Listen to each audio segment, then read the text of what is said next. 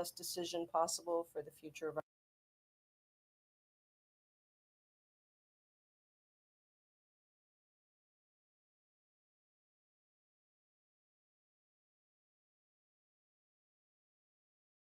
our community. Amen. Amen. Amen.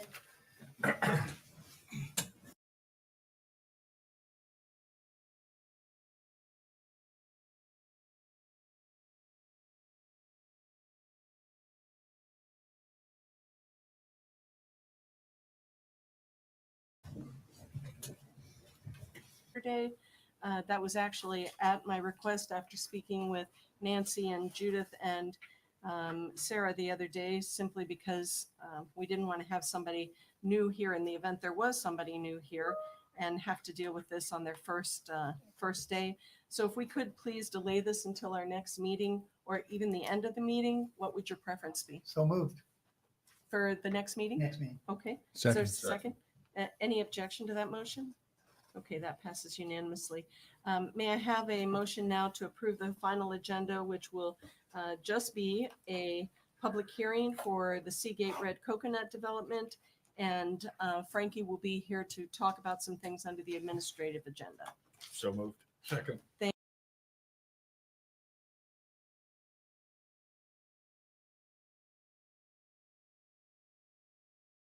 you. Thank you. Any objection? Hearing none, the agenda is approved. And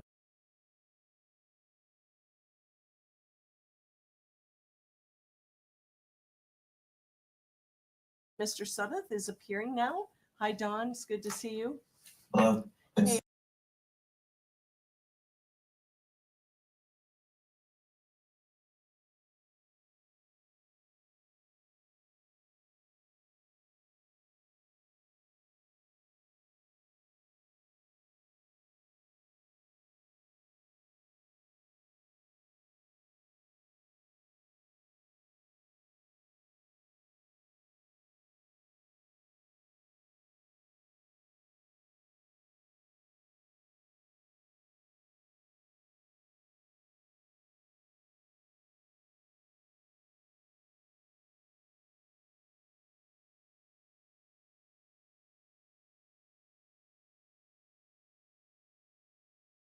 Is there any public comment for anything outside of our public hearing? Seeing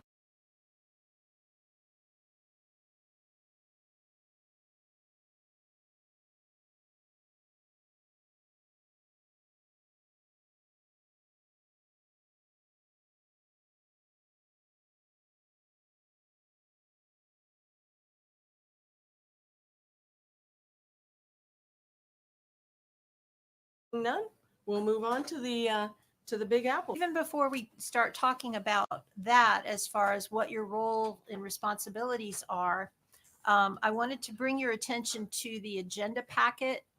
We've had a couple rescheduling of several meetings, and a couple items perhaps were not in the place where we wanted them to be.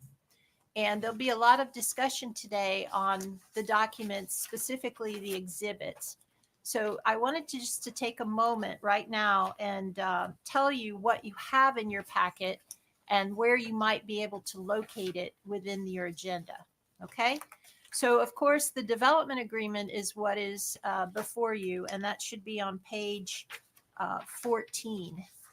There are 4 exhibits referenced in that development agreement. Exhibit A, you will find on page 29. Exhibit B is on page 35. Exhibit C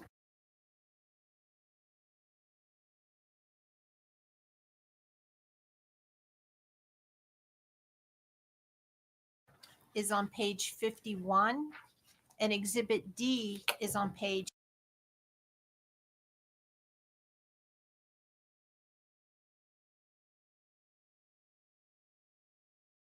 54.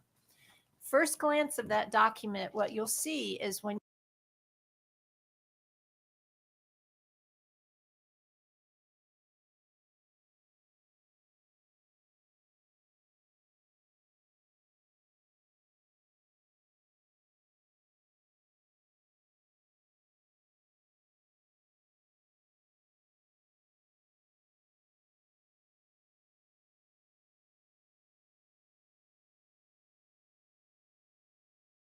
you get to in the staff report is Exhibit A and Exhibit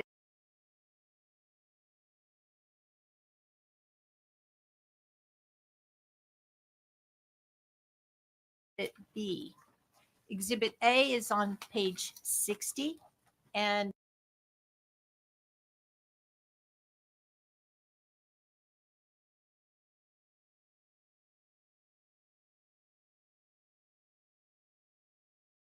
Exhibit B is on page, find that on pages 73 to 142. Okay, so I just wanted to clarify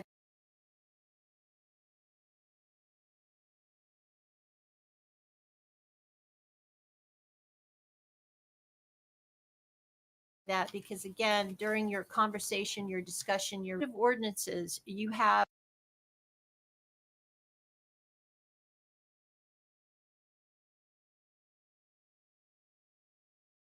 a opportunity for land use approvals of a development agreement.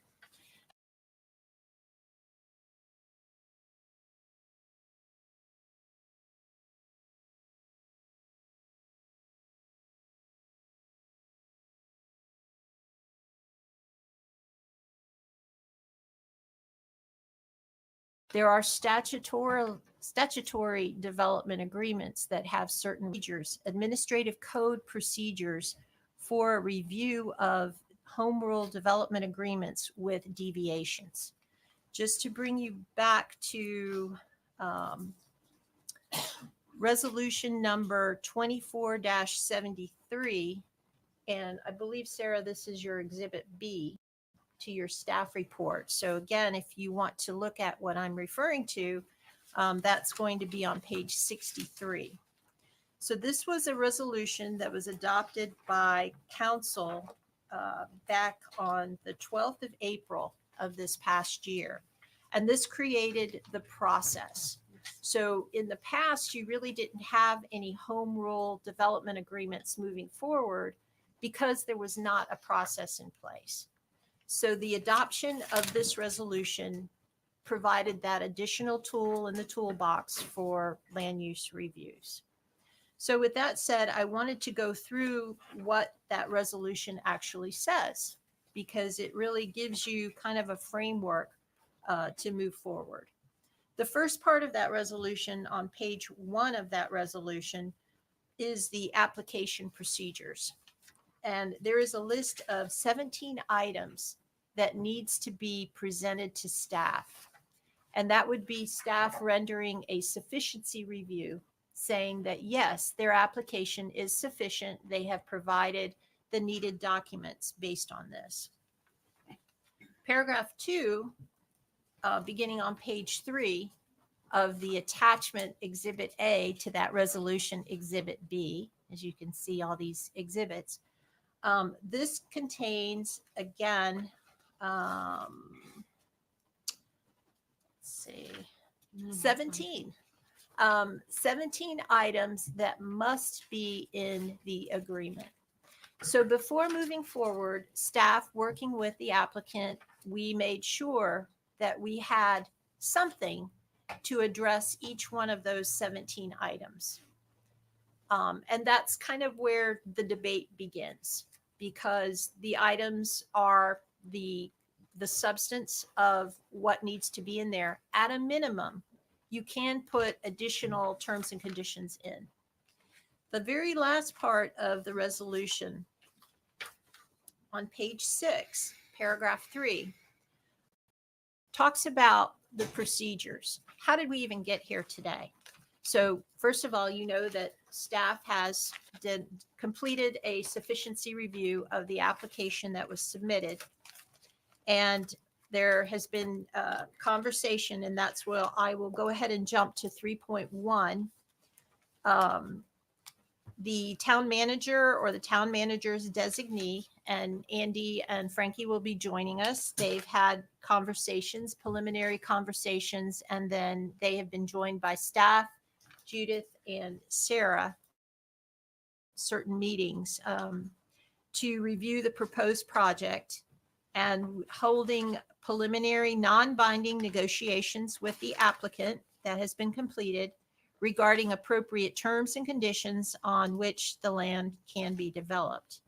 At such time as a tentative agreement is reached as to the recommended terms and conditions, or the town manager or town designee deems that no further negotiations would be helpful, because it's unlikely that we would be reaching a concurrence, the proposal shall be reduced to a non-binding, again, non-binding and unexecuted writing. And that's the document in your agenda packet on page 14, beginning on page 14. And such tentative agreement, whether oral or written, shall not give rise to any development rights or equitably or legally vested any development rights in the owner of the property or other substantially affected persons. Okay. Continuing on, reduction of proposal to writing. So once it is reduced to writing, we will include the minimum criteria that's in there. And it can include a provision that authorizes administrative amendments to the site plan, provided that height, density, and intensity are not increased, and the plan remains consistent with the comprehensive plan.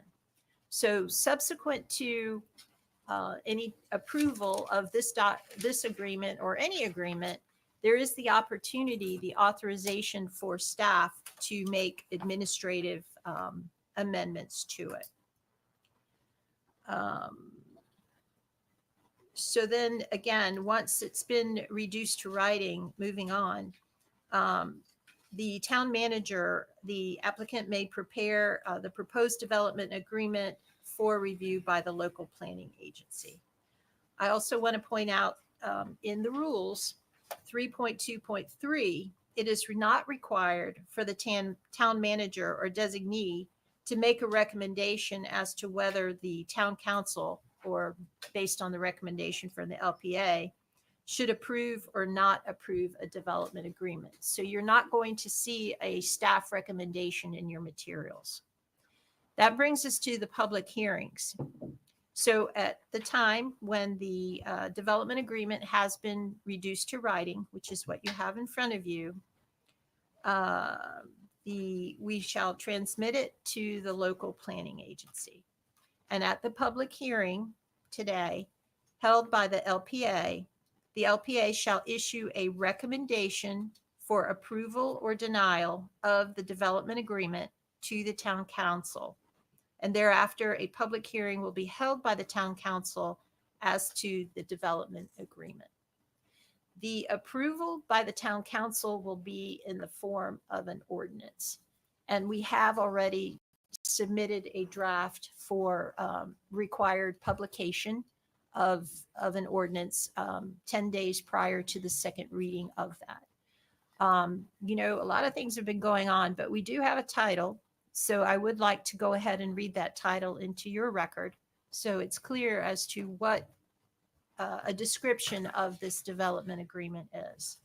So the ordinance title is an ordinance of the town of Fort Myers Beach, Florida, approving a home rule development agreement for property located at 3001 Estero Boulevard, Fort Myers Beach, Florida, strap number, and Sarah will have included that, and owned by Seagate Fort Myers LLC, as authorized by Section 2-100 of the town's Land Development Code, and in compliance with the procedures for application and approval of development agreements with deviations set forth in Resolution Number 24-73 for the purpose of redevelopment of the property previously known as the Red Coconut RV Park, providing for terms and conditions, including but not limited to the identification of the proposed use of the property, a finding of consistency with the town of Fort Myers Beach comprehensive plan, commitments and development obligations, deviations needed for development, providing for other clarifications as necessary, providing for conflicts of law, scrivener's errors, severability, and providing for an effective date. Thank you, Nancy. So with all that said, I think we're ready to begin our quasi judicial hearing. Nancy, Yes. could I make one Yes. change? Can you guys hear me? Yes. We added some additional addresses to cover all the properties that are involved. So it's actually going to be property located at 3001 Estero Boulevard, 2943 Estero Boulevard, 2932 Estero Boulevard, 211 Estero Boulevard, or 211 Denora Boulevard. Do you want me to read the strap numbers also? No. Okay. Thank So you. it isn't just that one property, which is on the north side and the south side of the property, but there are some other. Yes, so she was able to amend the the Yeah. draft that we had prepared yesterday for submittal to the newspaper. So Okay. the Thank you very advertising much. everything is set up. Copacetic. Wonderful. Yes, Okay, so let's start with quasi judicial. Quasi-judicial, So you got to uh, listen to me ex- again. ex parte. I'm going to start with the ex parte, Nancy. We'll take a break from you for a minute. Oh, Okay. Don, do you have any ex parte communication relative to this case? Yeah, none other than early on, I think before the plan was actually put in place, I had a conversation. Okay. How about you, John? Yes, I've met with the applicant and have received numerous emails, as well as seeing social media posts. Thank you. Jim? Same. Okay. Jane? I went to one of the display meetings. Okay.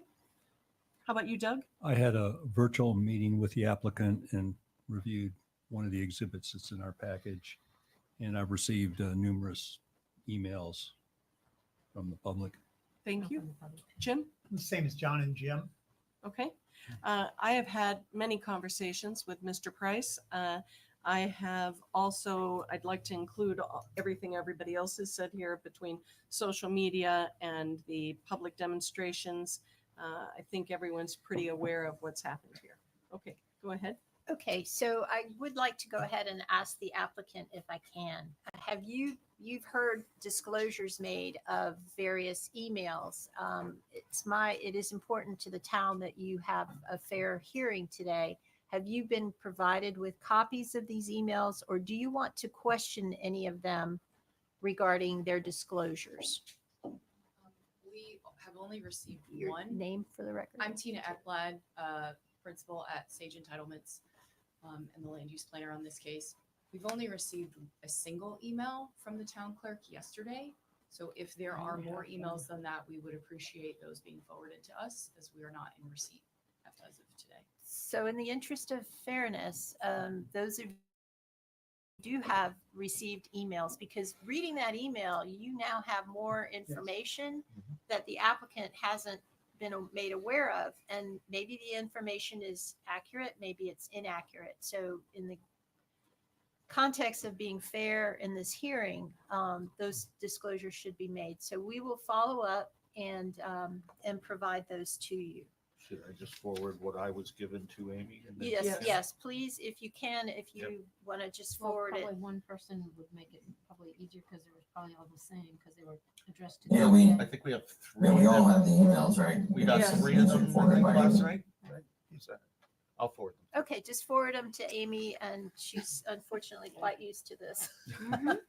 Are you also talking about the letters from the people, that sent emails Yes. opposing and things like that? Anything that you have that they have not had the opportunity to view or to review is the appropriate course of action. So I think one of those strings, I'll call them, seemed like a pre-prepared communication. Yeah. That several members of the public forwarded on to us. So I probably have 6 or 8 of those. I don't know, Amy, if they went through you too. I know you sent out one of them. I have 8 of But them. once you get that one, it's going to be the same document that's been Yes. elevated by the number of people sending it. So going forward, I would strongly recommend that anytime you do receive an email and as you're reading it, go ahead and forward it to our town clerk. So that will make it easier for some of these hearings.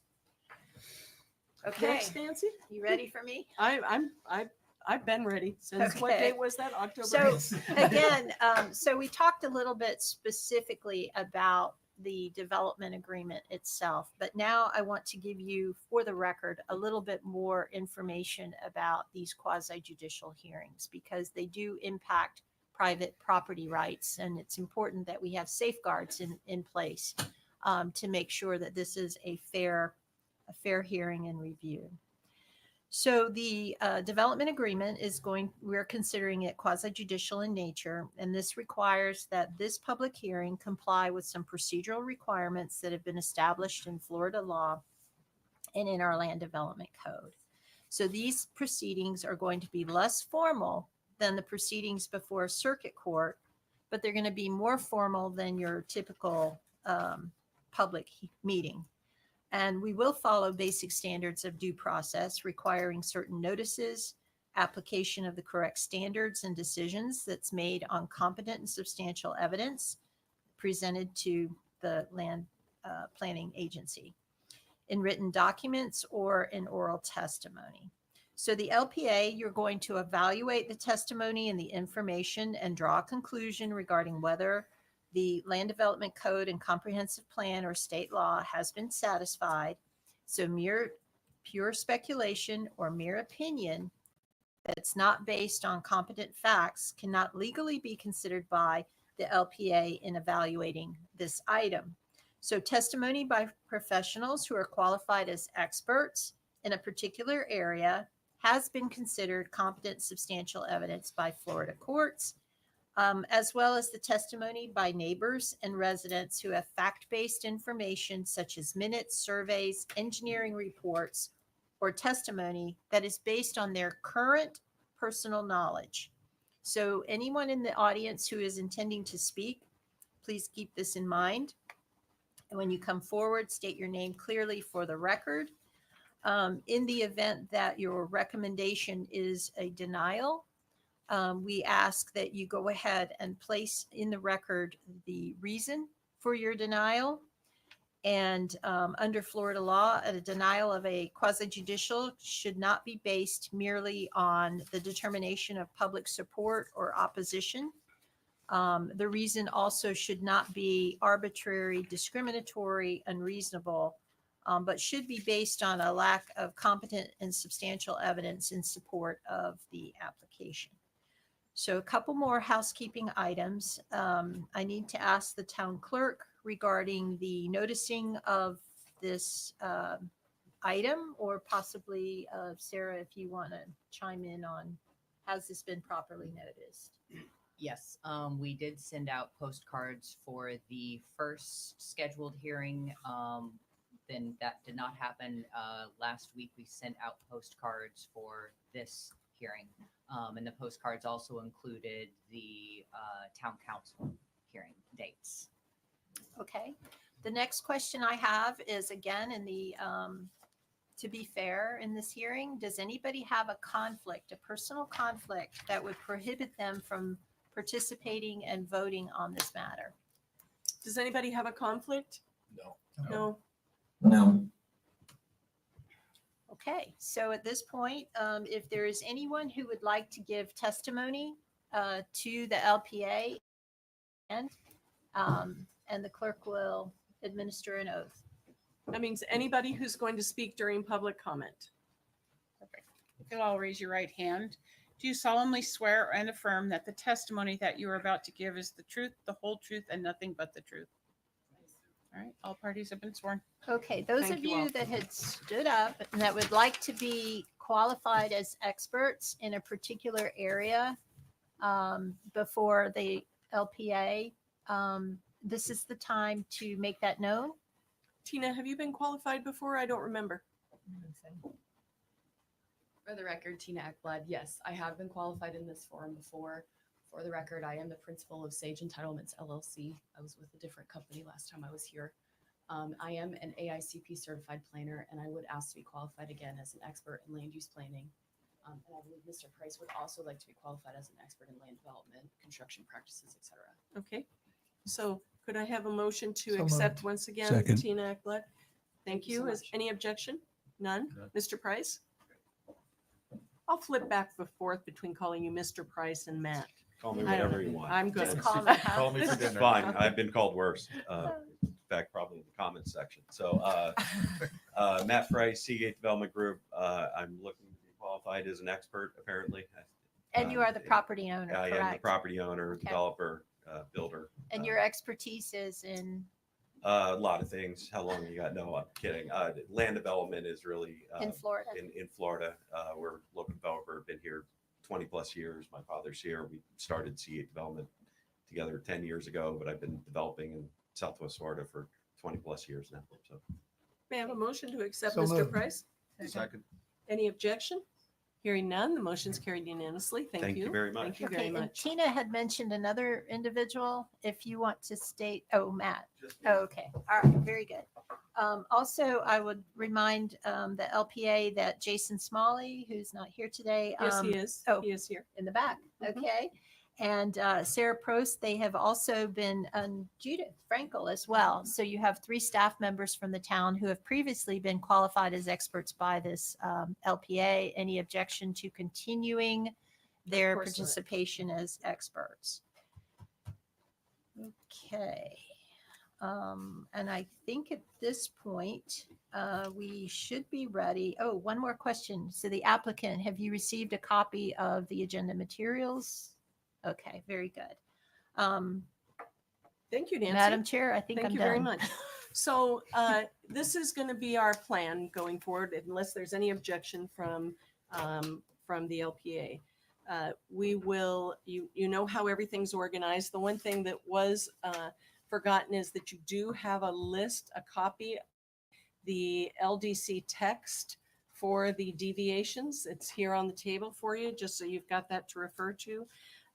We're going to let Tina and Matt make their presentation. After their presentation, if we have any questions for them, we'll ask them. Then we'll have public comment. The public will be able to comment on everything they've heard so far. After the public comment, we will go through the development agreement step by step. And if there's anything or any questions that need to be answered or any changes anyone wishes to suggest, we can go through and do that. I'd also like to keep it open. So if there are additional questions at that point for the applicant, we can have that discussion. Or if something is raised that they would like to address, I'd like to be able to allow them to address that at that point. Any objection? Perfect. Okay, well, let's start. All right. For the record, Matt Price, Seagate Development Group, owner and developer of the property. I appreciate everyone coming here. I made a lot of promises to keep our presentation relatively short, knowing that there's a lot to talk about, and to extend the question and answer from LPA members. I think it's important for the interaction to happen. We've seen it in our public meetings that us getting up and talking for a long time is just us talking about a project that a lot of people have already heard about. A lot of meat and potatoes come out in the questions, and we've been able to add certain things to the development agreement through this process from those questions, a lot more than me getting up and waxing poetic about the project that I love. So that's how we're going to do it. If there's any objections, let me know. I just wanted to, before I started to get into why, I think we have a presentation, so we can, oh, is this me? Do I It click is. this? You might have to turn it on the side. There we go. Like that. Look at that. Oh, look at that, huh? All right. So before I get into starting with this, we're going to say a lot of things. There's going to be a lot of discussion here, but the brass tacks, I think, and why everyone's here, why everyone's focusing on our project, I believe, is that I don't think that a project has been presented to council that has shown a public benefit versus a height clearly and as easily as we've tried to make this development agreement process. And I think there's a lot of developers and a lot of owners in town that have heard different things from council about maybe there is a chance to get height with public benefit, but council really hasn't had the opportunity to weigh those two options because everything that's gotten from them really hasn't had the weight on one way or the other. So I believe this project gives council an opportunity to make their case to developers, to owners, to the LPA, to everybody through our project on where they fit in on public benefit versus height. We can get into the other details of the project. There's obviously other deviations. We're going to talk about all those. But I think if everybody is real and sits up here, the reality of this is the discussion is height going to be allowed on the island? And if so, what does a developer or a property owner have to give up to get that height? And I think that is the main focus of what we're trying to present here. And I think that that is a question that town council has to answer to provide clarity to the future of Fort Myers Beach. So with that, I'm going to start the presentation. Again, I'm going to fly through. So Seagate Development, we're a local developer here. My father, who's sitting in here, who's been in this business a lot longer than I, he jokes that between my mother and I, he hasn't got a word in 43 years. True. But he's certainly way smarter and provides us the backbone in how we're trying to do this and do it the right way. And the way we've always developed, and I learned it from him, is there's no hiding, there's no trying to pull one over, there's no coming in for this and negotiating with this. It's an open process. It's sitting with people, it's listening to people, it's taking comments in, and then understanding that at the end of the process, some people are going to be happy and some people aren't. But if you've gone through the process the right way, you can put your head on a pillow thinking that you at least tried everything you could to present your vision of what you think the island could be going through the process the right way. And that's what we tried to do through this process. And I think that even with people that are against us, I think that there's people I've talked to that I know are not in favor of this project that at least respected that we sat down and tried to explain our position, which I think others have not. And so I hope that that's worth something. Maybe it's not worth anything, but we couldn't do it any other way. That's just who we are. We've been trying to, assist the town. We've been working with the town. We own a site development company. We did the beach renourishment project, which a lot of people didn't know we own that company, but we've been working with the women's group. We're working with a lot of local owners, try to work with their rebuild. We've been trying to get into town. We're trying to be around. We're trying to be integrated community. We have a couple of people that live on the island that are employees. My wife and I have come to this island a long time with kids. I have pictures, with the women's group. I put a bunch of them to embarrass my kids, but that's just, it's ingrained in us. I've been here for 20 plus years at Fort Myers Beach is an important place. And even going through the process of acquiring the ground and going through the process with Fran and what she had to go through and sitting down and trying to show the vision that we had for the property, which was certainly different than what her vision was, but really getting her to understand and having her opine and ask us to take any of the height off the beach and really trying to stick with that. Again, we've been doing this since day one. We're really trying to understand what we're dealing with here because, and I've had discussions before, we just had 2 more storms. People are hurting right now. I get it. And not a lot of people probably want to talk about the developer that's trying to build down the road. What I implore people though, is that this development is going to be very important and other developments are going to be very important for the future of Fort Myers Beach. And in the short term, I understand there's going to be some pain and people are going to not going to love everything going on. But I think 10 years from now, when people look back, just like they did with Margaritaville, where most people were against it, even to the point where they got their approvals, people weren't thrilled with it. Now it's looked back as a beacon of hope and what everyone points to. Diamond Head, the reason that this island incorporated was a huge part of Ian. Town meetings happened there. People were there. It was the center of town for a while. And it was that because of what it was. It was a high-rise building that didn't get affected by a storm. And we've had 3 major ones. And they're continuing to come. And FEMA is very open and honest about, well, maybe not honest, but they're very open with what they're trying to do. And what they're trying to do is make it very hard for people to rebuild in any way other than way they want people to rebuild. And they're making rules and they're changing rules. I spent $130,000 putting a trailer that I can no longer put on the island. I mean, it's happening to everybody, including developers. So certainly people are hurting more than me, but I feel a little of that pain too. We get it, we understand, and it's affecting everybody. So in order to get past that, we need to develop, and we need to build, and not everywhere, but in certain locations to sturdy this island so that it has a chance to prosper going forward.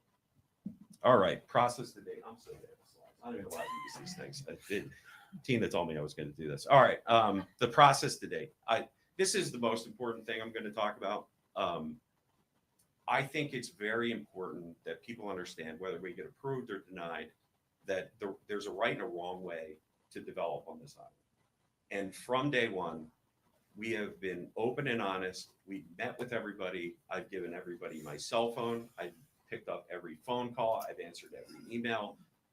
There's some people in here that probably don't like me, but we've talked and shaken hands. Greg, who's running for council, lovely guy, hates my project, but I still text him all the time. I still try to convince him. He's never going to get there. But the point being is, I'm talking to everybody. We're talking to everybody. We're not trying to hide. We're not trying to and we really are trying to listen to our neighbors. Denora, perfect example. We had a lot of neighbors on Denora that were concerned about a lot of traffic coming onto the road. Well, our architect just put a bunch of entrances on there just because it was easy to cut and paste. Wasn't even thinking that could be an issue. We sat down with them, and that turned into not only a sidewalk and less, but a bus stop, because there's kids on the road. So again, I think development is about sitting with people, understanding, and then adding. That bus stop was not asked for, but there was a spot to put it, and it makes sense. So we did it. Up to the last second with staff, there was a couple things that came in, like they want directional signs for our neighbors at the Matanzas Pass, who have been very supportive of us trying to get their access, and now they want people to be able to have directional signage to get the Matanzas Pass to use to get back to the nature walk. We're great with that. We worked through with that. There was a couple other art right on Denora. They wanted some art there. They wanted to break up the landscaping with an art. No problem. That makes sense. So even up to the last second of the meetings that we had, we've continued to discuss ways to get this better. And if we sit in this meeting and there are things that come up in this meeting that make sense, that make this development better, I think we've proven that we'd love to hear that, and we try to incorporate it. Now, development is a hip bone, leg bone. So substantial changes to a development is a complete rewrite. It's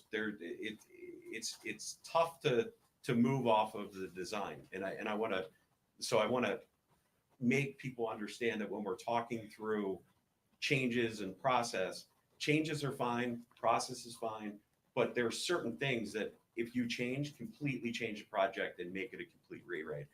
And that's another 1.5 years of design. And as of right now, I don't think anyone on this island wants to sit around for another 1.5 years to get to a place where then we can start pulling permits, et cetera. Because now you're talking 5-7 years down the road for development. And there's a lot of other developers watching this. There's a lot of other people that are looking to invest in the town, watching how the town is going to react to our process. And, there has been a lot of public comment on why are developers all coming with similar projects? Why are they bringing these up? There's a specific code that says that it's 3 stories. So why are these developers bringing it up? And my answer to that question to people is that it's been insinuated that there is a way to get height. It has not been told to any developer around town that this is an impossible feat. What has been the gray area is, what do you have to give to get that height? And through our process, our meetings with LPA members, with council people, with public, our 2 public meetings, I got on Beach Talk Radio. People thought I was insane. Now, I've known Ed forever, but certainly not my core demographic on my voting demographic. But I got on there and I'll answer the questions. And that's all we can do. And so this process that we've gone through, we've talked to everybody. And it'd be hard for me to think of anybody that wanted to have a conversation with us or my team that couldn't get in touch with us, because we've been very open and honest. So to me, that's why getting up here, and I know I'd be really quick, but I just can't be, because I'm that passionate about this project. But this process was the right way to do it. And I would hate that, even if you're not in favor of the project, core value of yourself, not in favor of the project, I think it's important that the council make a decision and give some direction to the public and developers. Because right now, this limbo isn't working for anybody, and it's just delaying a decision that needs to be made. So that was process, I guess. What else am I going to talk about? Do you want to talk about? All right, all right. So we've had one-on-one meetings, community members, town council, local planning staff. Oh, thank you, Tina. Tina's in charge. Did you get it here? It's not. All right. We've listened to. No. Is it good? All right. We've listened to public benefit, which is, I think, the most ambiguous thing that people talk about on the island, because nobody really understands what a public benefit is. Now, the one thing that we tried to do on our project is include as many public benefits as possible. And why? And the reason is because some people believe a restaurant is a public benefit. Others don't. Some people believe a view corridor is. Others don't. Again, I keep hearing the same people that say view corridors are not a public benefit point to Margaritaville, and one of the biggest benefits that Margaritaville gave back was a view corridor. So again, it's this confusion out there that and this uncertainty that people just don't understand. So what we tried to do was put this in. We have transportation connections. We're connecting the island on the north side of the property. I've had people ask me, why are you putting that road in there? I've responded, most developers would take that road out. It makes no sense to bifurcate our plan again. But part of the comp plan was to have access on the north side of our property for giving another north-south access way to the island. So we provided that. We have streetscape and landscaping. Here's an interesting one. Everyone that we showed our project to, even from the first plan, hated us having to build to Estero Boulevard. Everything in our plan, in everything written into our code, is that we had to build right to Estero Boulevard, which basically, creates a that you're going through on our project. Because what we asked for was, well, what if we did a setback? We have flood we have to worry about. Let's set these buildings back, and in that setback, we'll create a nice greenscape, a nice walkway. And a lot of the comments that I've received on our project that are positive were this greenscape of, wow, this big open greenscape. So one of our deviations is actually taking the buildings away from Estero, but it's also a public benefit because most people that have looked at it look at it as public benefit. So we've looked at that, the open spaces, public park on the beach, public park on the other side of Estero, public park back in Matanzas Pass, a public bike / walkway through the project to get people back and forth. These are things that we heard over and over and over again from people on the island of what they wanted to see. They did not want height on the beach. Absolutely don't put it on the beach. It's not for the place. If you're going to put height, and this is something that I get over and over again, if you want height, try to push it back off of Estero and onto the bay side. You're the only property that goes from one side to the other. Take advantage of it. That's what we tried to do. So the height, elephant in the room, right? You want height, 17 stories. That's crazy. Okay, maybe it is. But the 17 stories is the highest point of the building. I have discussed, I could build 2 diamond heads right next to each other. 12, 13 stories fit the same amount of units. But staff and the reaction from people that I've shared that plan with is, I hate 2 rectangles. It's got to look nice. It's got to look good. It has to have an architectural flair. So that's what we tried to do. We built the architectural flair in. The restaurant, huge ask from everyone mid to south. Everyone north hates the restaurant, doesn't think it's a benefit. Everyone in the middle of the island south thinks it's the greatest thing in the world.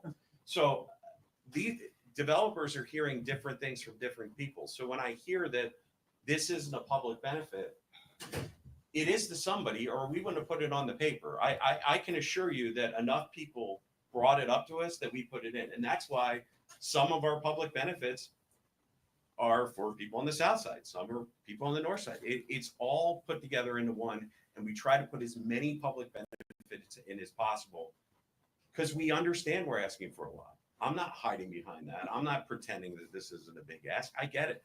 I was the one who said in our meeting, when everyone told me, do 15 stories over 2 stories of parking, just make it 17. Everyone knows it's 17.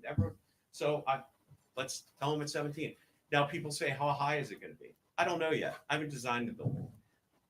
I can tell you that the lower that building is, the cheaper it is for me to build. So I would love it to be lower, but I need to have some kind of sandbox to design a plan in. And as of right now, this is the sandbox I'm trying to work within, because all the information that I have right now, that's how much height I need. Could it change in the future? Could we design something different when we go through the development agreement or the development order process? When we do get our plans done, yeah, it could be shorter. It can't be taller, but it certainly could be shorter. There was discussions on blocking the top of the building. Well, as high as it's going to be, no one really cares. So now, putting a facade around what's on the top of the building, no one's ever going to see it. So let's not add more to the top of the buildings that we don't have to add. That was in the code that we had to get a deviation on. So where was I? So we're talking about stakeholders, and I went deep into the public benefits. All right. Additional meetings or revised plans. Tim, 27, 28 on our plan now. So there's been a lot of variations to this plan. We've tried to move it around. It started off a little bit different. And then we took a lot of it off the beach and we went to the beach club way of looking at this. And then we worked in the number of units that we could do. And then we dealt with the street going through and we had to adjust a little bit more. And then we got the architectural comments. So everything kept adding. And one of the biggest adds was the restaurant. People say, well, that was easy. You could just throw a restaurant in. Well, that restaurant started a calculation of FAR. When it's just residential units, I didn't have to worry about FAR. Once I add that restaurant, now FAR becomes an issue. That is a huge problem for a developer because if I didn't have to worry about FAR, I had a lot more leeway. Putting that restaurant in, we had to get really creative to build a project that fit within a reasonable FAR on our project, which was another deviation that we asked for. Negotiated details of development agreement with town. So we went through our whole process, and then we get to the town and staff and the town manager. And then another bite of the apple comes, which is great because a lot of their ads were actually positive ads. There were a couple that gave me a little bit of agita, but we could live with them. But most of their ads, I think, were added benefit. And again, that's another set of eyes on it. It's another set of something to come through. You're the next round. I hope that you won't hold back on suggestions. I may not take them, and don't take offense if I do. If I don't, I'm not trying to throw good ideas out, but there's a reasonable box that I have to set in to make this project a realizable project. And the last thing that I want to do is go through a process and get approvals on something that I know can't be built or can't be financed. Because the next thing is, how quickly is it going to start? Well, it's our intention to get that beach club started as quickly as possible and use that beach club as a jumping off point for the project. People ask why 2 towers instead of 1. Well, financing wise, having 2 towers allows us to start the buildings faster with pre-sales, because if we have 1 tower, they're going to want more sales up the front. If we do two towers, I'm able to do a lot less pre-sales and start on the next tower, which is, again, typical in construction. Typically you see multiple towers. That's the reason why. Yeah, we could have jammed all the building together. 1, it would look a little uglier, but 2, this allows us to get this project off the ground. I think that's important to Fort Myers Beach. I really do. And I think I've heard that from people. Yeah, that'd be great that you get approved, but when are you starting your project? We need something to happen. Drive down the island right now, you get some rebuilds going on, but you need to be able to point to big projects and say, that's getting off the ground, that's getting off the ground, to really bring the confidence back. And I think the development and investment world for what Fort Myers Beach needs going forward. All right.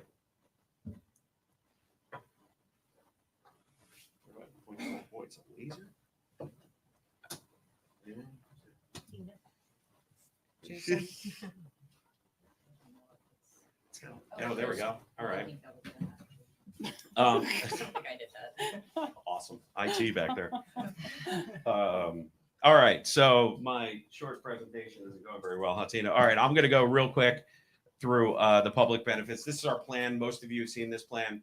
There's a beach club on the beach with a pool next to it and a public park on the left-hand side. To the plan north of that is a public park on Estero that used to be where the retail was. Then you have a bike path all the way through that goes plan north all the way, and then plan east all the way over to Denora. We have our two buildings in the middle there. Those are the condo buildings. You can see the height breakdown that up against the Estero. The buildings are much less. Then it gets to 9 feet, then 10 feet, then 14, then 15, then 17. So we're bringing the buildings and the mass away from Estero, which was another question and hope from people. In the back, we have villas. There was something in the development agreement I'm sure we're going to talk about on adding more units, which probably gave some people some pause. That came out of the original. We had 3 CCCL lines on the surveys we had. As you can imagine, the surveys were old. Different calculations of units. There was an assumption that we could get 150 units or 149 units from one of the CCLs. When we finally got the final survey, we went back to staff, said, guys, not good. It's a little less. It's 141. So in the development agreement, what we asked for is the ability to go back to 149, I believe, if we're able to transfer that density from any other property on the island. So we don't get it approved immediately, and we would have to transfer that density from somewhere to get to the 150 units, which everyone has talked about. I understand that may be a controversial thing to talk about, and we'll probably talk about that in here, but we were able to talk it through with staff, and everyone kind of agreed that if we're transferring density, maybe that's not too big of a deal. That's where that came from. So I just wanted to point that out on the plan. Public benefits. We're transferring the density and intensity off the Gulf side, opening up the Gulf to a significantly bigger view corridor. I know that is now a bad word for at least some people on the island, but there is some people who still believe that a view corridor is a positive thing. We're also given access to a park on the beach into perpetuity.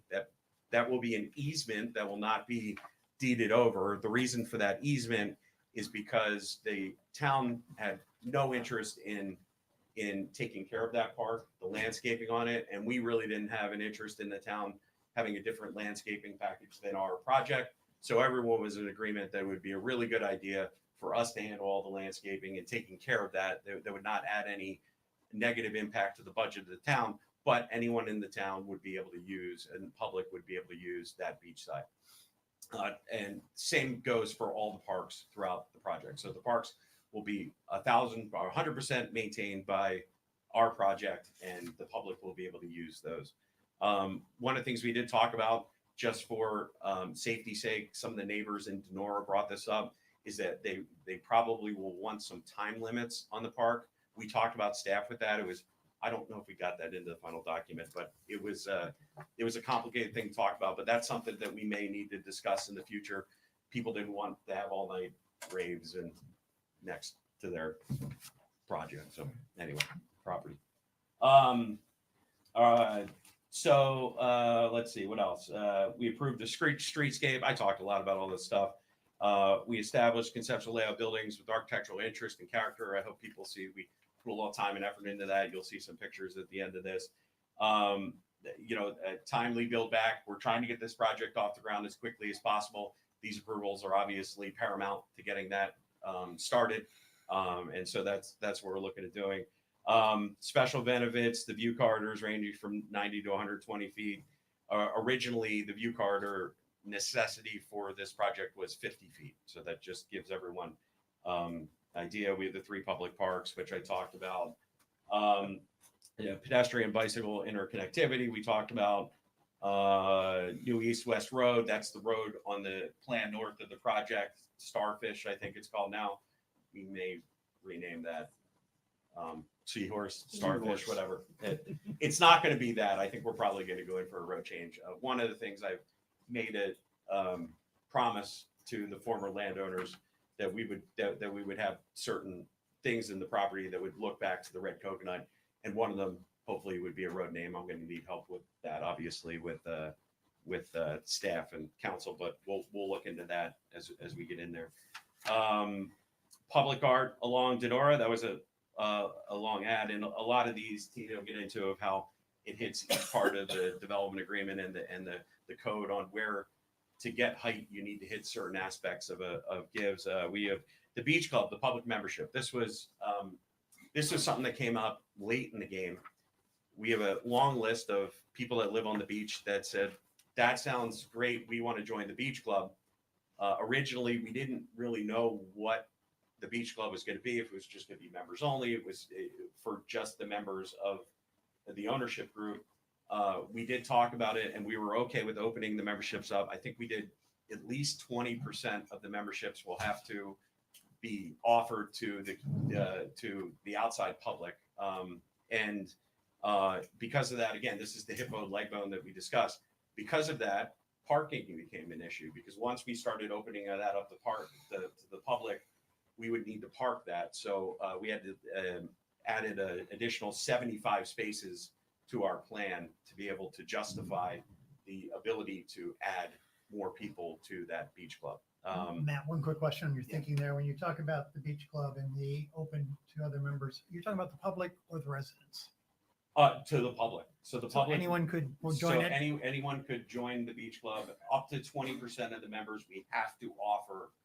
And so if we have 137 members of there, 20% of that would have to be offered at least to outside at all times, would have to be offered to the public. Now that number could increase and decrease depending on season. There could be a time. But you wouldn't have any opposition to further clarifying that to residents of the beach? Oh, no, Okay. no, not Just even a wanna little get bit. So the only clarification I think was a legal one, and we can kind of discuss, are we allowed to say residents of the beach? I'm fine with calling it resident of the beach. That's my Just intention want to hear your anyway, response on the but record. I have no interest in, people coming, unless it's wanted for people to come on the island and be members of the beach Thank club. you. So, yep. We talked about the bus stop a little bit. The elevated crosswalk has been a fun one to explain. Originally, that was requested as a mid-island crosswalk.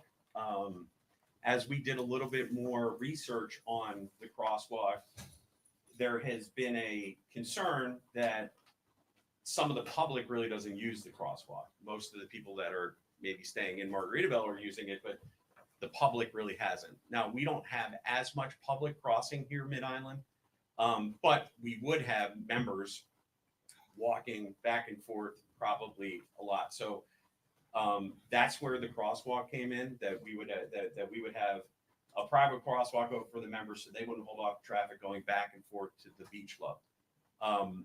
Again, it kind of met in the middle. The other interesting part of, if we made a public access way, we would have an elevator and stairwell. Putting that elevator and stairwell, really, there wasn't a lot of places to put that elevator and stairwell. And that big green, nice open space that we created that everyone liked would have had to go away, because we would have had towers for an elevator and a stairwell. So that was the reason that we play with that a little bit. We do like the design. I will tell you that the design intent on that, it will look nice. It'll look part of our project. We're connecting nice condos to a nice beach club. I can assure you that we're going to spend probably way too much money on that to justify putting that in, because we're not going to be able to make that an eyesore and cut costs there. It's going to be a major point of our project and what could be a landmark on the beach as the Mid-Island crossover. So the elevated public restaurant, we've talked about that again. Some people like it, some people don't. But enough people asked us for a restaurant, and they also asked for a beachside restaurant. We do have a restaurant in our beach club, but it was really hard for us to put two restaurants in a beach club, one for public, one for private. But how we designed the area is that the beach, the restaurant, even though it's across the Cerro, does have views of the beach and is elevated and has clear views, and you'll see it in some of our pictures. Again, when I did show Fran that, she was the most excited about that, because she thinks that to her was very important to be able to have on the beach, was a view of the beach from a public area there. So hopefully people see that the same way. Let's see, next one.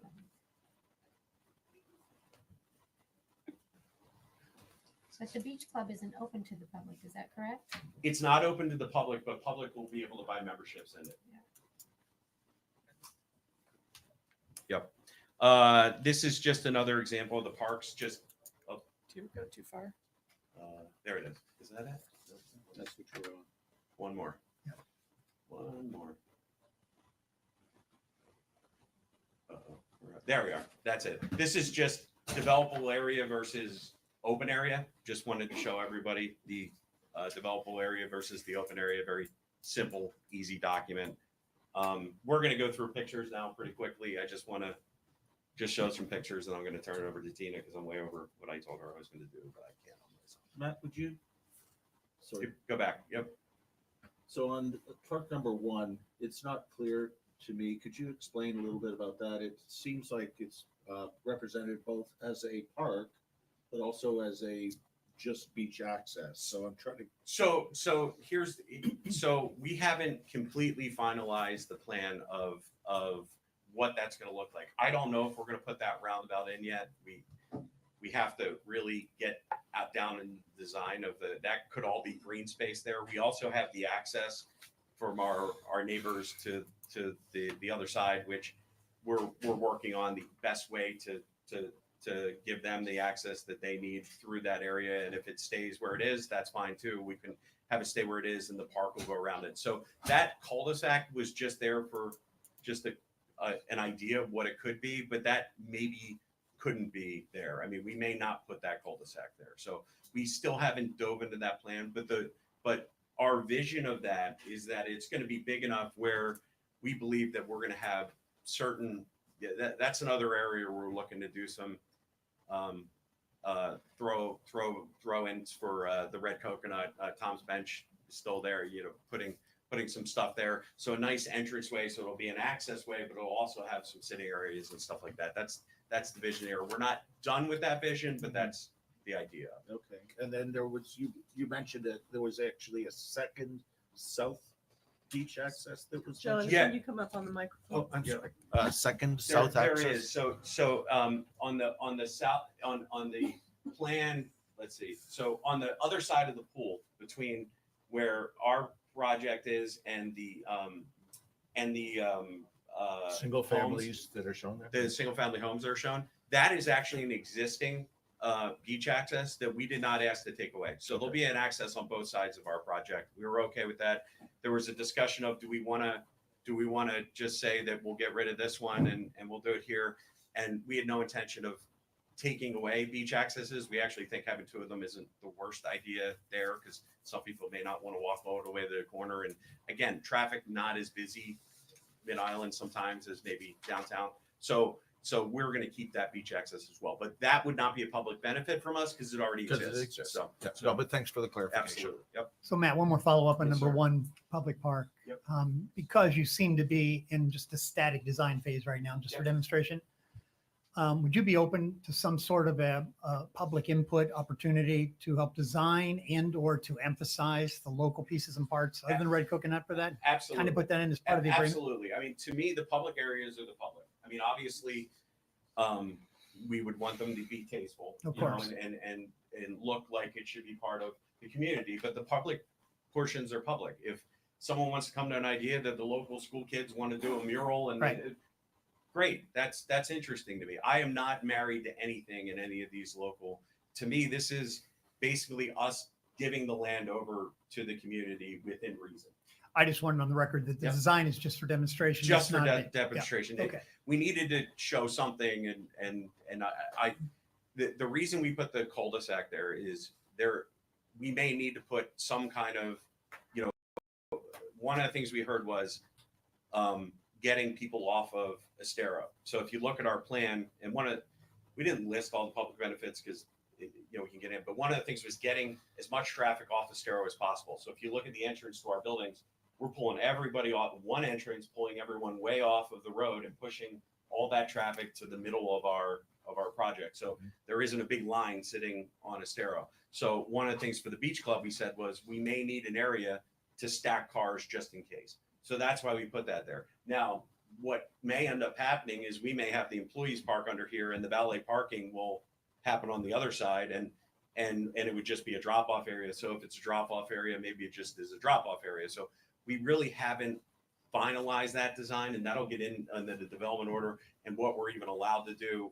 Lee County may have an opinion on that because obviously we're coming onto Estero and they've so there's all sorts of things we're going to have to go through in development order phase. What I wanted to show was some kind of concept though, Sure. but we are not going to take any of that property back. That'll be access for the public.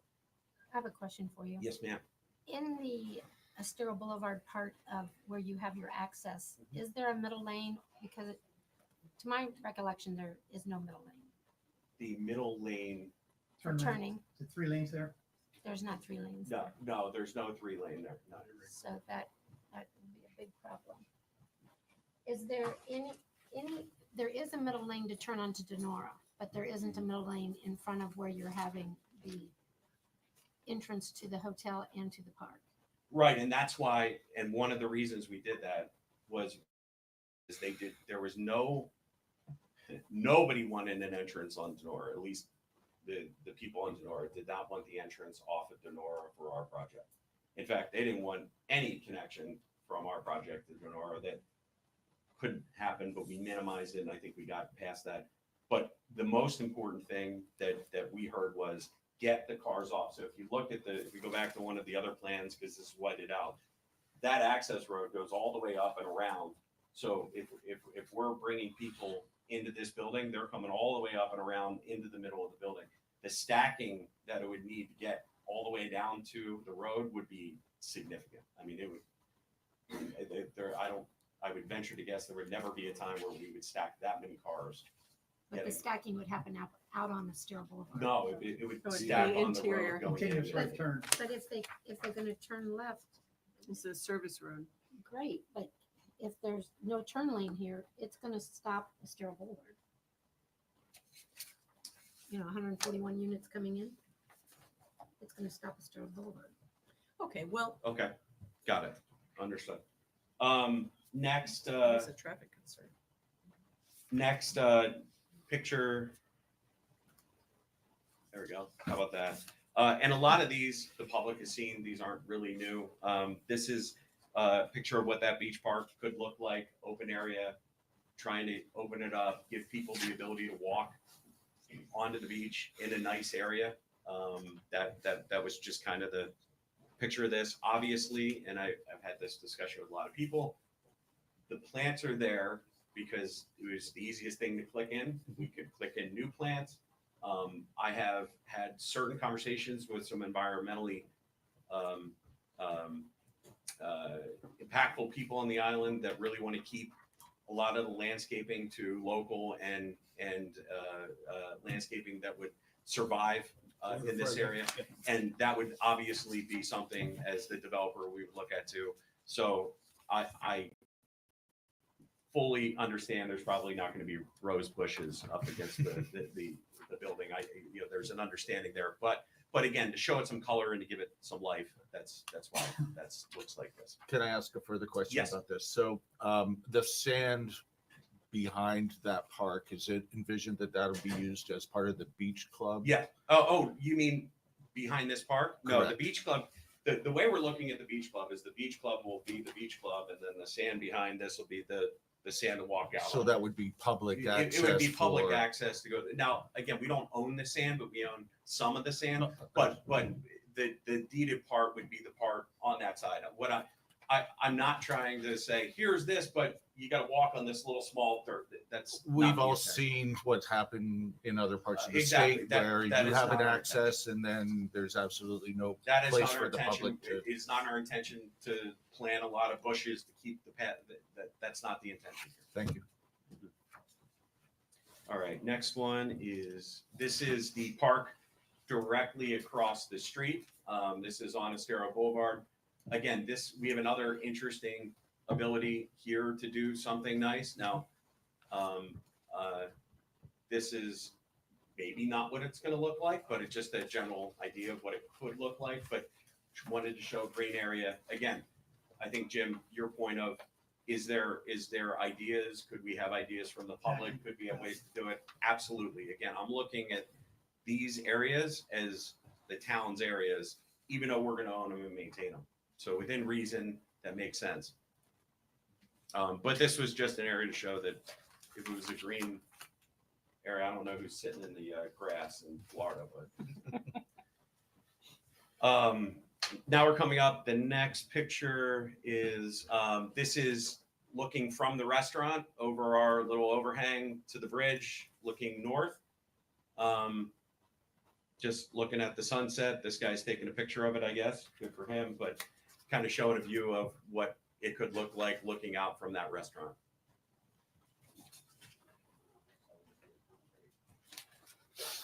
All right. Next one is, this is just road view. This one's going, let's see, we're walking along Estero Boulevard to the west. So this is just walking to the west. Again, I wanted to show the streetscape. Heard shade trees.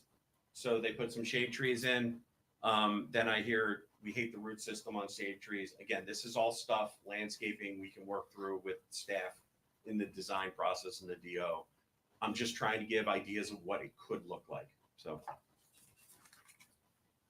next one, this is an important one. In fact, this was a suggestion from one of the LPA members is, don't forget about Denora. Make Denora look like it should look. It's a main road on your project. And so what we tried to do is, this is what Denora is going to look like going back on Denora. So there are projects on the left-hand side of this, and we're going back to the bay and Mantanzas Pass. And this is the streetscape, the sidewalk. Again, some of the stuff that was very important to the residents of Denora, to have a safe area for the kids and people to go down on Denora. And also, they wanted it to look nice. They didn't want it to look like a throwaway in a big wall. So what we tried to do is put some architectural flair there. Again, some of this stuff could be changed in the future. We can work with them if there's things that they like, they don't. But again, shade trees, sidewalk, green areas, building setback, just hit that. So You're only providing the sidewalk on your side of the correct, street. correct. We do not have any ability to go off the property. I'm sure that'll come up on a couple other things as well. Okay, requested deviations. Obviously, the height, we talked about that. We'll talk about that more. I won't belittle that point. Floor area, Belittle or belabor? belabor, whatever, Maybe both. both. The floor area ratio calculations. As of right now, we are allowed a 1.2. In future land use, we're allowed up to a 1.5. We are asking for that 1.5, and that only, again, I'll go back to the only reason that came into a calculation was because of the restaurant. So once the restaurant was added, we needed to get creative to be able to get that in with a reasonable FAR which a 1.5 compared to a lot of the other projects that have been presented, I think meets the qualification of this future land use in this area. So get past that. Design standard flexibility. We're not going to build homes with wraparound porches because we're not allowed to anymore. So some of those design standards that were originally part of this original approval, we've kind of deviated from, but we tried to stay within as much as we could. We've shown a lot of pictures to a lot of people. We've included a lot of them in here, but we wanted to make sure that people understood the design concepts that we were trying to go into. So we'll get into that as we go. Let's see, pattern book, we'll go through. Building locations, we eliminated the build to lines. We talked about that. The rear setbacks, reducing them to push it a little bit farther back. And let's see, increase the street corner setback. We can get into the details of that. This is a, next picture.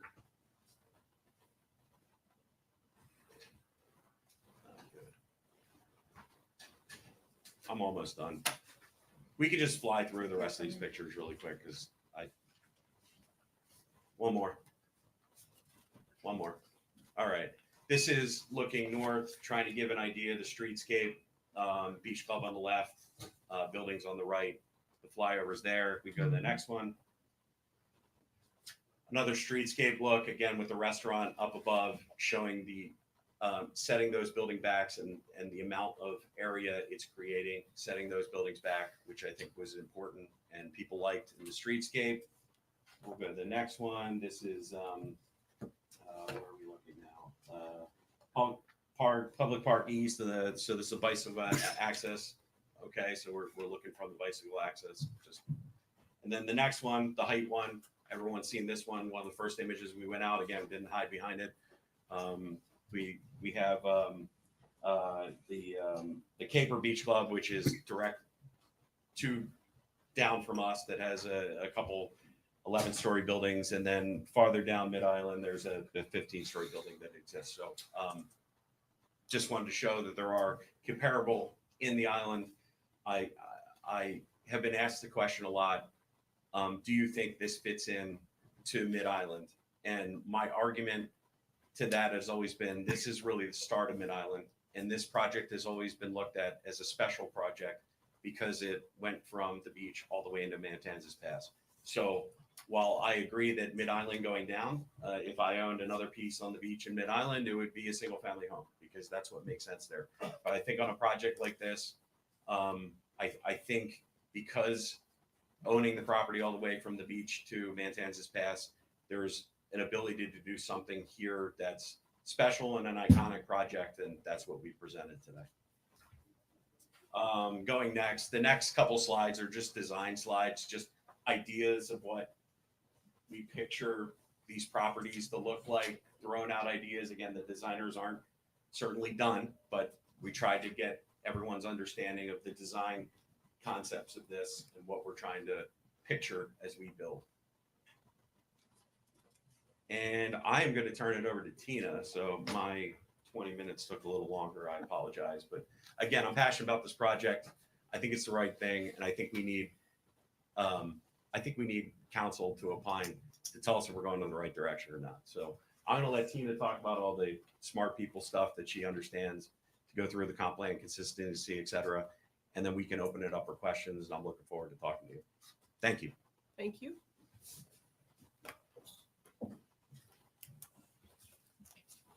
Good morning. For the record, Tina Ekblad, Principal with Sage Entitlements. I'm going to ask, if we go back to slide 4, I'm going to kind of ditch the slides. Like me. Yeah, and use the graphics. Matt stole quite a bit of my thunder, so I will try to fill in some items. Yes, thank you very much. I will try to fill in some items that he hasn't touched on, give you some specific elements out of the comprehensive plan that we've looked at, address any questions that you have about the deviations. And I think I share Matt's perspective, and that is that we would prefer to address your questions and comments than talk at you for an extended period of time. So when we look at the property from a land use perspective, and when Seagate first brought this to me, it was, what are we allowed to do? And we are in a unique location within the town where into the mic. Yeah, sorry, y'all. You can raise it up higher too. There you go. We are in a unique situation where we have multiple future land use categories on the property that are not recreation.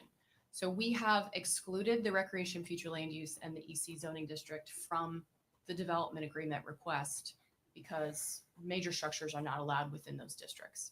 So on the south side of Estero Boulevard, and if you look at, for me, it's the left, the public park on the north side of Estero, there's a band that's just about even with that. That's all within the Boulevard future land use, which, as you all know, promotes some commercial, but also residential and mixed use. And then everything behind that is mixed residential.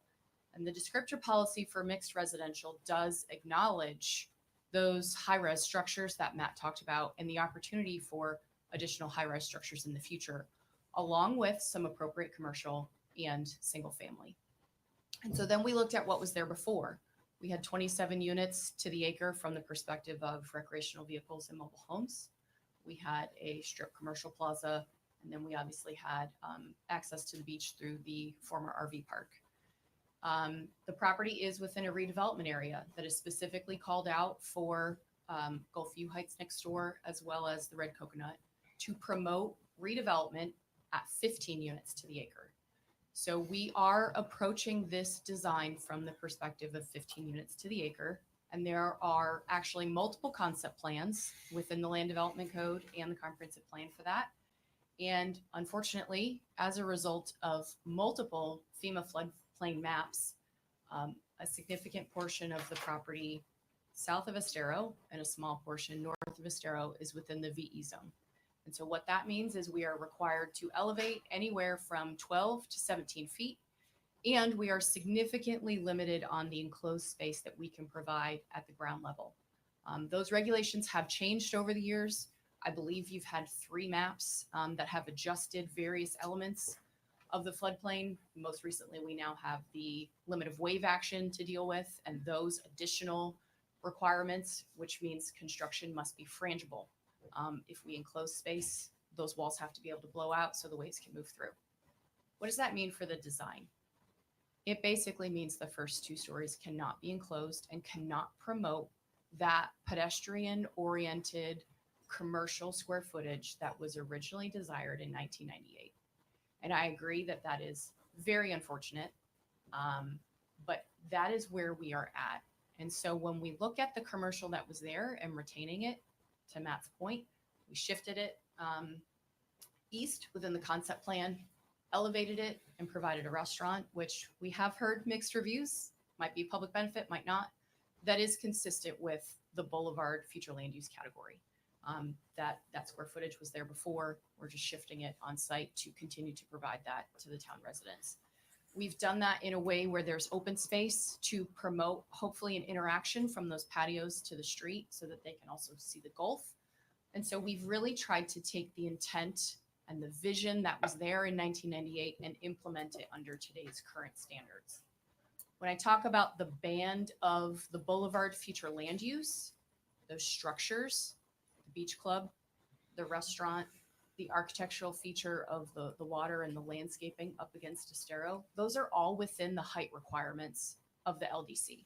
And that was very purposeful so that when there is pedestrian interconnectivity, when you are driving down Estero Boulevard, you are not going to come into interaction with those 15-story structures above parking. Because when we're driving down the street, anything above 2 to 3 stories is lost in our periphery. Same thing when we're walking. So we've purposefully pushed the requested height back off of Estero. We've talked about the fact that the residential structure is towers. There's only 2 elements that are that 15 stories above parking. The rest will tier down. So as you get closer to Estero, the stories are less. Same thing on the northern side of the property where you get towards that single family. And we've purposefully provided a single building podium so that we can offer these public parks. and the public gathering spaces surrounding the property. So really trying to compress that development footprint into what we need, not break it up so that we can provide parking. Please keep in mind, unlike some of the other projects you've heard, we have not requested a deviation for parking. Everything is going to be done to code. I think that that's unique. I think it's unusual compared to what you've been seeing.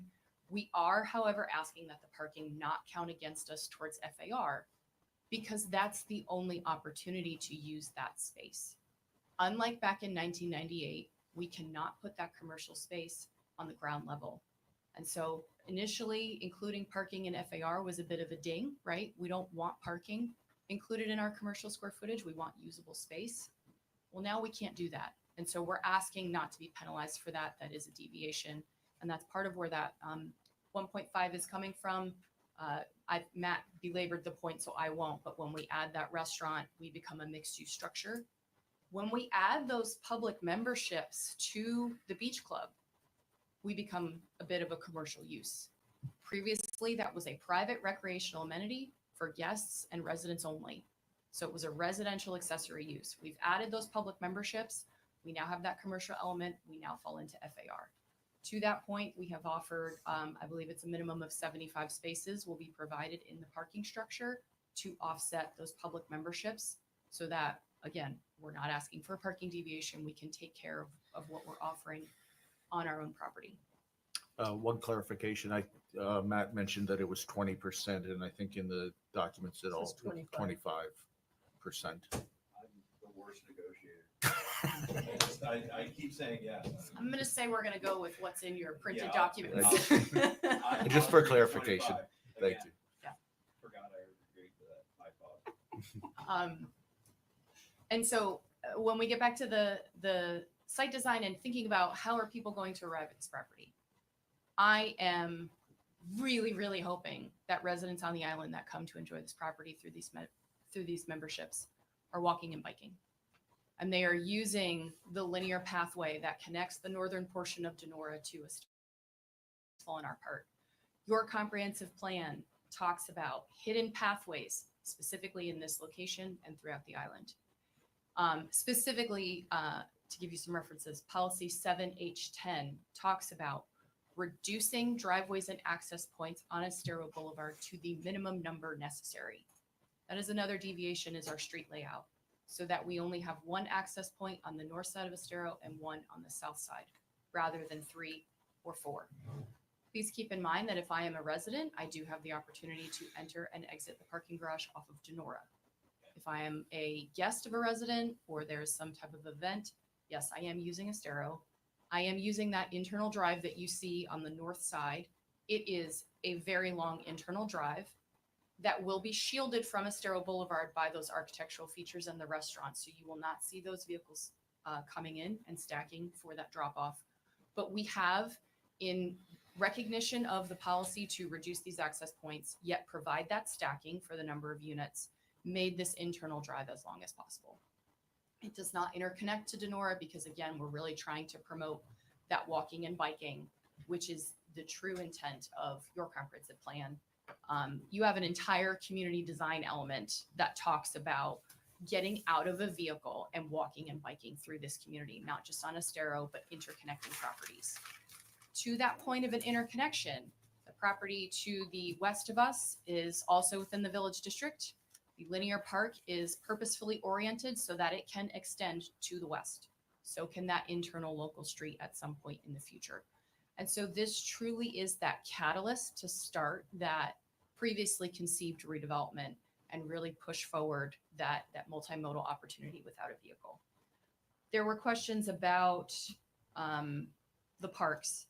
So when we specifically look at the text in the development agreement, we have acknowledged that it is not up to us to design these parks or provide programming. It is absolutely up to the town. And when it comes to the Matanzas Park, Lee County, because we want to provide that connection that's referenced in the comprehensive plan.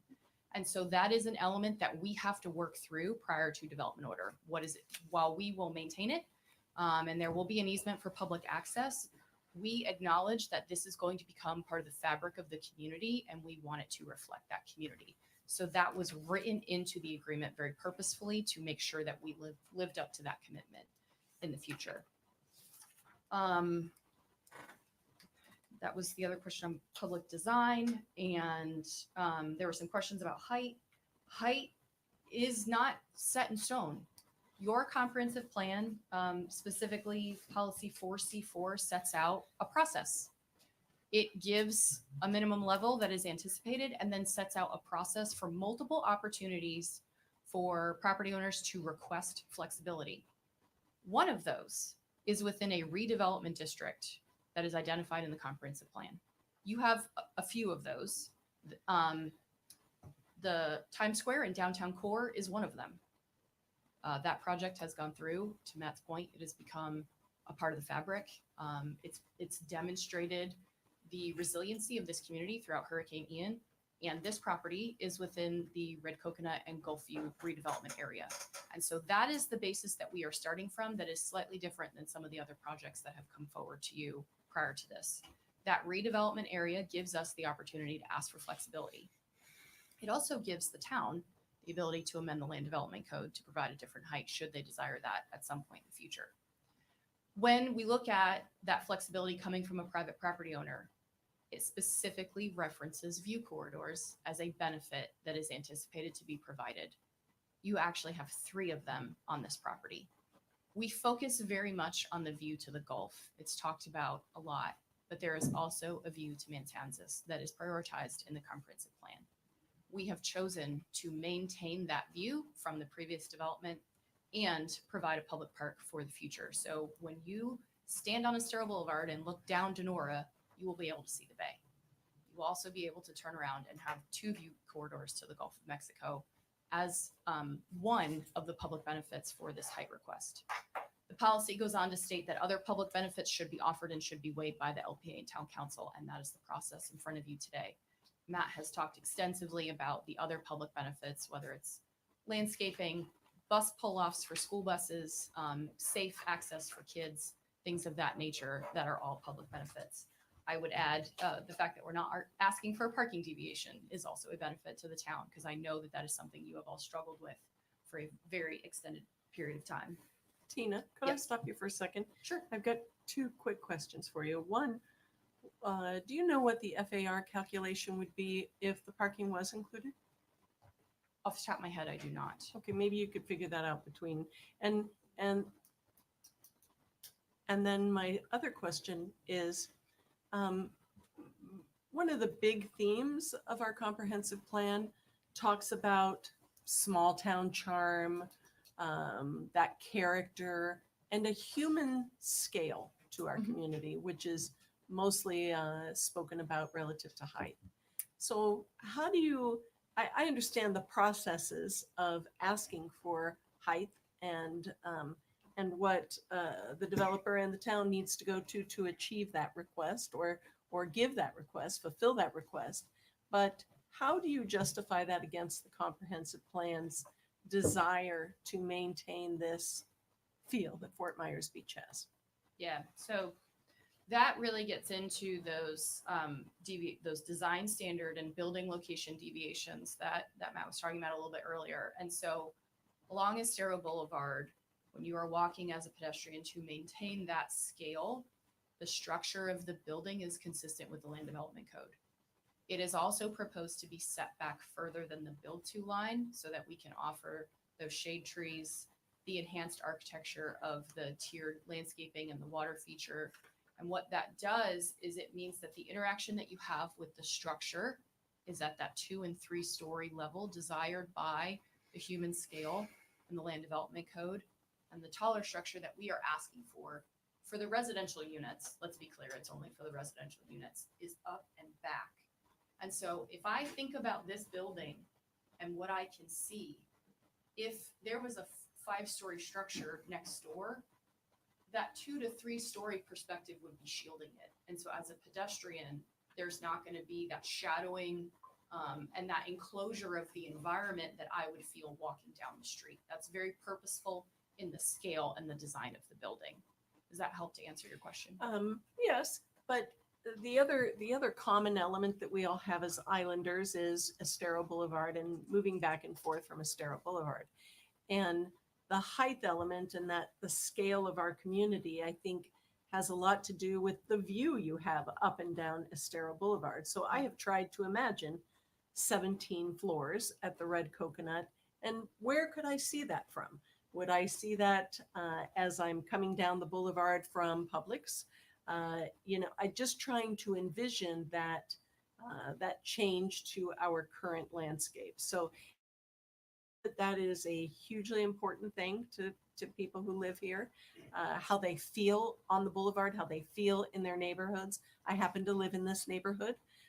So just Estero Boulevard is one thing, but that Denora corridor is another part of how you would feel in that neighborhood.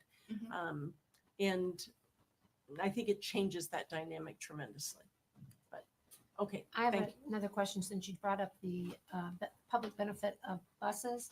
Once again, on Estero Boulevard, with you only having a 10-foot setback, how would you have a bus stop when there's no center lane, no 3-lane in that area? Would this be cut back into your 10-foot? Yeah, so you can actually see it in the graphic here on Estero. I can't read the number. I apologize. It might be a 7. 7? It is, yeah. Okay. Okay. That 7 is denoting a vehicular pull-off area. So at night, it would work for the restaurant, but we are going to design it with Lee County DOT so the school bus can actually pull off. Traffic from Estero can continue to go by, and we can pick up the school children, and they will also have a space to congregate safely. So you'll be crossing the sidewalk and That's part of the reason why the building will be Pulling in set there. back further than the 10 feet to the build to line to make space for that. but And it's yes, right next to that front building that's 10 feet from the corner. that is the minimum setback. Yes, it may increase once we get it designed. Okay. Go ahead. So we talked about flurry ratio. We talked about some of those design standards.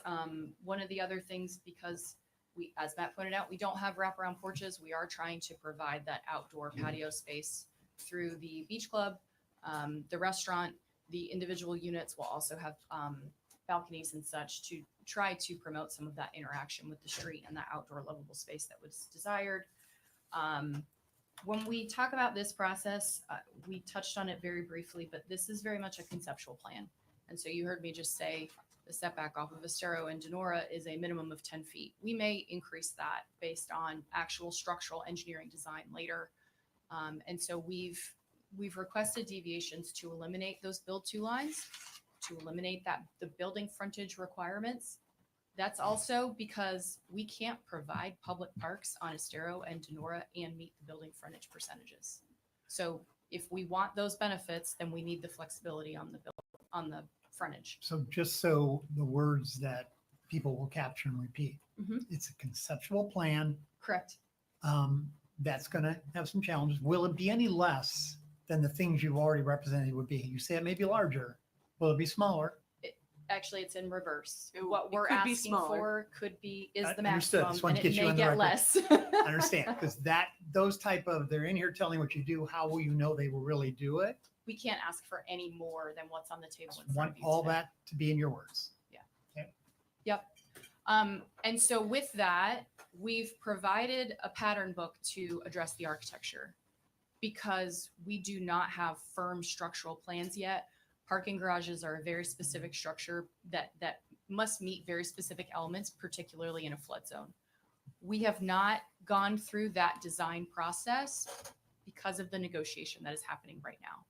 And so we have offered a pattern book so that it's clear what is anticipated, and any future designs must be consistent with that pattern book that is part of the development agreement. And so we're not here with, let's say Sarah gets a great job out of town somewhere, not in Florida, right? And she's not We here. hope Horrible not. thought. Horrible thought, Terrible. but We're going to have to pause on that a minute. Yeah. who knows? Could we adjourn? Right? Or I get a great job, but not in the state of Florida, right? That's And- not a good thought either, And Tina. so you got two new people going, well, that's not what we meant, right? We're trying to avoid those situations, knowing that we still have permits and additional processes to go through. with regard to those additional processes, we have to come back to the town for a development order. We have to go to the water management district for an environmental resource permit, which addresses stormwater. And while not my area of expertise, I'm going to assume that we also need to work with the Florida Department of Environmental Protection on coastal high hazard and floodplain and things of those regulations. So because we do not have those plans designed and we are still in this negotiation process, this is an absolute maximum. It could reduce. We could shift a building further back from rights of way. There could be some changes. That is also why we've requested the administrative amendment process so that we can bring those issues to the town and not have to come back to a public hearing to say, put the building 15 feet off of the stereo instead of 10. Those are all of our deviations. It is, now for the word salad, as Matt calls it, it is my professional opinion that the proposal in front of you and the development agreement in front of you is consistent with the town's comprehensive plan for the reasons that I have provided, those specific policies, as well as the redevelopment area and the public benefits that are provided to justify our request. I believe that we have been consistent with the development agreement process. We had a very lengthy meeting where we went through the 24 requirements that Nancy mentioned at the beginning of the meeting to make sure that they were in the development agreement. As Matt pointed out, your staff had some great additions that we included. One of those being the public art and some of those pedestrian and mobility options. And we believe that we have met that intent, and we are happy to answer your questions, take your comments. We would respectfully request your recommendation to push this through to town council so that we can continue the negotiation and the process. And after public comment, I would respectfully request a few minutes to respond to whatever it is that we would hear. Thank you very much, Tina. Appreciate it. So we'll hold other comments and questions for the applicant until after we hear from the public comment. So is there somebody here who would like to make public comment? Nobody would like? Yes, yes, sir. I know you were sworn in, so Good morning. I'm Tom Brady. good morning, I'm a Tom. resident and owner. That was Sorry, quick, Tom. sorry. Well, let's Don't figure pay out any how to- attention to Amy. Yeah, at this just point. ignore me. Sorry. Man behind the curtain. Okay, go ahead. Go ahead. Sorry, I'm Tom Brady. I'm a resident, full-time resident and owner of 339 Madison Court. And I get the idea of moving off Estero, but now you've moved it into my backyard in 339. I am against the proposed development at the Red Coconut property. I would not trade 17 stories for the public benefit. I would rather see, in my mind, all the available space used up at 3 stories over flood. That's okay. That's what's in the code. They can do that tomorrow. That's what they bought when they bought the property. So let them do that. I do not see the additional benefit from putting a park in there that they may or may not use and increasing the density of the people on the lot. Although I do not live within a 500 square foot radius, I do live within the shadow. And I think the planning, if they're going to allow buildings at 17 feet, should consider looking at the shadow radius. Other large cities do this before they allow it. As a matter of fact, they compensate people. I don't want compensation. I want it not built, but they compensate people for creating a shadow. So maybe not on the stereo, but I get the shadow in my backyard. That's and from what I calculate at where I am, and it's more than 1,000 feet away at a 12-degree off a horizon, which is 1 hour of sunlight, that's when I get the shadow from that building. So it is in my backyard, but it's in a lot of people's backyards that live in the Shell Mountain community. As for the additional beach access, we have a beach access for Shell Mountain. It's a great beach access. I use that. I don't ever want that to go away. It's a deeded beach access. That provides me what I need. I don't see any additional benefit of what they're saying they're going to provide. You know, the mayor is fond of saying people are going to take advantage of everything they can when developing these properties. That's what it looks like they're trying to do with this, is take advantage of every single thing that they can do, build the most that they can do. Greed is good for companies. Greed isn't good for us. I was wiped out by Ian. I had a little house. I could build a 6,000 square foot house. I'm not building a 6,000 square foot house. I'm building a 1,900 square foot house. That's it. I'm not blocking my neighbor's views. I'm not taking every bit of real estate that I could. I'm taking a much smaller set of that because that's what I need, not what I have to have. Not looking at renting out to a bunch of different people.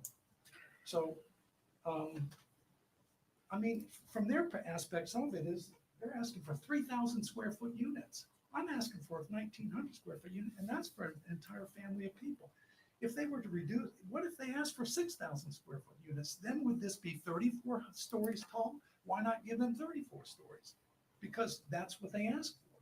So they're entitled to that.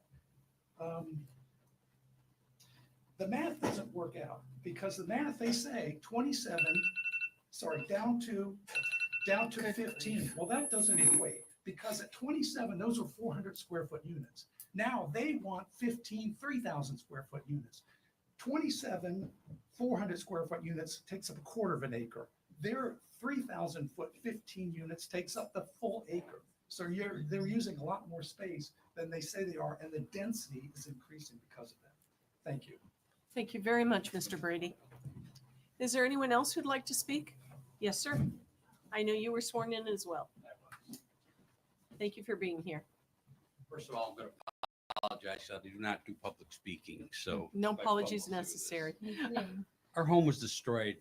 Sir, can you say your name? I'm sorry, my name is Edward Arismowitz. Our home was destroyed, Hurricane Ian. We decided to build a new home with the existing restrictions in place by the town. We knew those restrictions. We decided to build a new home. Seagate bought Red Coconut property, knowing the restriction they had to work with it. Just like we did when we decided to build our home. I encourage building of commercial space on the island as long as they stay within the restrictions in place. You're doing something very historic today because when this island was incorporated, the reason it was incorporated is because you wanted to have the island that we all love. Unfortunately, Ian took a lot of that away from us. We still want to try to maintain that charm that the island had. But what you'll do is you're going to forever be changing the look of Fort Myers the way you vote.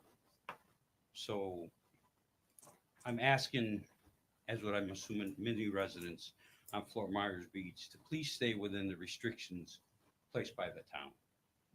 So I'm going to record as opposed to Seagate build proposal as it looks now. Thank you. Thank you, sir. You did a very good job. You're welcome. Anybody else wish to speak? Yes, Mike.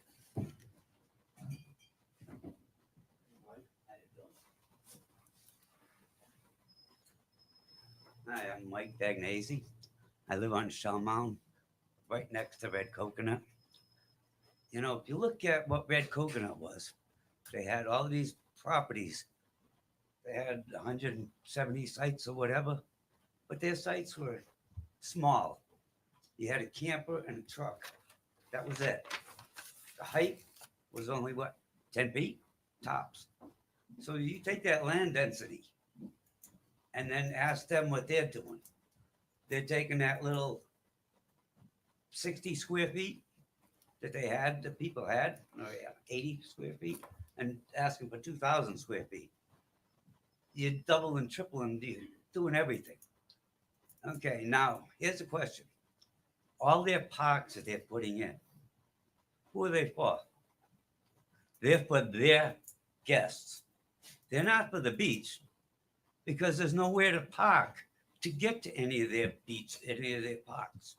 You can't park your car and go to the beach. This nice little park that they just put in, because there's nowhere to park for it. So who are you limiting all of these great parks? I'm giving you this park, this park, this park, this park. But who's it for?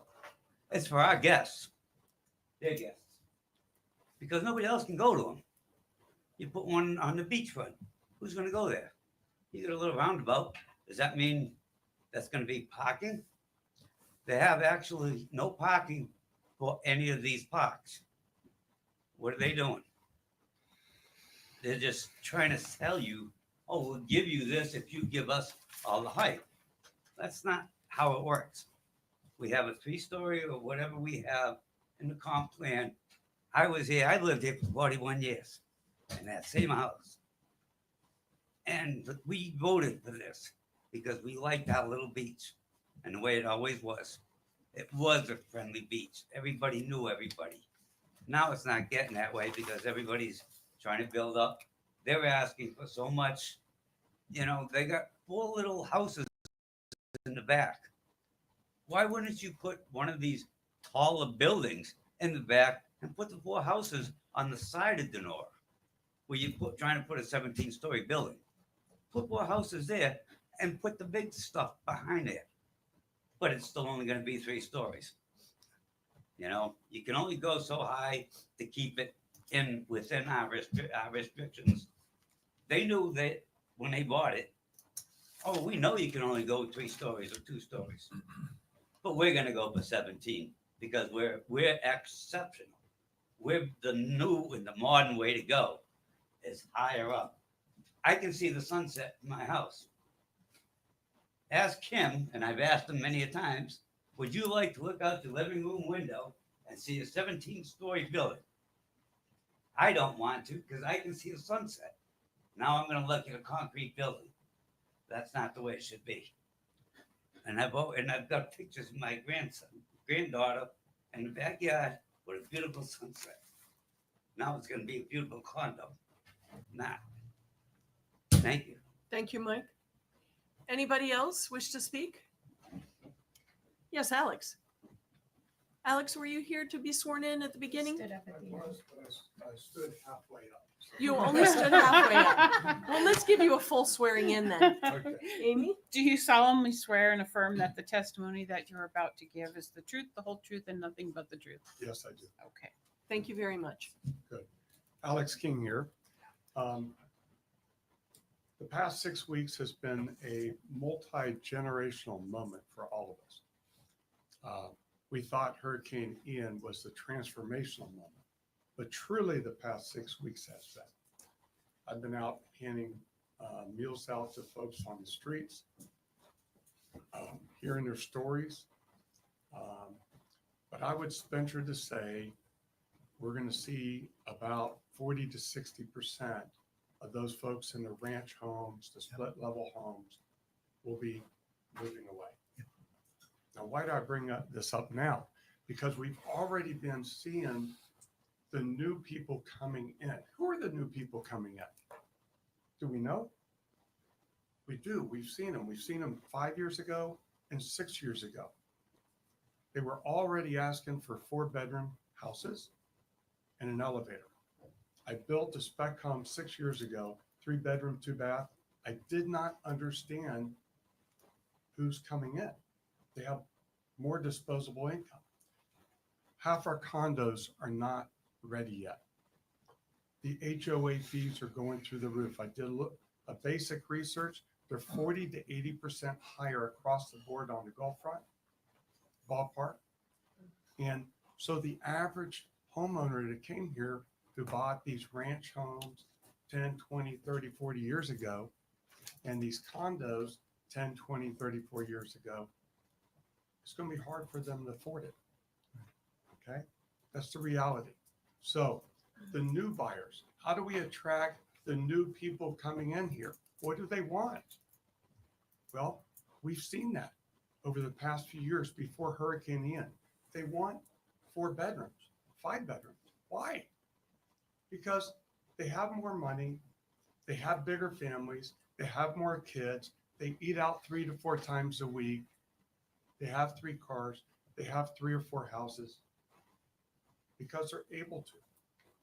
With the cost to build here being a minimum of $1 million for a home, or a condo is going to cost a minimum of $20,000 a year HOA fees over time here, you're going to have to realize our new buyers, our new folks that are coming in, they have different needs and desires.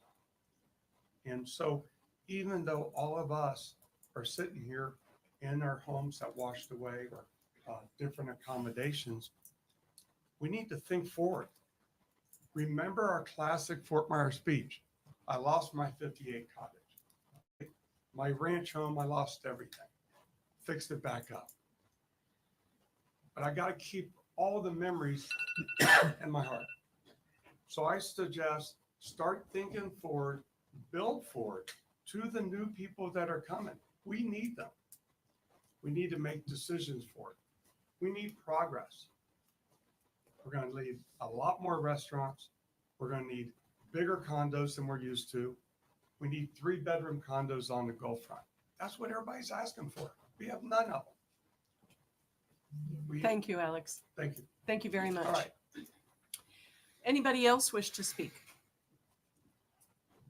Mike? I know you swore in. Yes, I was. Thank you. Mike Miller. I'm owner of the Whale and live on Fort Myers Beach since 18. And, I'm not going to sit here and talk about the height, FARs, and everything else. The one thing I do like about what they're doing on this project is they're not building on the beach for the most part, on building condos. They're not building beachfront condos. They're building beach view condos. And, putting, 12, 15, 17 stories right on the beach is almost like something right in your face. Where they're bringing it back and, and the farther back they go, the less you're actually going to see it. Again, I'm not talking about, they should get 25 stories, they should get 10 stories. That's all up to the people in position here. And, the only thing I would like to see is that I didn't see on any of these plans is golf cart parking. We got to get some golf cart parking because there's more and more golf carts on this island every month. And from homeowners to even, rentals. And having more golf cart parking, you can get basically 2 golf carts in almost or basically 1 parking spot, which can really help increase, the lack of traffic and things like that, and being able to get more people, let's say, into that particular community. That's all I want to say, my 2 cents. And, I think that I feel, this town is becoming and going on the right track and going to do the right thing and get these properties built. We've got, 2 ground ups right now. One is the Beached Whale and the Cottage Bar. No, I'm just talking about the Cottage Bar, the Beach Bar. And, we're excited for both. And people say, like they said, people say that, is there a benefit for a restaurant or not having a benefit for a restaurant? And the restaurant business for a whole 3.5 months before the Hurricane Ian, never did before. And I think, even this town does need more restaurants. And whether people feel it's a public benefit or not, the more restaurants on this island, the more people are going to come. People don't want to wait 2-3 hours to get into a restaurant. And, and also the more restaurants on the island breed better quality food, because if you're serving crappy food and just because you're a bar or a restaurant on the island, people are going to stop coming. They're going to go to the nicer places that serve good food. So it breeds better quality food. That's it. Have a good day. Thank you very much, Mike. Anybody else wish to speak? Yes, Terry, you weren't here to be sworn in, so we'll swear you in.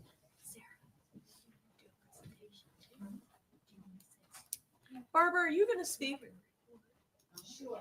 Okay, so will you stand right? Is there anyone else who was not sworn in that is going to wish to speak? Anybody at all? Okay, go ahead. Okay. Do you solemnly swear and affirm that the testimony that you're about to give is the truth, the whole truth, and nothing but the truth? I do. Okay, go ahead. Terry Prasad, resident of the island and business owner also. I think the Red Coconut Project is the future of Fort Myers Beach. It's a very beautiful project. They've put a lot of thoughts into the needs of this town. And I think like Alex King said, we need to look forward. The more stuff we keep on the ground, if we build this 3 stories high and we spread it all out, then we're susceptible to more water damage. The higher we can go, keep the density going up versus this way, I mean, we've gotten 7 hurricanes within the last 2 years. And this is a local builder. He cares about this town, and we need to see more development if we're going to get Fort Myers Beach back on this foot. Thank you. Thank you. Barbara?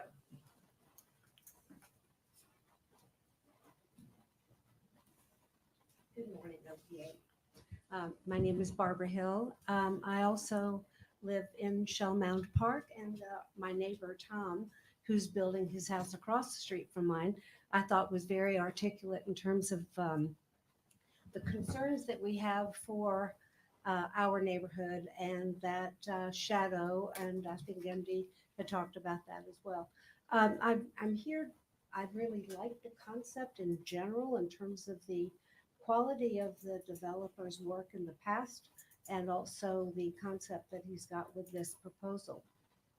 I am opposed to the 17 stories. That just is too much for the middle part of the island. Our mid-island is has had a quiet residential ambiance that I hope will always continue. So I want the building to not be so tall. Thank you. Thank you very much, Barbara. Anyone else wish to speak? Mike, you already spoke once. I'm sorry you can't speak again. I hate to tell you. It's a one-shot deal. I just had one little question. Mike, No, I can't. no. Commissioner Sandelli, are you here to share your thoughts with us? I'm just glad it's dry, the sun is shining. Excellent. I just came from your shop and it was fabulous. Thank you. Okay, so if there's no, if there is, Can I request a 10-minute recess? you certainly can. Is there no further public comment? We're closing the public comment. We're going to have a 10-minute recess. You're welcome. Go first. No, go ahead.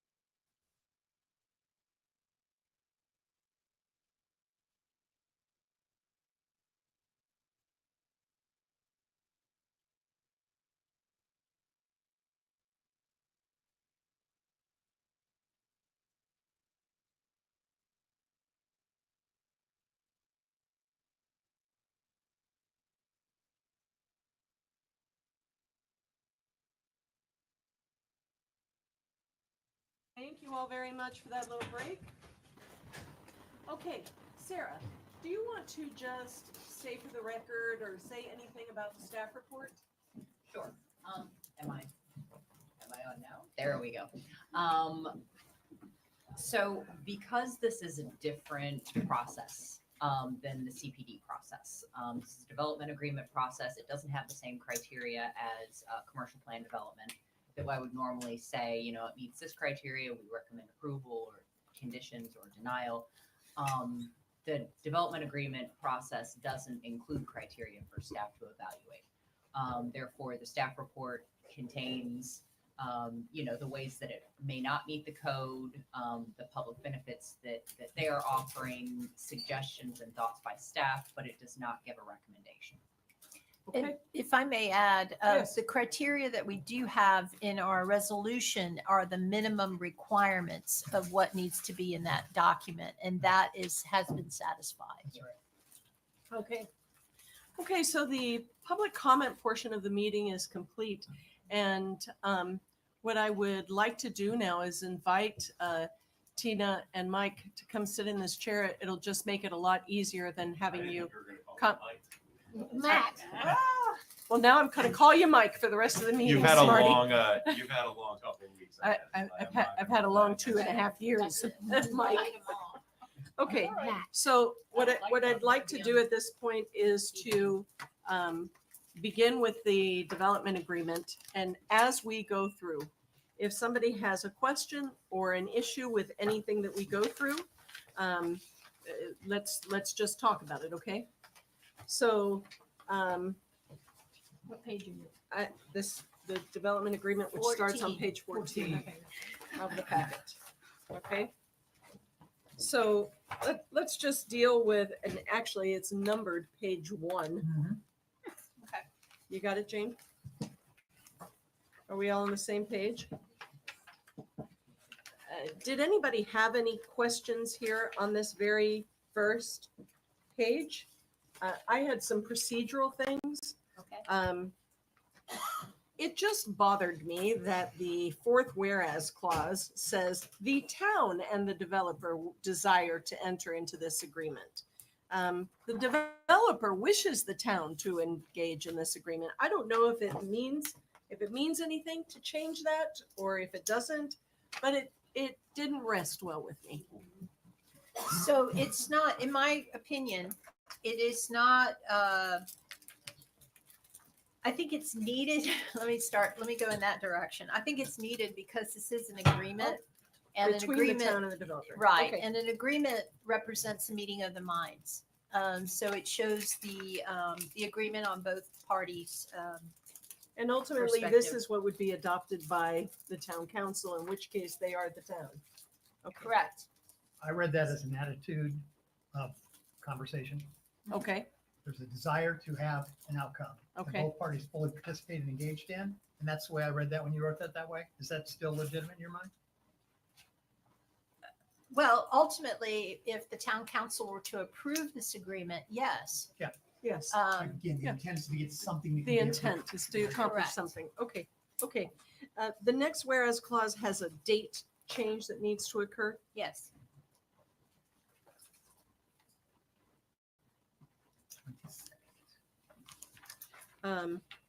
Does anybody else have anything on page 1? I think both of those, and I think the October 8th date was also correct or incorrect. It is, And then the 2 following ones. correct. Right. Okay, so that's just correcting the dates. That's just Scribner's in essence. Hmm. Okay, page 2 of the agreement. May I, Madam Chair, I can Yep. just make a few comments. So basically, I mean, these are very typical terms that you see. You know, we verified the ownership and the property that we're talking about. And so number 4 is really when you start getting into some policy issues embedded in the terms for the proposed development and use. So you may want to skip to 4A. 4A has to do with residential density. So could we just explore a little bit further the additional 8 on the transfer? I'm still not very clear on how that. Sure. For the record, Tina Ekblad. So the concept on the density transfer referenced in 4A. Right. It's That referenced is- in the end. Correct. That is the paragraph that would need to be amended if Seagate were to acquire property within the town of Fort Myers Beach. They would need to, and Nancy, please step on me if I get this incorrect, but it's my understanding as a planner that they would need to record an agreement on that other property that would limit or remove the development ability and then shift it to this property. And then this agreement would need to be amended to reflect those new units. We have attempted to limit the number of units that can come onto this property by saying 150 in total.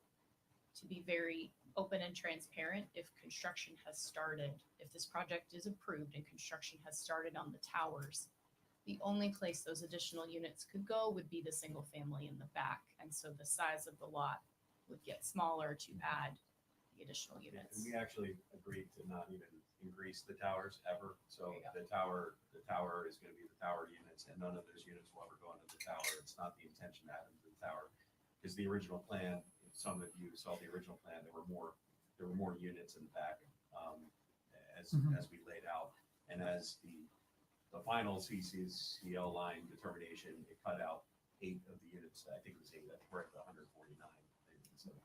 But again, it was just a math problem, and we tried to solve it. We said, wow, this is unfortunate.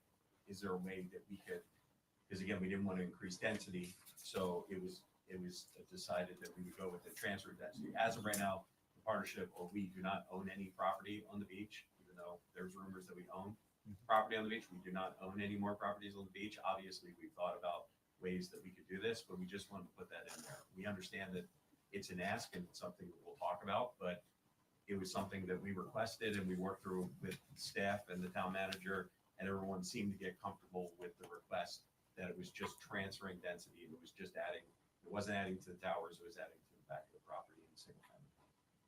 But it also increases, the 8 units increases the density from 15 to 15.75. Correct. For this particular property, yes, your comprehensive plan does include a policy that permits density to, I'll say, be internally transferred within the island. And so you could be Well, that's not what it says, Tina. It doesn't say internally transferred within the island. It says close proximity. Okay. Close proximity. And we've debated close proximity for 20 some odd years. Some people think it means across the street. Some people think it means within the 7 miles. But anyway, go ahead. So that policy, I understand there's a debate regarding distance, governs the covenant that needs to be on that other property to, as I said, reduce the density or eliminate the development potential and then transfer. So it would run with that other property so that there is no future development potential, or that potential is significantly reduced so that those units can be transferred from that other property to this one. What we are trying to get at is we would like the ability to take advantage of that process that is available within the comprehensive plan. I understand that there is some debate regarding location, and as Matt has pointed out, he does not own any other property on the beach at this time. Does anybody else have an objection to this? Well, I guess I would ask, first of all, developer rights allow these things to happen in many, many communities. I get the concept, what you're doing. I didn't know the history around, you put a word in there that people are still trying to deal with. How important is that forward flexibility to you? Remember I asked you about conceptual drawings. What I'm trying to anticipate is the conversations that happen. Will they do what they say they're going to do and get you as much on the record as possible to say what you see is what you're going to get or less? Sure, and that's why we limited the number, and it was only based on the original plan that most of the people saw of that many units in the back, and it was done because of a CCCL line move. This is not something that other people aren't dealing with in properties. I hear it all the time, that especially some of the older properties, like the Red Coconut, when lines are finally drawn, things change. And what we wanted to do was put a mechanism in that may be available anyway for transfer of density, and be upfront about the transfer of density, and to limit it to only the back units, not the two multifamily buildings. Limit it to the back and limit the number, so we can only transfer so much density. So it won't be 30 units, it'll be 8, and those 8 units that would transfer would then go away on another piece of property on the island. So the net density would be 0. So would you be willing to do that as a subsequent request formally versus as a pre-approval to the entire development? In other words, if you acquired property and then said, I want to make these changes, coming back and asking for that change to that particular plat and number?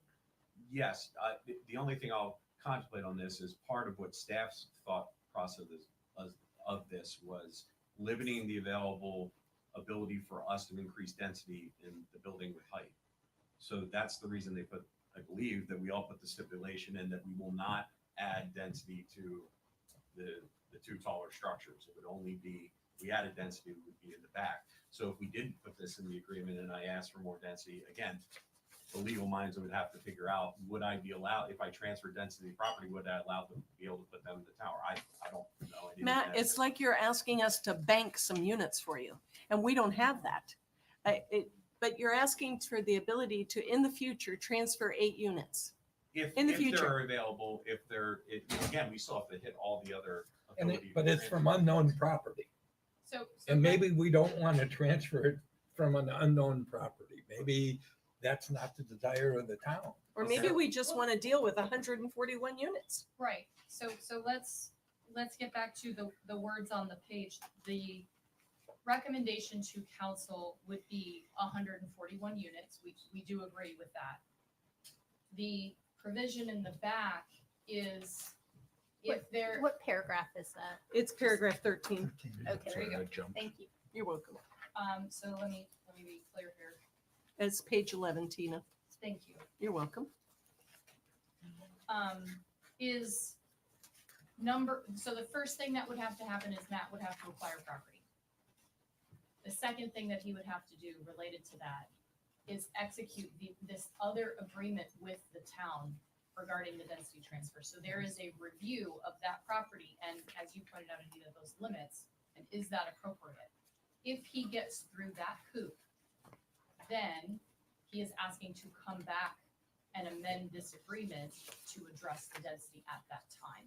We all agree that applications need to be made and there needs to be secondary review that happens in multiple stages. That transfer has its own process as well. And what advantage does the development agreement give you in that process of requesting the transfer that you wouldn't have if it wasn't included at this juncture when you're making your appeal? Well, again, what I have heard from everybody that I've talked to is be as transparent as you can be in this whole process. So the discussion we had internally was, hey, it really stinks that we're going to lose these 8 units because the line moved a couple feet. We had a plan that made sense with these 8 more units in there. How do we solve this issue? And then the response back from my team, staff talking through it was, well, you could transfer density, that has its own process for it. And then again, being transparent, because the question was asked when we were talking with staff was, are you going to add this? And are you going to go, add more units to the, and my response was no, there's no intention of putting in the condo. But so I think I'm agreeing to limit, if I were to transfer density to the site, to only limit it to the residential area in the back. So maybe people aren't looking at it that way. And again, I brought this up in my preliminary discussion because it was something that was kind of interesting, but again, all cards on the table. This is how we got there. This is why this is in there. And this is how we tried to solve it working with staff and the town manager. Now, if the LPA thinks that there are too many holes in it and everything, we'll certainly take that into consideration if and when we get pushed off the council to. It's wholly met. Jim, did you have anything else on that? Well, I guess the whole 8 units, I see nothing in here that says it only goes to the back. I mean, There isn't anything in there. It So, just, it I randomly, mean, Add that. I don't think that we're objecting to that. We can clarify that. It's your intent anyway, right? That's my intent. Yes. I would make that clarification. I thought that got into the final language. If it didn't, that's on me. I should have. Yeah, page So would 11. that just go to 12 units back there then? If those were moved? yes. Okay, so it'd be 12. And are you asking to do this through coming back to the LPA, or are you asking to do this Would be administratively? Administrative. And that's why we wanted to have this conversation now. Now, if the response is no, we're gonna have to go through the whole process again. Okay, that's fine, but Sarah, did you find it? It Because says single I think Yeah. I think we Yeah, agreed it does. with that. It says Because that was the to be. stipulation that you guys were concerned about that I wanted to make sure that I. It says density from other properties may be transferred for 8 additional single-family units to be located north of the proposed Seahorse Street. It's page 11 of the development agreement. It's at page the bottom 24. of that, it's at the bottom of that. And how does that change their FAR? Oh, Does You want not. to change the park? Is that a change? No, no. Oh, from the very first one. Yeah. So is there an objection if we move that sentence to the 4A to follow? So it's No. sequential and aligned with the And request. it's very transparent and, Yeah. and That's also fine. perhaps adding a clause that as may be provided or authorized by the code at the time of the transfer. But I just want to be clear, and I want LPA to understand that this was done on we wanted to be fully transparent. So that's why this conversation happened. This wasn't like, let's sneak this into the back to try to get more units. It came up for a reason. We tried to solve it. We tried to put roadblocks in for a developer that would, I get killed in a car accident. My evil stepsister takes over and tries to ram it down. That, there's reasonable roadblocks in here that can only be added to the back. I think intention is clear. The documentation needs to be aligned accordingly, and then we're all synchronized. Yeah, I think so. Okay. Moving Better. it to 4A, I like it. It's is good that suggestion. agreeable with It is to me. everyone? It Okay, makes thank more you. sense to be there. Okay. Okay. How I jumped to it in the first place. Yeah. Yeah, Good job. exactly. And that's why I brought it up in my opening remarks. I knew it was going to be something that everyone wanted to talk about. Okay, I Any- have some B. go ahead, Jane. Okay. In the meeting that I went to for a presentation, there were 5 exits and entrances off of Denora. And you mentioned that 3 entrances for the housing, but you don't, then later in here, it states service, access, and Restaurant.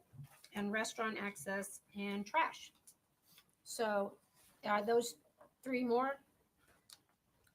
So the design of the building is not completely done yet. We have 2 buildings and we have the restaurant. And so as we go through the process of design, obviously it makes a lot of sense to try to congregate that as much as we can through the design process. But I don't know where all the building structural is going to lay out yet. So it's hard for me to make that. So, but what I wanted to be was abundantly clear that we are going to have to get trash out and we're going to have to deliver to and from the buildings of the restaurant. Now, those deliveries and that trash is only going to be certain times I agree, and but very quick. So if there's 5 entrances and exits on Denora, it's very hard to see a sidewalk there because there's always going to be crossover. I mean, that's where you might need a crossover for the people to get down Denora Boulevard. Because with 5, I mean, that road isn't that long. And if you have 5 entrances for 5 different uses, it seems to be very congested. Go ahead. If I'm reading this, I believe it's 2 for residential vehicular access. And then there would be a co-location for service and delivery of the restaurant and trash pickup. Later in the packet, it says trash access and restaurant access and service truck access. Right, and again, I think where I'm going back to it is I don't have the design yet, and so it would certainly, as a developer, trying to commingle those spaces is typically the most cost-effective way to do it. But these are complicated structures to build, and we need some kind of leeway to be able to design the building accordingly. Well, and my other biggest concern about the entrances on this, including those on Denora, but is the two accesses to on Estero Boulevard with no middle lane. It's going to be a backup on Estero Boulevard going either direction if you're going towards the park where your little roundabout is, or you're going into the residents themselves. There isn't any staging area on Estero Boulevard, so you're going to be stopping that lane completely. Well, I think on the building side, there is a stacking road. So I think that's. I know, but you have to get into that. So if you're coming from the north end south and going to turn left into your building, there is no place other than stopping all of the southbound traffic to get into your building. And also going the other way if you're going to turn left. Well, can we add that all up to, there is a concern about vehicular access? Okay. Does anybody else share that concern? Yes. Yes, so do I. Yeah, so Okay. So, okay. Here's a biggie.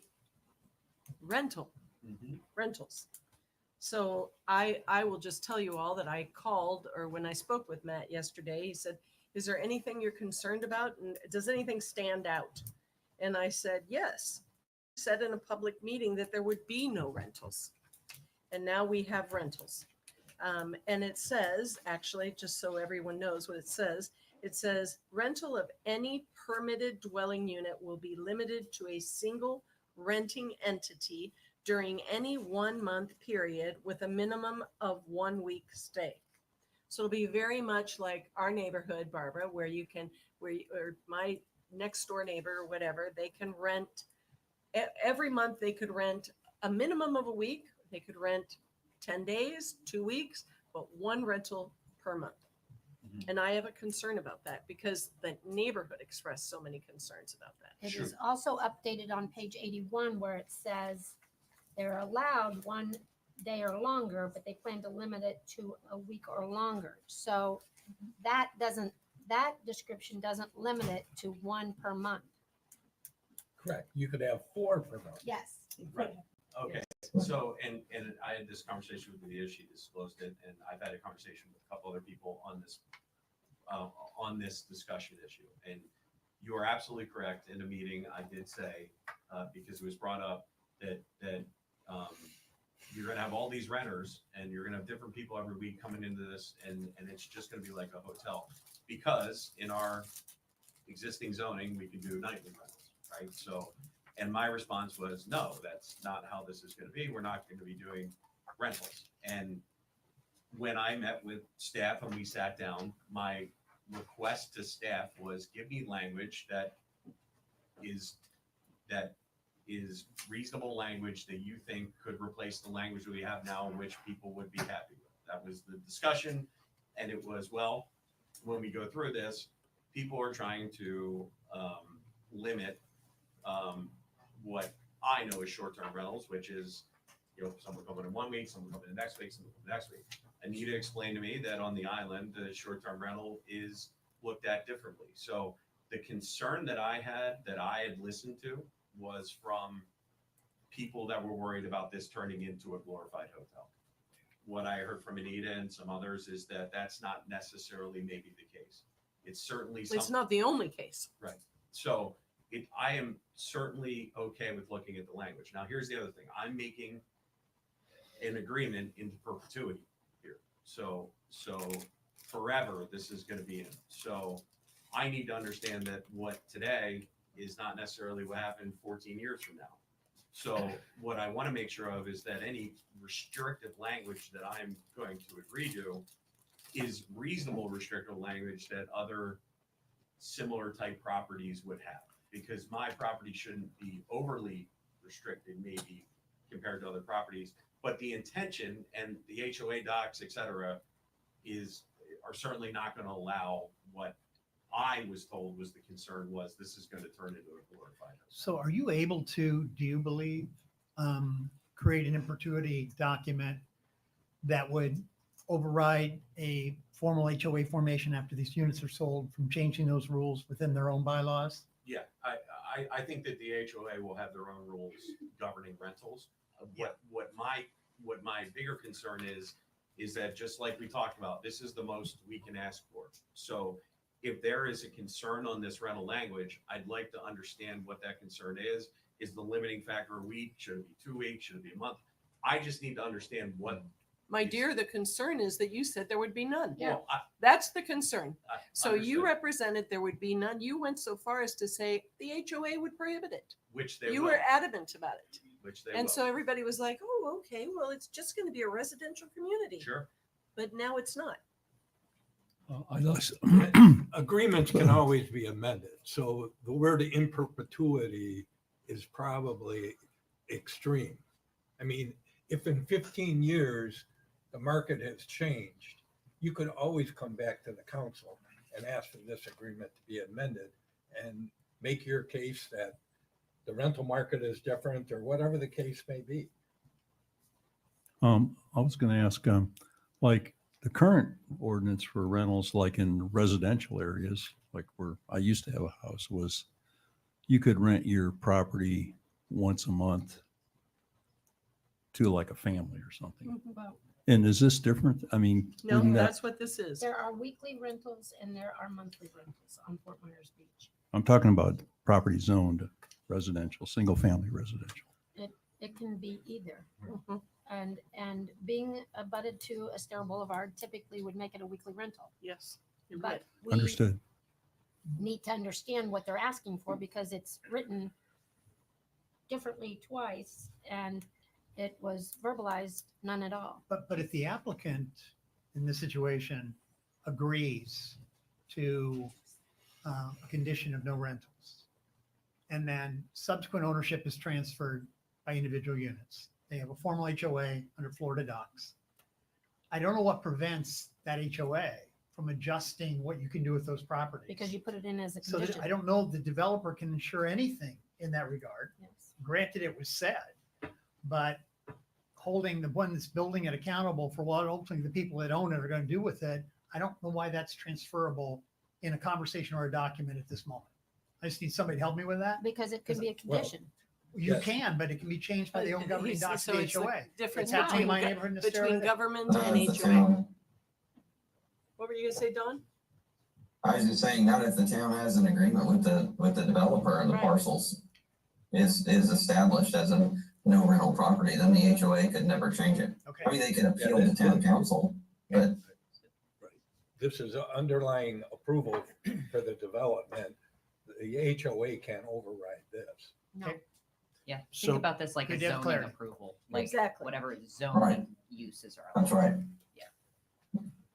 Ms. Plummer, could you give us the page reference for the conflicting comments? Because I'm only seeing it in this agreement I once. put it in on, it was in the computer, I put it in as 81, but I went to page 81 of this packet and I'm not finding that there. Okay. But So I think our intention would be to go with 4C, which would be rentals need to be a minimum of a week over a month-long period. Which it's my understanding that that's consistent with the general location, to Ms. Plummer's point, of the neighborhood on the island. I think that's consistent with our current ordinances for single family residential property not on Estero Boulevard. Yeah, so from personal opinion, I've lived both in monthly rental as well as weekly rental, and they are two very, very different experiences. yes.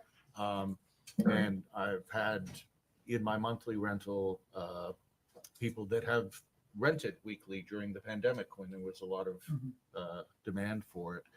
And it greatly impacted the quality of our life because the weekends, we no longer had our weekends the way we normally did. All of that is to say that I don't think that the monthly rental or the restriction to rentals only once per month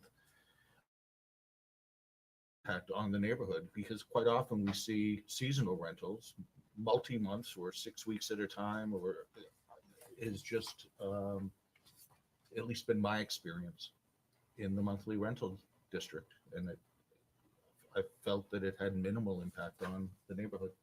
That Personal opinion.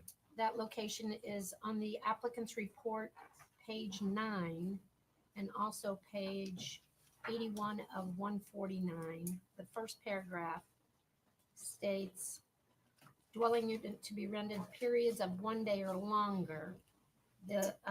While rentals are anticipated to occur within the development, the applicant has agreed to limit rentals to a week or longer through the restricted covenants. Okay, So so I would say that very similar to the presentation, if we find a conflict in the project narrative or the applicant's report, the development agreement is the thing that we are committing to. I will go on record and say that we had changes to this agreement. I believe it was the 25th, and I had finished the applicant's report on the 20th. So you may find a few instances where I need to make that change before it goes to council, but it is this reference 4C that we would like to be considered, which as I read it is a minimum of a week. And then you gotta wait another 30 days before you rent it again for a minimum of a week. Correct. Very difficult to enforce. very different. Very It difficult. is. So, okay, so you're sticking with that then? Well, I think to me, I would love to, if there's a other language, if it's like, look, we don't think you should have any language in there, if it's longer than a week, if it's 2 weeks, if it's limited to 3 times a year, if there's some kind of limited language, but I hear that I can come back and ask for whatever I need to ask for. But as you know, at that point, I have zero leverage to ask for that. So Yes, so- but by the same token, you could come back and say, I don't like this. I'd like to have daily rentals again. So the in perpetuity thing is just, it doesn't mean anything. Because you could say, you're asking right now for these terms for your rentals, but you could come back in and ask to amend that. Yes. So, right. So would the rentals that are in there have the rights to the private club and all that stuff? I would assume so, but again, we haven't even written the I just think that, it's being presented as a long-term residential thing. I just think maybe monthly rentals would be more in harmony with what you're proposing and take the weekly out since it's absolutely impossible to control. if that is what you guys think, I don't, that again, I'm trying to work. You're within finding reason. a happy I just- medium. What do you all think? I agree with I that. actually like that as a solution. No problem.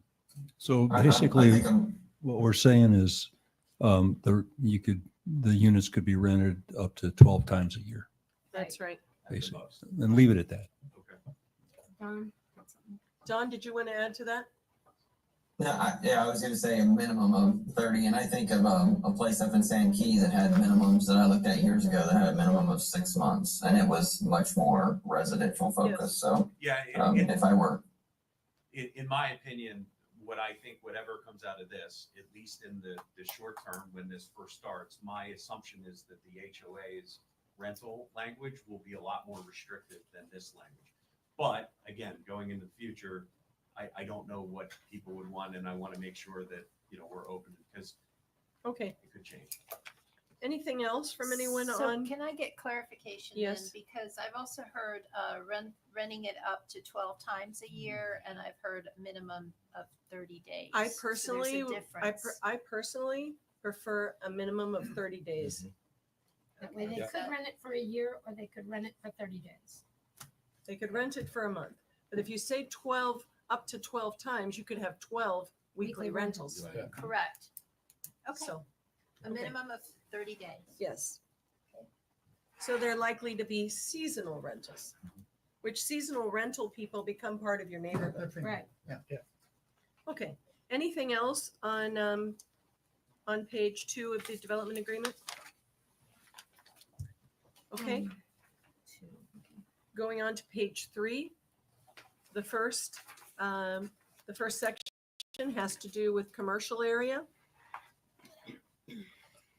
So I have a question. I believe that the entire 10,000 square foot is taken up by the restaurant and the terrace, correct? and, but it calls out for other uses. So again, forward thinking. Yeah. If the restaurant can not be supported by the public or something, I just didn't want to have a black hole there. So we wanted to have something of commercial use that could be there. We're going to have access for the public. So I just didn't want to completely railroad restrict ourselves into just one use. So we tried to, and staff, and we worked together on trying to, because they didn't want to completely open book there, but we tried to put reasonable uses in there. So that's where that came from. Thank you for the clarification. Matt Price, you know I like you very much.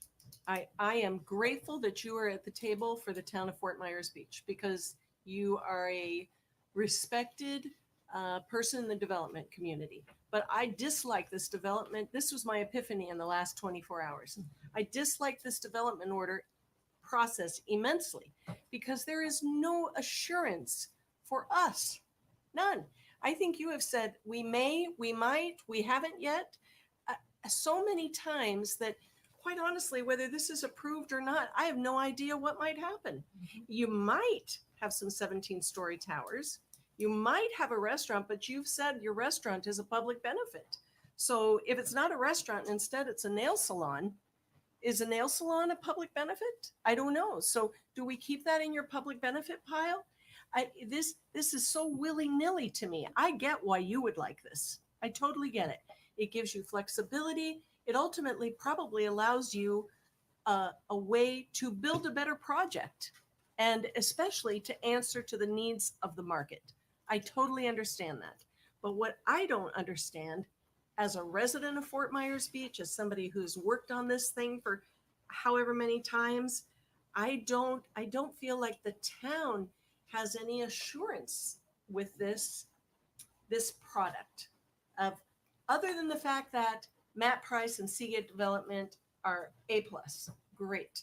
That's wonderful. So in it, but again, this would be zoning, right? So anyone asking for zoning is going to be asking for, specifics, but within a box. No, they're going to ask for specifics. In a CPD, we're going to tell somebody you've got 1,000 square feet of whatever, and here's or 10,000 square feet, and here's your list. But you have said this is a restaurant and it's a public benefit. But then in this particular one, you're saying it's a restaurant.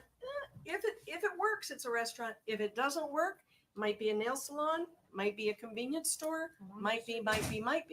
And I understand that from the procedural thing. What I want to do then is take the restaurant off your public benefit list because that's only a maybe. Well, I think any public retail space would be a benefit to Mid-Island. Do you disagree with that? No, I don't necessarily disagree with that, but you have pitched the restaurant. Well, and people have reacted to the restaurant being a public benefit, much like at the South End, how restaurants have been a big Sure. deal. So do you get what I'm saying? I'm fine with it. And if we want to take out the rest of the uses and just call it a restaurant, because that's the intention of, and if we have to come back and get approvals, again, I'm a developer. I have to Give yourself as much open space as you can. in the future of what happens if, and if the restaurant isn't helping anybody and something else could help somebody there and it makes sense for the community, I don't mind coming in and asking for it. If that's the question, if you'd rather Well, strike that. maybe nobody else has this issue. I just had to tell you that. Well, Does I think, anybody? it definitely goes to where you and I started, that the more clarity that we can put in the hold accountable documents, the easier the trust will start to build, and we know exactly I'm okay on with which we're taking- applying. I'm okay with taking everything else out and putting a restaurant in. That's the intention. That's what we're doing. I was just trying to do what I typically do, which is make sure that I have the ability to shift if the market shift or something else shifts, to provide the benefit that I think everyone's going to need. And again, I would say that a positive outcome for this project, I think, is going to be a positive outcome for the island. So Totally agree with that. So to me, having parts of this project be successful is important. So that was the only reason it came that came from, I'm fine with striking and just calling it a But your restaurant. intention and commitment is to build the restaurant, open what it it, is. part of the deal, game on. That's it. So if we want to take the rest of the stuff out and agree with the restaurant, Okay. I'll do that, and then we'll deal That with will- the that will help. consequences in the future. No Thank you. problem. Okay, that being said, makes me very nervous about the 29,000 square feet across the street that's going to be enclosed, air conditioned, and only available to the residents and the 75 members. So what, and you're saying wedding venues and things like that, but how often do those happen? And, you know, you're only talking about cabanas and chairs, which would be outside the air conditioned space. So what's going to happen in those 3 stories of, you know, air conditioned space? It's going to be beach clubbing, and there'll be a restaurant, there'll be sitting areas, there'll be congregating area. It's Bar. a bar. A bar. Yeah, that's what it means. And so, and again, that 29,000 feet is a maximum of what we could build there. Chances are it's probably not going to be that big, but again, we just took the box on the plan and did it by height, and that's what the square footage is. I don't know if it's going to be that much. Chances are there'll probably be more outdoor space there. But if we ended up enclosing it, what is enclosed space versus not? Is it just, again, all this comes through the design of the building, which we are not finished yet. Yeah, I mean, it kind of concerns me because you're also going to be blocking the view from your terrace and your restaurant with this 29 square foot air conditioned space. Well, not from the restaurant. The restaurant's going to look over the pool. Well, if you only look forward this way, but if you look this way, it'll be a 29,000 square foot building. It's enclosed with air. So it is going to be a solid structure, I assume. Anybody else have any concerns about the beach club? Well, I think Jim raised the fact of there really is no benefit specifically to the residents of Fort Myers Beach, the way it's written. It's just open to the public. And I agree. I remember during the presentation that it was going to be a, you know, small little thing on the beach, and, you know, that, it, you know, your massing and everything else was going to be across the street. And at the presentation, it seemed like it was like more of a cabana bar kind of thing, and, you know, a gathering place, but not a enclosed air conditioned structure. But that's changed since the presentation. Well, the presentation was that the beach club was the amenities to units. So fitness center, pool, food and beverage. Yes, that has been the presentation. Initially, it was not open to the public. There were not options for memberships at all. It was for residents and their guests only. We have offered up the 25% membership.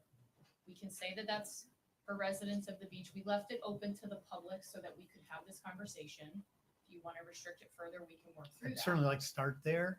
Okay. There may be great enthusiasm around that, a bias towards that. If you find out I'm you fine with can't that. sell them, I'm you fine go with with a that. bias towards Fort Myers Beach. Is it public?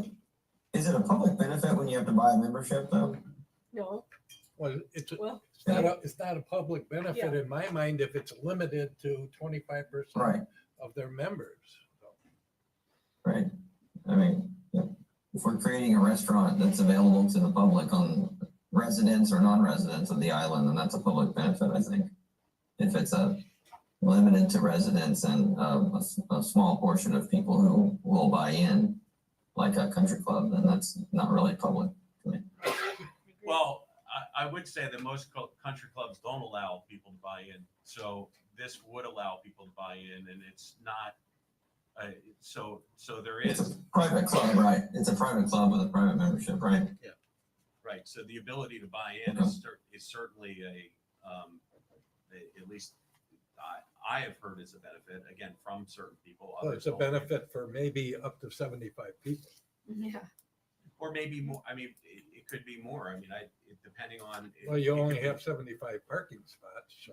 Understood, but there could be a situation where during the summer, if there's a lot of residents that aren't in, we could open up a summer membership program. I mean, it says at least up to, right? So It's evolved at Margaritaville for sure. right. Sure I has. mean, certainly that has been a popular thing on Margaritaville. I think everyone agrees this will be a little different than Margaritaville. I have not told everyone this is going to be the same as Margaritaville, but in the summer it could be open to more people, and that's why again, until we put the planning together and seeing how many people are going to use it and who wants it and how many people are in the summer, it could turn into more, especially in the summer months, of more. But there's a finite number. It's not, It is. it will never be Open. open for everybody on the beach, every resident. That's a fair statement. Yeah. Fair statement. Okay, anything else on the beach club? Let's move on to park and access areas. John, anything on this? I would go back to the question that I had before that Matt answered, it being I think it's number 3, which is the enhanced beach access. I think what's being committed here is a 10-foot wide pedestrian access, not that green space that. I think Right, was they're being only shown. limited to 10 feet, not the whole cul-de-sac area. Not that whole area. Now, I understand it's under development by them, but as it's written here, it's strictly a 10-foot beach access. And I would say, I wouldn't be surprised if the fire department doesn't require 2 accesses to the underground parking. In case there's, one entrance is blocked, I think you'll find out that there's a good chance they're going to say they need a secondary access. Yeah, we've talked a little bit about that, and that's going to be up to them, and we're going to do the best we can to try to, but it was our intention to try to limit the number of access points off of Stero based on conflict. So a comment I would have, Anita, is what we've been discussing. I go back to the pink shell easement change that we made. It included not only access to the beach, but enhanced access to facilities, restrooms, et cetera. So does this have any amenities like that the public can get to? Not, Do you know? Not at this time. The only thing that the public can get to would be the restaurant. Okay. Just want to clarify that. And there's only 2 parking spaces, so No, it's very, those are very at limited. Matanzas, Jane. Those are back for Those are Matanzas. the back. Yeah, Oh. the restaurant has valet parking available. So That's all good. Doug, do you have anything on this section? I don't any. You don't? How about you, Dawn? No, I don't. Thank you. I guess my note here just says, could these areas be better defined by plats or lot strap numbers or something that say Sizes. the size of it specifically? It just seems to lack specificity again for me. And then one of my biggest questions is on this picture, this line that goes diagonally across here, is that yours? No, Okay, so why is it in our picture then? because it has to be in the picture. It has to be in the picture, but it's not yours. Whose is it? It's our next door neighbors. That you own. No. No. So, let's say you never acquire that property. What happens to this park that's a public benefit? The park will still stay. They will have their access through. They'll have access through. So It's easement instead of purchase anyway. is there any objection? Has there been any objection that the public will now utilize their access? We or their would, easement? if it came to it, we would separate the access. We've already had the discussion, and we would separate the access, and it would be a private entrance. for Can we them. memorialize that somehow? Sure. I mean, I don't know, this was a big question for me. Yeah, that's fine. None of the calculations have that line in it. Eventually, the hope was that we could make that go away in the future. We're working on certain Okay. ideas to do that, but we will solve the issue one way or the other. Okay, question. Since this little leg comes out of the property, is this owned by you? Yes. Let's go for you. Oh, No, okay, okay, That's ours. okay. The, Just the confirming. frontage on Estero is Yeah, ours. let's go for you. It was the shops. Right. Yeah. And that is also a park. Okay. Anything else on this page 3? So just to remind the LPA, someone had earlier mentioned time limits on use as well as programming being the town responsibility. That was in part of your discussion. timing? I mean, What was it? Yeah, the hours it's going to operate and, Oh, yeah. and who's Oh. going to do the programming. He's going to handle the maintenance and upkeep, make it available, but responsibility for the other parts lies elsewhere. Right. So Should the have a question timeline. is, do you want to put something in the agreement addressing those two items? Well, in my mind, this is a passive park. There's no programming to be had. I mean, maybe I'm wrong. But the applicants indicated, should there be, Yes, it would be the town's somebody else's responsibility. responsibility. They're just being clear. I think they don't want any part of that process. I'm just curious, and this ties back to a question that came up earlier. Once the developer passes this property on to the, let's say, HOA or the property owners, how is that, that responsibility to maintain the park, is that, There'll how be is a that maintenance passed on? agreement Between, Okay. you know, between whoever, the HOA, whoever's controlling that property, there'll be a signed maintenance agreement that we would have to enter into with them to upkeep that. I see. So you contract with the HOA to maintain the property Well, or eventually, something. once it would Yeah. be turned over, I mean, we would own it for a while, obviously, and then once it would get turned over, it would have to be done through a maintenance agreement, which is not atypical. Okay. So on that topic, just so all these things get properly documented, it's been clear the last couple storms that many investments made in these landscapings have been completely destroyed. Santini, for example. I'm aware of a large project, 5-building project out in Sanibel that has had this happen twice now. So they're no longer going to replan and redo. They're putting stone, they're putting other more permanent kind of things. How do you feel about that? Certainly I've done my yard 4 times now and stone looks like great, but I still want the grass. So what will your commitment be that it returns to where it's going to be? So we're gonna have to go through the development order process. That development order process is gonna call out for what is gonna be needed in that project to get planted. And then it is the town who's going to have jurisdiction over, do things need to get replanted? As a developer, I can't just not replant at my property. If something goes away, I would be out of my approval process to a point. Most people give a little bit of leeway after storms. I would say that one of the comments that I've heard over and over again is that why give these U-carters if you're filling them up with trees and plants and this kind of thing. So as we work with staff going through that, if there is a one from staff or council or the LPA to leave it more open and view party and do the stone and as opposed to grass and trees everywhere, that's something we can talk about. But again, there's codes that we will need to follow to do that. But it will be our responsibility to replant. Okay, great. Okay. I don't mean to harp on this, but I'm still would like to see some more definition of what that park looks like.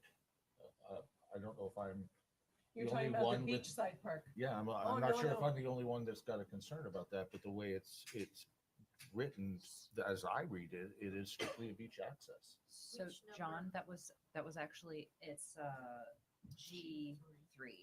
Correct. That was actually a staff recommendation because they were calling the whole area a park. And Yeah. We're like, well, it's really being shown as like a car access. We Right. don't want to sell this as a park. That's not what it is. So at the end of the day, we recommended that they actually state which part is actually beach access. Because the rest of it, they're not really sure what they're going to do with it, but we don't know that it's going to be really what we would consider to be a park. So- Which is my concern. Yeah, Right. so that's why we said, we recommended, well, maybe just switch it to the access easement because that's what we know we're getting and it's going to be enhanced. They said they want to do additional landscaping. It's going to look really nice. But it's 10 feet As That's- opposed as to. opposed to 120. Yes, but the visibility is supposed to be through the park, so you're still getting the view corridor, I think was one of their thoughts. What's the possibility of tikis with picnic tables and things like that? On that stuff, anything is on the table.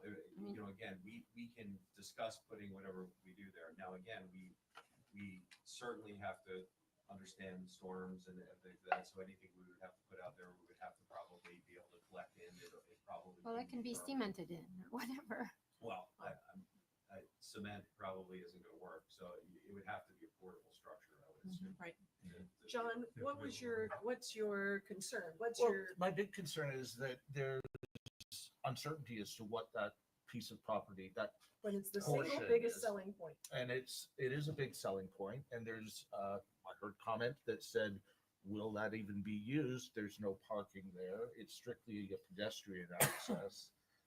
I had the concern of the sand behind it. Will that be available to the public, or will it be taken up by, chaise lounges and umbrellas for the private beach? They said no. And I've heard that potentially that's going to be required to be a driveway of some sort to get access to the parking underneath the building. Now it's sounding more like a sidewalk beside a driveway to me. I mean, that's what I'm envisioning, and that's my concern. How about you, Jim? Well, it goes back to, I think, your point earlier is this box that we're agreeing to doesn't have a lot of specificity in it, whether it's the park, the parking, even the size, the height of the building. It's all just, it's a box for him, and we don't know what we'll necessarily get out. But we're hanging our hopes on things that are very nebulous. So, I've told you several times, as a matter of fact, I told you yesterday, when I've spoken with my family about this project and they say, oh my God, you can't do that. And I say, but think about that beach frontage. When the reality of it comes to pass, it's not what I was hoping for. What I imagined this to be was even if there was no parking, was a real bona fide park. And now essentially what it has become is, like it has already been said, it's your entrance to your parking for your 29,000 square foot beach club. And that is, we can call it whatever we want to call it, but the average person is going to perceive it that way. That is not a park. A park doesn't have a circular drive through it with people coming and going from the beach club. Maybe this is a beach club park, but it's not a public park. And it is very disappointing. That element is super disappointing to me because I pitched it to so many people. And then the reality of it, it's like it's a disappointment. If it were going to genuinely be something for the town, not just Mid-Island people, but since the sidewalks were put in, used to be people only walked from Times Square to Diamond Head. That was it. That's as far as they got. And now people walk up and down the island, and because of the sidewalks. So now you're going to improve upon that pedestrian element. And I thought, what a nice moment of respite, but it's not. Well, I think, to be fair, the beach part of the beach. You mean the sand? The sand. Couldn't agree more. Is going to be where people are going to congregate, not in the area from the sidewalk to the sand. But we have a lot of access to the sand. Fort Myers Beach has more access to the sand than any island on the southwest coast of Florida. Lots of public access to it. But the notion of the park was something special. Get off your bike and sit for a minute. Yeah. Go have lunch, picnic lunch. Well, I still whatever. think that there's more area there than everyone is making. But we don't have any idea what that area size is because there's nothing that tells us that in this. What we're told is there's 10 feet Beach access. access. And look, in my ideal world, I'd take out all the concrete on that. And now it's a lovely little park. But we're not going to solve that. So you've heard this is an issue by at least 4 members. Is it an issue to anybody else? So we can't define a set of limitations that we would want that public benefit piece as being offered to look like, be used for, and to We can be offer. protected. Can we do that while we have the applicant here? But he And- doesn't have access to his parking other than that, so. But What about, That's- what about the roundabout, if it goes in? Again, I don't even know if it's gonna be there. If it doesn't there, this is carte blanche. I could have just made it green, fought this battle later, but I'm trying to be as open as, what if the roundabout becomes a drop-off area for the public as well? Like, as opposed to just an area for, so if someone wants to come to the beach, they get dropped off there. Uber ride, there's a lot of discussions about other ways to get dropped off on the island, getting around, what if it becomes a public drop-off if it's there? Or that the area that is not paved is improved with picnic tables and landscaping and Bike racks. there you go. And that's the definition I'm trying to drive to, Mhm. that puts some granularity in there. So Mhm. not only is it as what you need it for, it's enhanced for all the public benefits you're trying to make us react to in a positive way. That's why I was asking the question the way I did. Nita. It's a I good don't question, think we Jim. have an objection to that. We did not want to assume that we knew what the town wanted. So if we want to work through that, through this process, we're happy to do it. We're also happy to do it through public meetings and other things that occur after this process. So that's But after something- this process, Tina, it gives no assurance to this community. Because once this process, look, I would take Matt's word that he would do that. I would take his word. But sitting here as the chair of the LPA, I can't take his word on that. I need to see it written So let down. me ask, in the development order process, would this not come up? I mean, I can't just go build this tomorrow. I have to go Right. through other processes Sure. and approvals. Sure.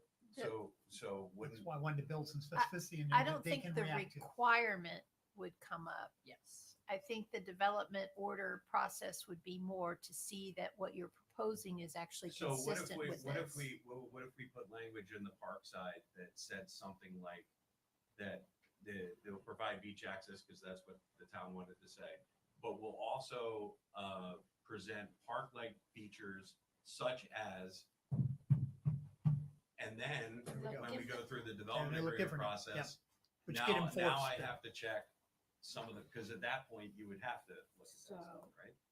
So bike storage, That's what I want, yeah. Okay, hold on. tables or whatever. Yeah, I mean, I would like as much wiggle room as possible on that because this is my design. People are probably going to stab me in the neck. Drop But off. the reality is that's the intention here. So Okay, you I'll make figure your it out. list. So we'd like to document that. It's That's helpful. where we Yes, are. that's And what I I think thought. that'll make a big step Okay. towards validating that. So, Okay. so I heard co-location of drop-off for our private beach club and public Public. residents. Yeah, again, if it Bike, exists, yeah. bike, yeah, that's gonna be subject to Lee County. Bike racks, picnic tables. What's going to be subject to Lee County, Tina? We have to Maintains get us. a driveway access permit. from Oh, them. right, Yeah. right. Okay. So I don't, Yeah, Hey, yeah, Ray, we don't- I we get can't it. agree to something we're not allowed to do. Got it. uh, access bike racks, picnic tables, enhanced landscaping for shade. A shade structure. Yeah, sales or something that would A be amended. kiosk. Can to- we say subject to information environmental kiosk. permitting? Your shade Sure. structure? Oh, sure. Sure. But something that makes it look like this is a public place to be, that it's not just a driveway. Do you want a kiosk For what? for information? No. And the other thing I would, Kiosks become projectiles. the other thing I would put in there to Jane's point is anything that you can make strong and permanent. So it doesn't have to be changed every time there's a storm, et cetera. If there can just be the bias around these things that we're asking to put in as permanent as we can make them against the codes we need to do to have them stay there for sure versus transportable. It's a different feel when you get something dismantled and taken away than it is permanently put in. So if you could just bias around that on the document, I think that would give some reassurances. You'll do what you're allowed to do. Yeah, storm resilience. Exactly. I'm okay with that type of language if you Right. guys are.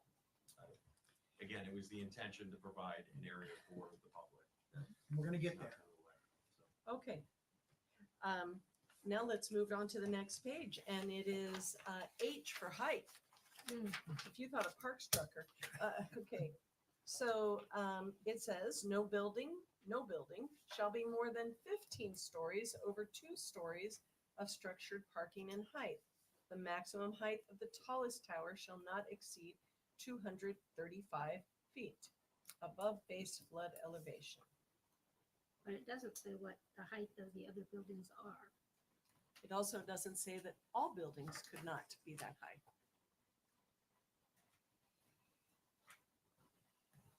Anybody have any issue with the height?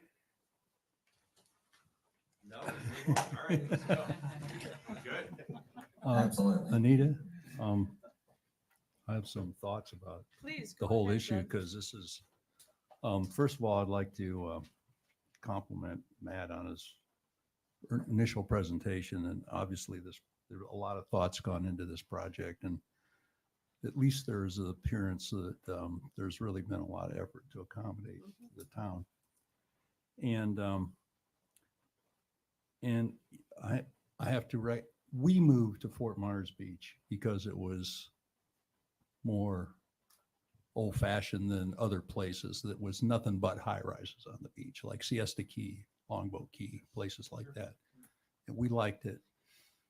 And our comprehensive plan was developed with those kind of themes in mind, which we liked. But that was before Hurricane Ian and before 2 subsequent storms. And as much as I hate to say it, I don't think we can have that back because FEMA, all these rules, you can't build back a cottage on the beach. You know, it's not going to happen, or anywhere else. And we have to recognize that we have to strike a balance. Matt put it out there right up front. I mean, the elephant in the room here is public benefit versus height. And right now, I like the project and I like what Matt's saying. And I know Tina, she's really sharp, but I don't see that we have a balance of public benefit versus height yet. Just like, I don't think the public's going to accept, if we approve this, they're going to say, I don't see enough public benefit to justify 15 stories, maybe 13 stories.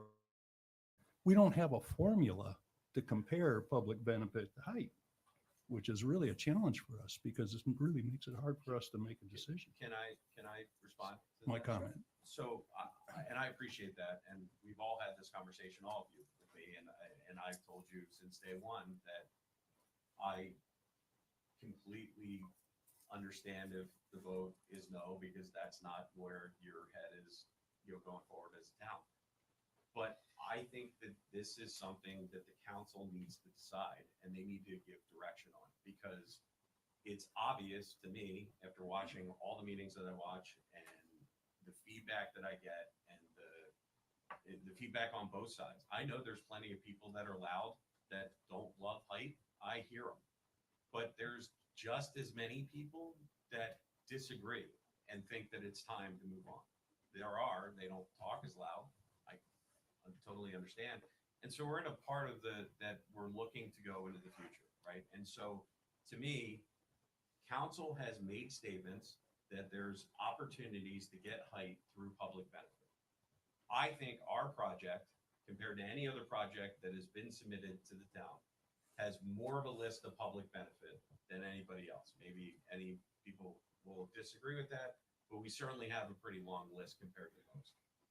So to me, I'd like to know where council is on this, and I think the LPA deserves to know where council is on this, and the public deserves it, and the developers, because there is a reason that all the developments, I keep hearing this, all the developers are coming with the same stuff. Why do they think this? Well, we're not doing it in a vacuum. This isn't happening I'm not walking in every meeting and everyone tells me I'm crazy. There's underlying discussions about what the future of the beach is going to be. And so until this decision is made, we're all going to be in the same spot.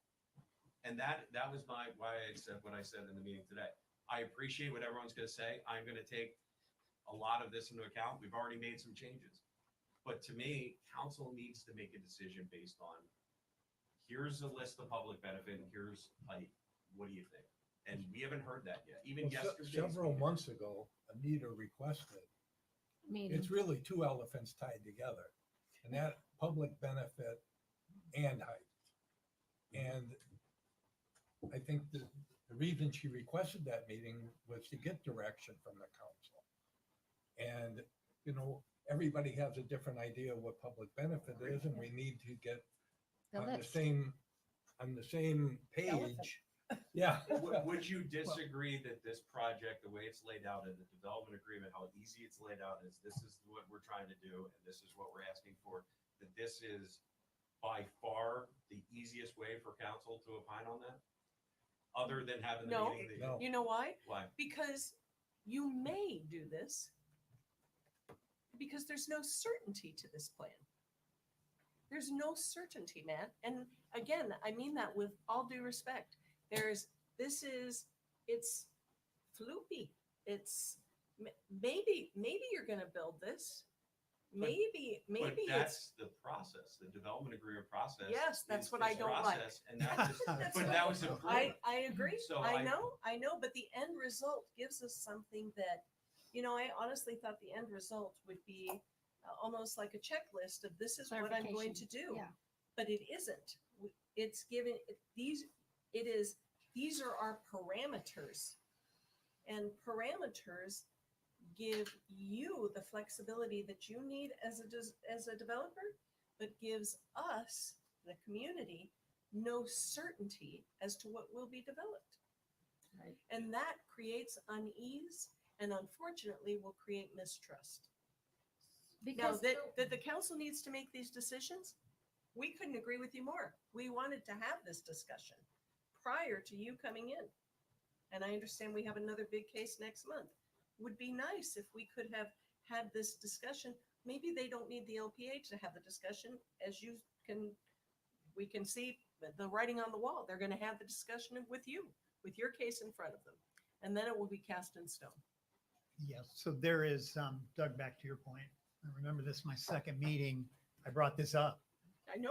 about the definitions. In fact, I'm prepared today to pass out a document that's going to take a straw man at putting some definitions around public benefit. What I struggle with, to be fair, is the applicant is following our process That's right. as outlined, as agreed, and with the ambiguity that we have provided built in, because we haven't set specific guidelines that they have to comply with. So they're saying, then you react to what I need and we'll find out where that ground is. So it's a baby bathwater thing for me. I want to be really careful about that. We don't lose access to and an opportunity with the kind of people we want to have around here that will work with us as we predefine and then finally refine those parameters. I feel the developer is going to adjust and flex and react to what ultimately we end up saying we want to do. But to not have that more granularly defined we do today, I don't want to go back and say you missed it because we didn't tell you what we wanted, but you just didn't do it. And there's where I am struggling professionally, as what I did for a living, and personally as a resident of the beach. So I want to be careful we don't slide down that path and put this application on the bully pulpit saying it's all wrong, but we don't really know what right is yet either. And there's where I am on. And That's fair. as part of the discussion we've had today, we've changed a couple things. I don't mind giving more certainty where there's availability and certainty. I mean, we've done it a couple times already. I have no problem with that. I'm sure something's going to come up when we get to council, that someone is going to have a comment on it. And I think just like we've gone through this process, we've changed certain things that make sense. We talked about the rentals today. We talked about the beach today and again, we're not being unreasonable when it comes to that stuff, but we can pretend that that's the problem, but it's not the problem. The problem is that somebody needs to make a decision in the future of the town. And the only way that's going to happen is, from what I see, is if something like this project goes ahead. Yeah, that's right. So I have a question, I guess. When I see the pattern book is included and the drawings are included, and yes, there is an envelope that is being approved to build within, but is there not certainty around the layout of those towers as they've been proposed? I mean, No. No, there, well, I mean, Okay, yeah, I'm sorry, I'm gonna yeah, step on. you can do that. You can say the technical aspect of it. To that point, the conceptual plans, the site plan that you've been holding up and pointing to a degree, it is a concept, and that part is a commitment from our perspective. And so, there is going to be 4 single-family units in the back adjacent to Matanzas Pass Preserve. Right. You know that there is going to be a 10,000 square foot restaurant on the north side of Estero Boulevard, overlooking Estero Boulevard. And so, yes, there is uncertainty there. And that is why we have tried to create the text of the document with those attachments so that it is very clear moving forward the concepts that are expected to be fleshed out throughout all these next stages. To the point of creating permanent structures within the park, happy to do that. We're happy to have these conversations. We also have to go get environmental permits. And I Sure. have no idea what's going to happen. Absolutely understood. I guess my question, if I could take a But- step back, my question is more around how defined is that envelope? Is it that it could all be 15 stories over 2? Or is it, as you have depicted in the drawings, in the renderings, in the Cupcake, the The steps. depiction in the rendering of the cupcake Yeah. was done as a design that we need to follow because that was the feedback I got. and I understand, and that's all I'm trying to do is define that what if we were to approve, it would be very much like the drawings that we've Correct. seen and the layouts that we've seen. So I'm not asking you to actually design each of the units or any of that, but I am saying that at least I'm under the impression that the absolute intent is to follow what you have Correct. shown Yes. and design to those from the level of detail that you've provided. I can You tell mean you the that footprint. in The a footprint typ- in- and also the elevation Right. view, you know? In a typical zoning, if we were doing this as a typical zoning, there would be a lot less information here typically in what we would go through in a zoning application, in a standard application, because we've gone into a lot of design. We've gone into a lot of layer. I mean, it's not unusual in zoning for there to be boxes on a piece of paper. So the actual amount of information that we're giving you is significantly more in a zoning than we typically have. What you guys are used to is a CPD. A CPD is a completely different process where the whole project is presented in front of you. All the drawings are done. Everything. That is not this process. What I'm looking at is what is the envelope. Now, staff has pushed us that look, you're not going to be able to just give us the envelope here. We need a lot more information, or the LPA or the town council are never going to go for this. So we've added and added and added as more information as we've gone along. And even today, hey, we need you to give us certainty on putting picnic tables in or in. Okay, we'll add that. Go ahead. And I want to be clear that all of these components, it is our expectation that they will be considered and if approved together. So when the development order is filed, the people for the town that review that are going to get these plans. And the first thing they're going to do is, yes, look at the text of this development agreement and make sure those boxes are checked. But they are also going to look at all the exhibits that Nancy discussed, the concept plan, the pattern book, the legal description, and those become check boxes as well. People being staff, you mean? Of course. Yeah. Yeah, So really can good. I ask Sarah, can you opine on your ability to enforce what you're hearing, experiencing, what's documented and represented? And if if it deviates from that, are you in a position? So I can speak from previous experience doing this sort of thing. I mean, we can look at a plan and say it is substantially similar to the documents that we had as Exhibit A, B, C, whatever, as part of the approved plan, or the approved document, this instance development agreement. The pattern books and the architectural details may be a little bit harder to do, because a lot of times at the zoning level, we're not looking at that level of detail. But we, if we get the appropriate plans, and we would expect to need to get the appropriate plans that show the architectural details, I think that that's reasonable. I think some of the landscaping questions without any specificity may be difficult for staff to define what that means.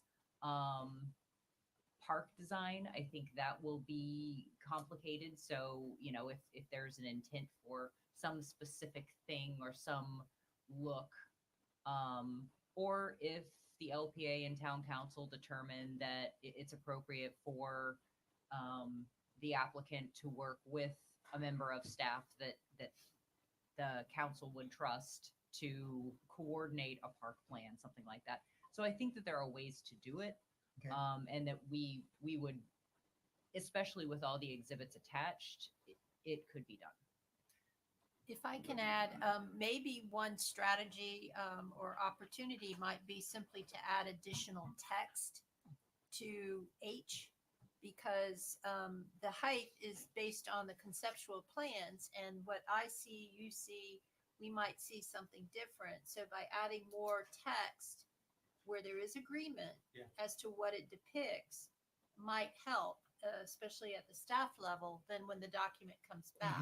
Be hugely helpful, I think. Well, and again, I want to do this too. It's helpful for my side too, because when I hand this over to my design people and they design the building, if I give them text that is too vague, it's a problem for them too. So I agree, they're the ones that drew the pictures. If we can reference the pictures, it's going to be really hard for me to come back and say, here's the building. And if it doesn't look like the pictures, that's the whole point of this process. Jane, what were you going to say?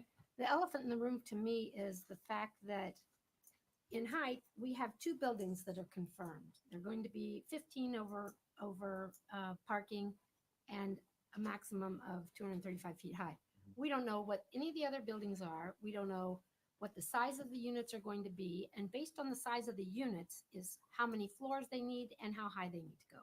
So if we're talking changing from 400 square feet of our little mobile homes that used to be there now to 4,000 square feet, if it was 3,000 square feet or 2,000 square feet, the whole height and size of the building would be different. But we don't have any of that in front of us to negotiate. This is Jane, just what. Does the number of residences, the 141 or 149 in the FAR address that kind of concern? The point is if they are, we're not counting the parking because of that. And if they put that, we still don't have that number. If you guys calculated it, that would be interesting. But the point is we're decreasing the side setbacks to 10 feet on public streets. We're allowing height that we don't know what the front buildings are going to be, and we're allowing whatever size fits in the box. Can I interrupt on that point? Because we have been very clear, and the concept plan does identify that those front buildings along Estero will comply with the land development code. So I know, but we don't know what that is, what you're offering. No, Compliant, we do know 3 over flood. Compliant. Three For over the flood. restaurant and the beach club. Okay. The restaurant and the beach club. No, I mean, you're the talking about the buildings on condominium buildings on condominium Denora. buildings that are going to be wedding caked. We don't have any idea what the size of those are.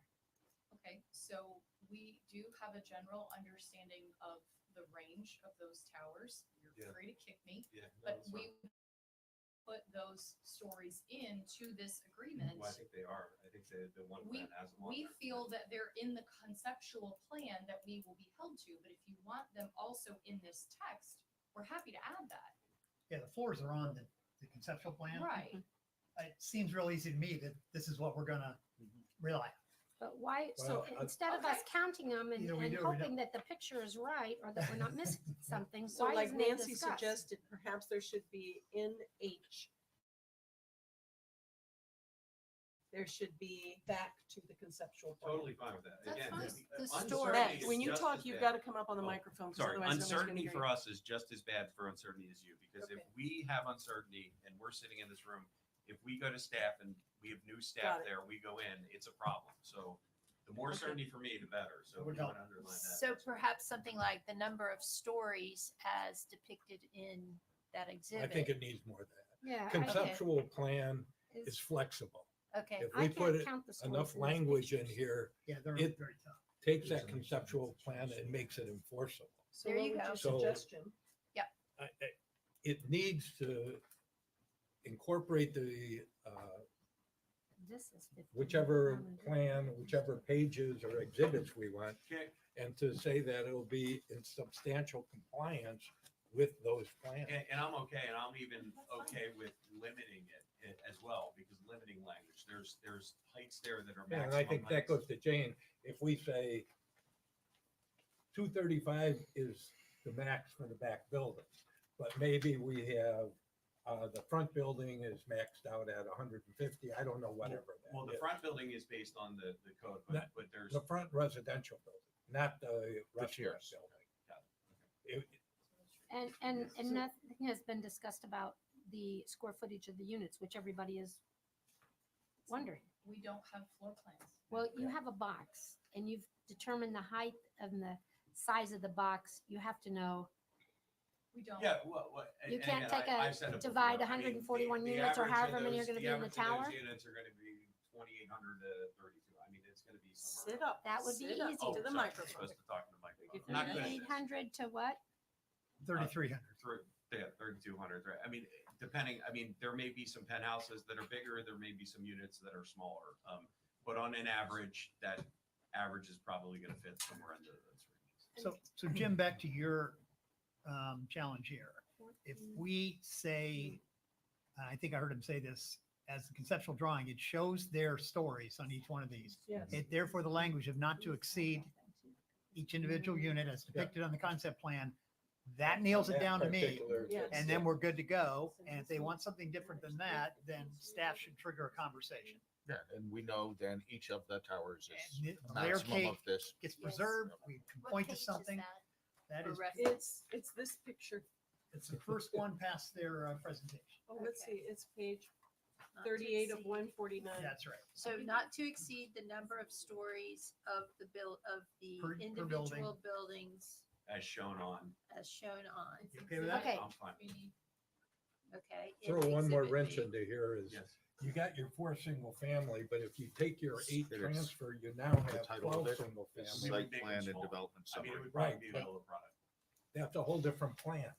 Correct, we have to come We back. would for have to that come back point. and get that approved. That was We the know point that. of that was Does the it point. become townhomes? Does it become We don't zero know. lot I line single? I don't know yet. I mean, And that goes to the vagueness It'll and be single ambiguity family. of It the won't be agreement. multifamily. It would be single family. They would be separated units. Yeah, and I want to make sure, because if you're bringing it back up, maybe I wasn't clear before. I was asking about that transfer being limited in here. That They got to go through a reapplication process they to do do. it. Correct. So And if we're I didn't fine make with that clear, that's what, and I think Matt agreed. I'm okay. I'm okay. Look, I only with- had to give you the eye. I talk loud anyway, so people will probably hear me, but But- I'm okay with that being subject to, the only thing I didn't want to do, and I'm okay with limiting it to that it can only be up to this many units, because that's why we put that in there. I'm okay with those limitations, and if that gives more certainty, I'm fine with it. And it's based on what the code says as far as allowing density transfers at the Correct. time that you choose to At the transfer. time that we do the transfer, not Correct. today. So if things change, then Right. they Perfectly, change. perfectly. Is this the exhibit that you're showing has the number of floors per building? Look, See the little L That's on what there? I'm Yeah, looking it at. does have L. Yes. Yeah, each Yeah. one. The L, That's so it. there are 1, 2, 3, 4 buildings that are 15 feet over parking. No, no, no. If that is what this numbers represent, No, that's, that's Well, just, there's stacks. Yeah, no, Jane's right. There's two buildings in each cluster that have 15 Right. stories on. it. Correct. So there's 4 that have 15 stories. Do you want to have specific language regarding height? Okay, how does this sound? All buildings fronting on Estero Boulevard will be in compliance with LDC heights. The residential towers will range from 9 stories over 2 stories of parking to 15 stories over 2 stories of parking. Towers will increase in height towards the north and western sides of the development in substantial compliance with exhibit whatever that that's is. excellent. Yeah. with no more than the 4 presented being 15 stories, because that means they could all be 15 stories. Well, but in substantial compliance, so. With this They can't picture. change it from Okay. that. Site And- plan and development summary is. the right. title. I would just like the ability because again, they may come down.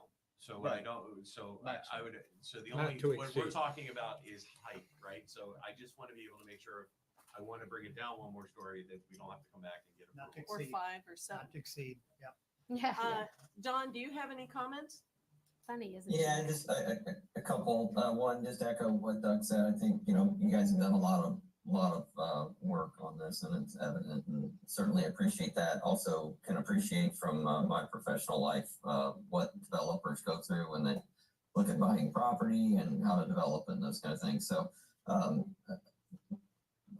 the other side of the coin, you know, this is the town of Fort Myers Beach, and there are a lot of views of what the town has looked like, should look like. And so my question is just around one, I guess, to the LPA is I'm kind of hearing that people are okay with up to 15 stories. And then my question to Matt is there I mean, I know there is, but you know, is there any compromise that you guys would be willing to consider that's a balance between the 3 and the 15? Don, wait, hold on one second. Don, please don't hear that I am okay with 15 stories because I not. liked it. I'm good. With I'm it. not. I'm not I okay know with you're it. And I'm not okay with it. It Okay. bothers me a lot. And do I like the development concept? Yes. Do I understand what Alex King said at public comment, what Doug has said here? Do I understand all of that? Or Jim, his comment? I get it. I get it. Do I think that the town of Fort Myers Beach should have 17-story towers in it? No, I don't. No, I don't. So, Thank you. but that's just me. Now, let me ask that. So I'm going to go two-pronged on that statement, Anita. Do you think that understanding your personal, believe that it's council's job to opine on this? Well, they have to go beyond opining. They have to decide. But It has to be definitive. I think. But just because let's say that they say yes to you, let's say they say yes to you. I don't think that means the town has 17-story buildings in town at all. I agree. I think that there is, Doug made it very clear. He does not believe that the balance of public benefit to agree. height, he doesn't believe you've met that. I know. I understand. So I don't believe you've met it. But I'm not even sure what that would be. There you go. I don't Yeah, know what I that don't know would if you be. can meet it. Yes. Right. Right. Yes. And that, We got but, some work to do. but again, until we get to the point of the decision makers, how are any of us going to know? Matt, you've listened to our meetings. I know you have. We've been talking about this for months and months and months. And it's you're pushing the envelope. In a way, I appreciate that because we have to get off go at some point in time. And look, as much as people literally mourn the loss of our town, because that's what we're doing. I mean, I feel it on a daily basis. We also are trying to visualize what the future of our community looks like. Sure. And what you're showing us, I don't think is the future of the community. I don't know that that's what I want to see, Now, have I also done this and this for 150 years? Yes, but I haven't done this, No. So I hear you. anyway, that's now- where we now- are. I just had to let Dawn know that, hey, maybe everyone else is okay with this. I can't support 17 stories. And I think if you looked at the council's vote yesterday, you could see that in that Well, case, they said height wasn't justified by whatever the public benefit was. Right. But in my understanding, the public benefit yesterday was the Nothing. view corridor, basically. And so to me, I would argue that our list is significantly more than that list. And so And- now and your want to significantly more too. 100% agree. And so, but to the point is that a decision has to be made, or at least a direction needs to be made. You're right, Matt. And- You're And absolutely right on that. More appropriate to the point, the project yesterday and the project you are considering today are completely different on completely Oh, every different site, every plan is properties different. and have very different development conditions. Yes, Absolutely. and just much the same, Tina, what I said is that if Matt's project or your project as well were to be approved, that shouldn't make someone say, "Oh, oh, the whole island's, we're gonna look like Clearwater Of now. course, yeah. That should not be the conclusion, because that isn't what will happen. Sure. But it will, action. You know, it will be the reaction. But should only we make naturally. decisions based on a reaction, or should we No, make no, no, decisions no. based on how we should govern? going forward? We should make decisions based on the policies that we've agreed to uphold. Right. And right now, that policy doesn't include a 17-story building. It doesn't not include a 17-story. Well, that's true building. too. Yeah. That's true too. That's true too. That is true too. Okay, so have we beaten hike to death? As much as we're allowed to. And let me tell you, I appreciate the cordial and honest nature of this conversation between us and you. I really, appreciate it. I too. do. It's always been the way I've talked to you and you've talked to me. So It I is. don't hold anything back. and I'm Although I not going think to both in of us other have people. sworn once or twice in our Probably. conversation. At least it's not adversarial. It's not Might happen adversarial. again. That's real. Who knows? Look, there's nothing wrong with being passionate about your position. No, I'm no, not. no. I am not scared Actually, of we being wouldn't want you to passionate be about my anything position. but. Yeah. That's right. That's exactly right. Or when you care. Okay, let's go on to area. And this comes to the FAR. Hey, Tina, did you get a calculation for I us? did not, I do not have it with me today. I Can thought you you'd be one of calculate those that? people that could just chicken. I Not that it normally matters. am, but Not- not today.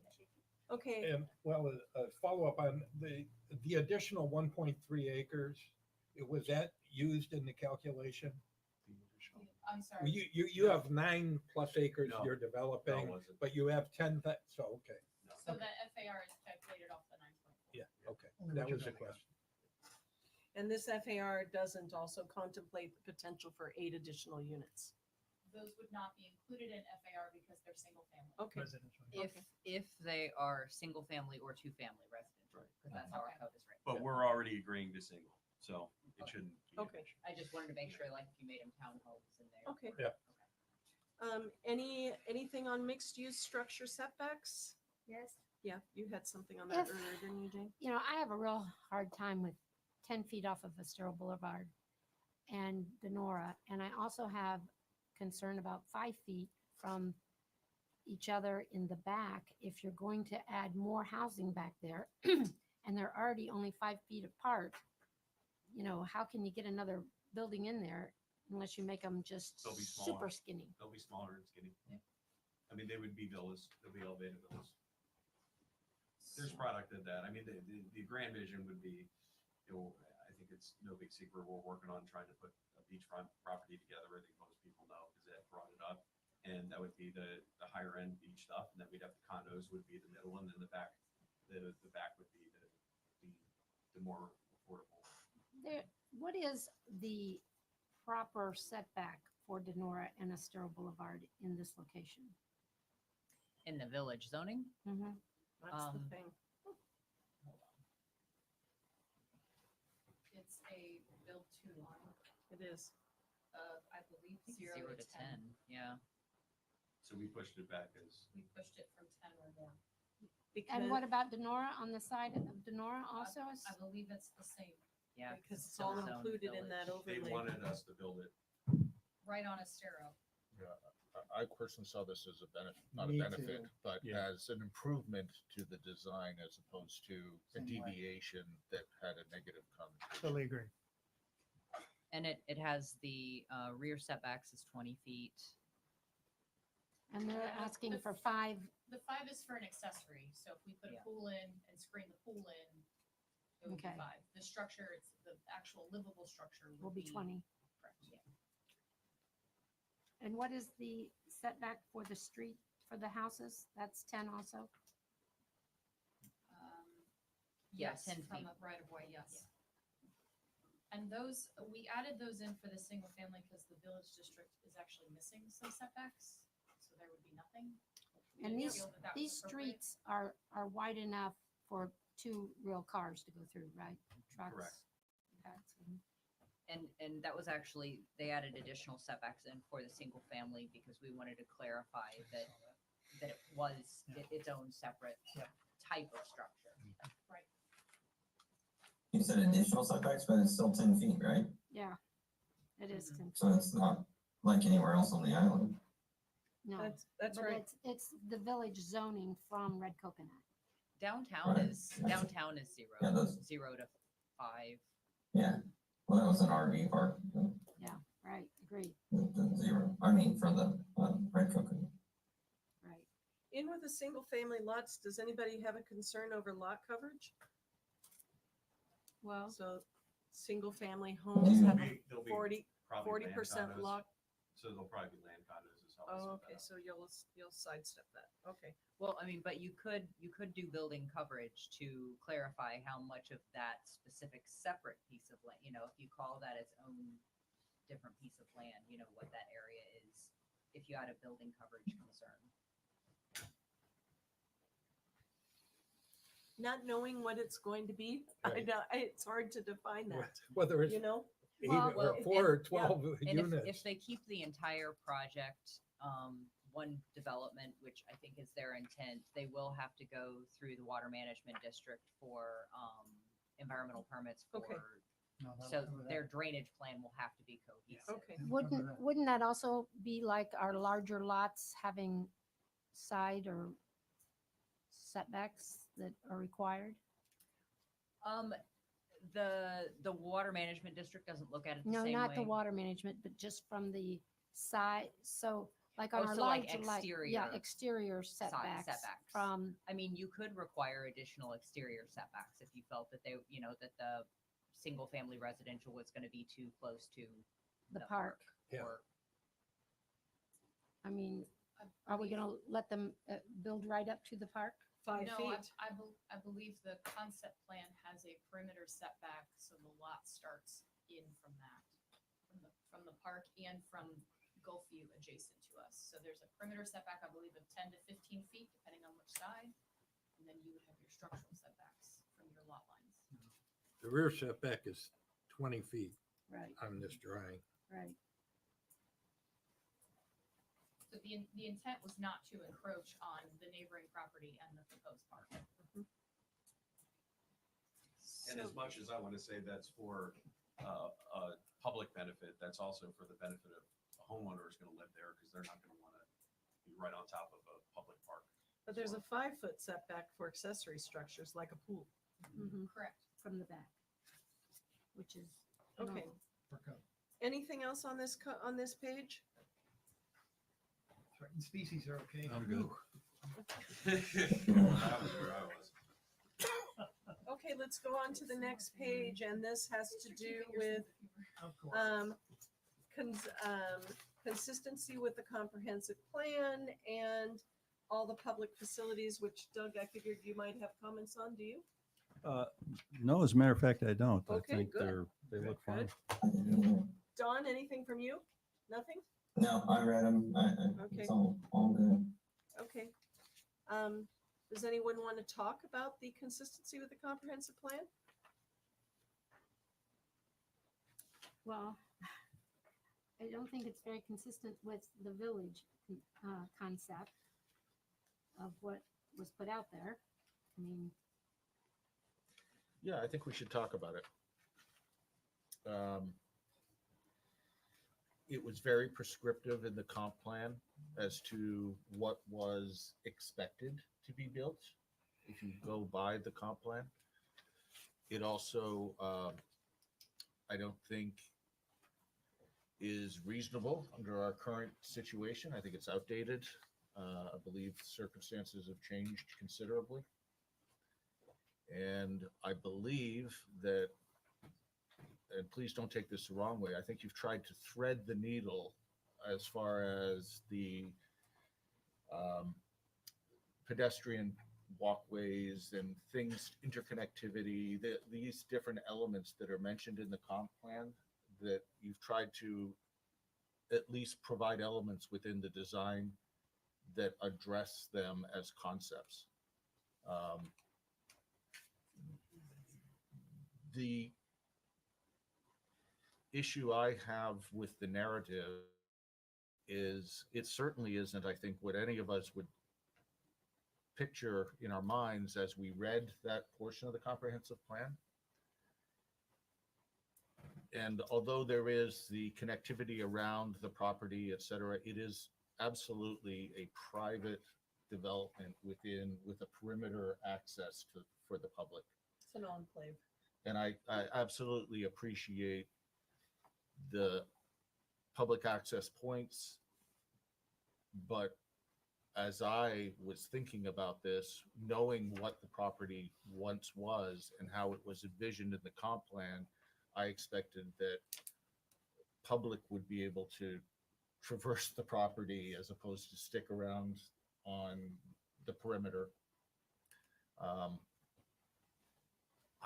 I'm personally very, very challenged because I think that there are, number one, I think you've done a very forthright depiction of what you're trying to do, and you've been transparent, and I believe it's also, given the limitations that we have, I think you've tried to address the comp plan. I'm just not sure that it fits with as I read the comp plan. So And it's not just the height. I mean, it's the other design elements, the neighborhood elements are what I'm really focused on, not the height for this one. So John, as that was represented, I think it's a very articulate way to describe how you visualize it. Compare that to how Red Coconut was used with those same amenities that are now being offered and proposed for this use.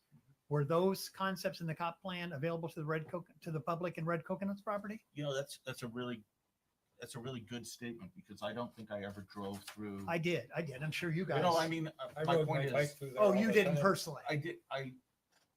When the Red Coconut was there, I never entered into their property as a pass through or just to go and check it out. I could So- offer that was pretty restrictive. I mean, we had friends that lived in there. And it's very restrictive, very, it was not a neighborhood. It was a general, like a typical neighborhood. It That's was why I'm a trying. private Yeah, no, development. we're not losing a thing. I think we're gaining some things in that regard compared, if your comp plan was written to keep it like it was or to make it preserve like it was, that wasn't the right thing to say with Red Coconut in my mind. I think that's really valid, and I hadn't really taken that into account, that actually the Red Coconut as it was a private neighborhood. It truly was. Yeah. The other thing sorry, back up to the mic. The other thing we struggled with was trying to, you mentioned thread the needle. I'd like to say another way. We had 52 different bosses who were putting this through. We had so many people opining on it. So for every person and staff that was hitting us with connectivity and walking paths and everything, we had other people saying, we don't want other ways for traffic to drive around. So we don't want Estero connected to the back road so they can get through. We don't want people driving through your project to cut around traffic and then drive back on. So we kept hearing other comments to that. So what we tried to do, thread the needle is one way to say it, but what we tried to do is take all that in and design around all the comments we were getting. And that's where it may not be perfect to the original design of it, but we tried to tie as much as we could with dealing with some of the traffic issues, some of the getting people off the stereo issues, some of the to not having access for cars to go around and affect the neighborhoods. No, it's very valid, and I think I've changed my thinking on it based on what Jim's comment or Doug's comment about the fact that the Red Coconut was a private neighborhood. It was. But even though the Red Coconut was a private neighborhood, what does that have to do with whether or not it's consistent with the comprehensive plan? Because that's where I'm having the struggle, is that given the challenges of rebuilding in 2024 or 2026, whenever this project gets started, if it does, I don't think that's feasible. I don't think it is actually doable. And I do believe that we need good, smart, intelligent, attractive, forward-looking design on this island. I really do. We do. And I quite frankly, I'm not sure I can comment on it. Is 15 stories too much? Is 12 stories too much? I don't know where that number is. But I've said from before I even joined the LPA, I've said height doesn't scare me as much as intensity and density. And that's what we're seeing with this designed for the most part. We can pick at the far, well, they had to do it because we wanted a restaurant. We can pick at the height, well, maybe it's not 15, maybe it's something else that gets refined. But I would like to see good projects develop on this island that enhance the island. And I understand that there are neighbors that are absolutely impacted. It's very, very difficult. And I'm not giving, obviously, a decision. I'm just saying these are the things that I wrestle with internally. And I do believe that this project has approached the town, the people that have opinions in an open manner and in a transparent manner. I really appreciate that. And maybe this isn't the right project for our town right now, but this is the right process and the right type of people we want to be taking advantage of the process. Yeah. Okay. I don't know if you want more of that conversation at this point, do you? Okay, so, Waiting to see if any of you change my mind. yeah, sure. You all know what I did for a living for almost 4 decades. And it was clear to me as I grew into my world with banking that there is no personal freedom until you have economic freedom. You can't make individual choices for yourself. Our island, I find, is in that situation. And I mean that in the most respectful way for the enormous job that the council has done to supplement that lack of financial sustainability. But somebody's got to pay the bills. Somebody's got to make the investments. And we have to return to an independent state of mind financially so that we can truly guide our next stage development. We can prioritize what we want, and we have the freedom to do that because we don't have $60 million of money coming in from places that may not give it to us again should circumstances change for them, politically, financially, et cetera. I'm sitting looking at this development, knowing all the stress that's around the optics of it. But then I think about the people involved. I think about the moment in time. These structures, especially when you're dealing with friendly capital, and that's the way I look at this particular application. We have direct access, not only decision makers, the owners. That's a big deal. We have not only access, we have responsiveness. You want to talk? Pick up the phone, send a text, do whatever you're going to do. We have capabilities, as we saw from Margaritaville, that they got hit now 4 times and they're open in 2 days, not 2 from. Capital that can be redeployed when it's needed on behalf of the island. Sure, they want their development open, but so do we. So there's sustainability here that will make as we grow into our own individual single family homes and other type of restaurants and facilities here, as we grow into those units starting to pay for themselves in our island, these people pay the bills. They put a permanent investment here. It's going to have long-term revenue and financial implications. And I think it's overblown when we talk about 10, 15, or 20 of these. There's not going to be. I don't think people have the capital for it. And I don't think there's the room and access and the appetite for it as a community.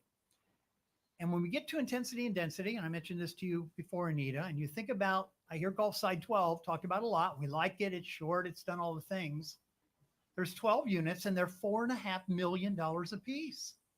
So the consequence of density intensity being, and the height being what it is you have to write a check to live in that world. And if that's what lines Estero Boulevard, even if it's all low, I don't think that's in keeping with what Fort Myers Beach was meant to be.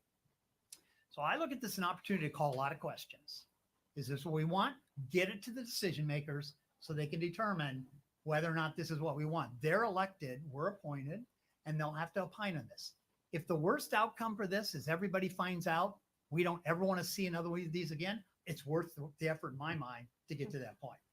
And I think Seagate, being the kind of temperament they particularly have, they'll take some of these punches, not be mad, angry, litigate, or anything else around a disappointment or a discouragement, but flex around what the requirements are. And I think they're going to set the template for everybody else once that happens. So that's why I feel this is so important. Back to what John's talking about the process. They have been the best at going through what we ask people to go through. It's now time to call the question, do we want it or not? And I want this to get to the point where our councils can make that decision. There's why I am personally. That was good. But whether we recommend Very approval well or said. disapproval, it still goes to council. Yes, that's true. So I got on this because I wanted this moment to come. That's why I want to be part of the LPA, because I want this place to be what it's capable of being. And it starts with self-sustaining economic viability. We got to get there. Don, were you going to say something? I'm sorry. No, I just said, well said. I don't disagree.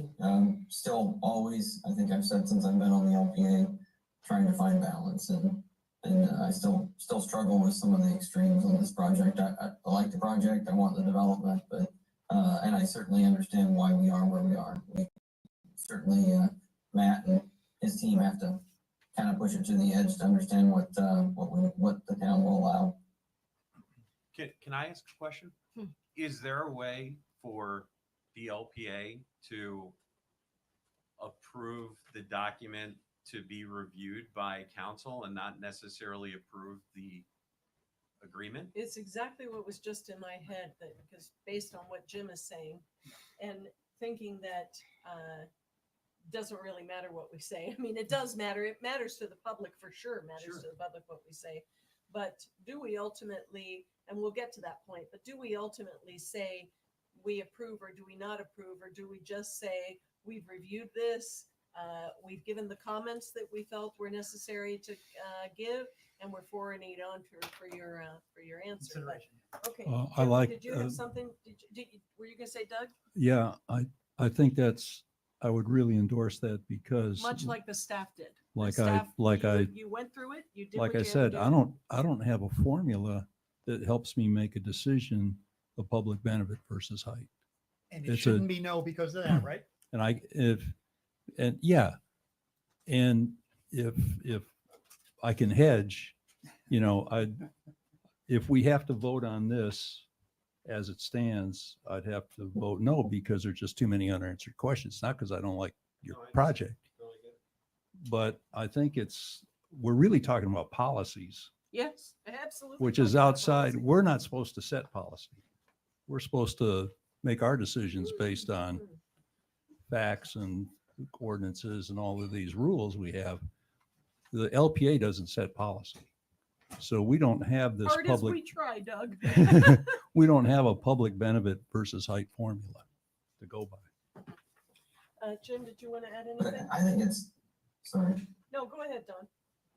I was just going to say, I guess I feel a little bit like people probably won't like this comment, but it's irrelevant, right? Like we need to pick what we're okay with being developed on some of these sites, whatever height that is. I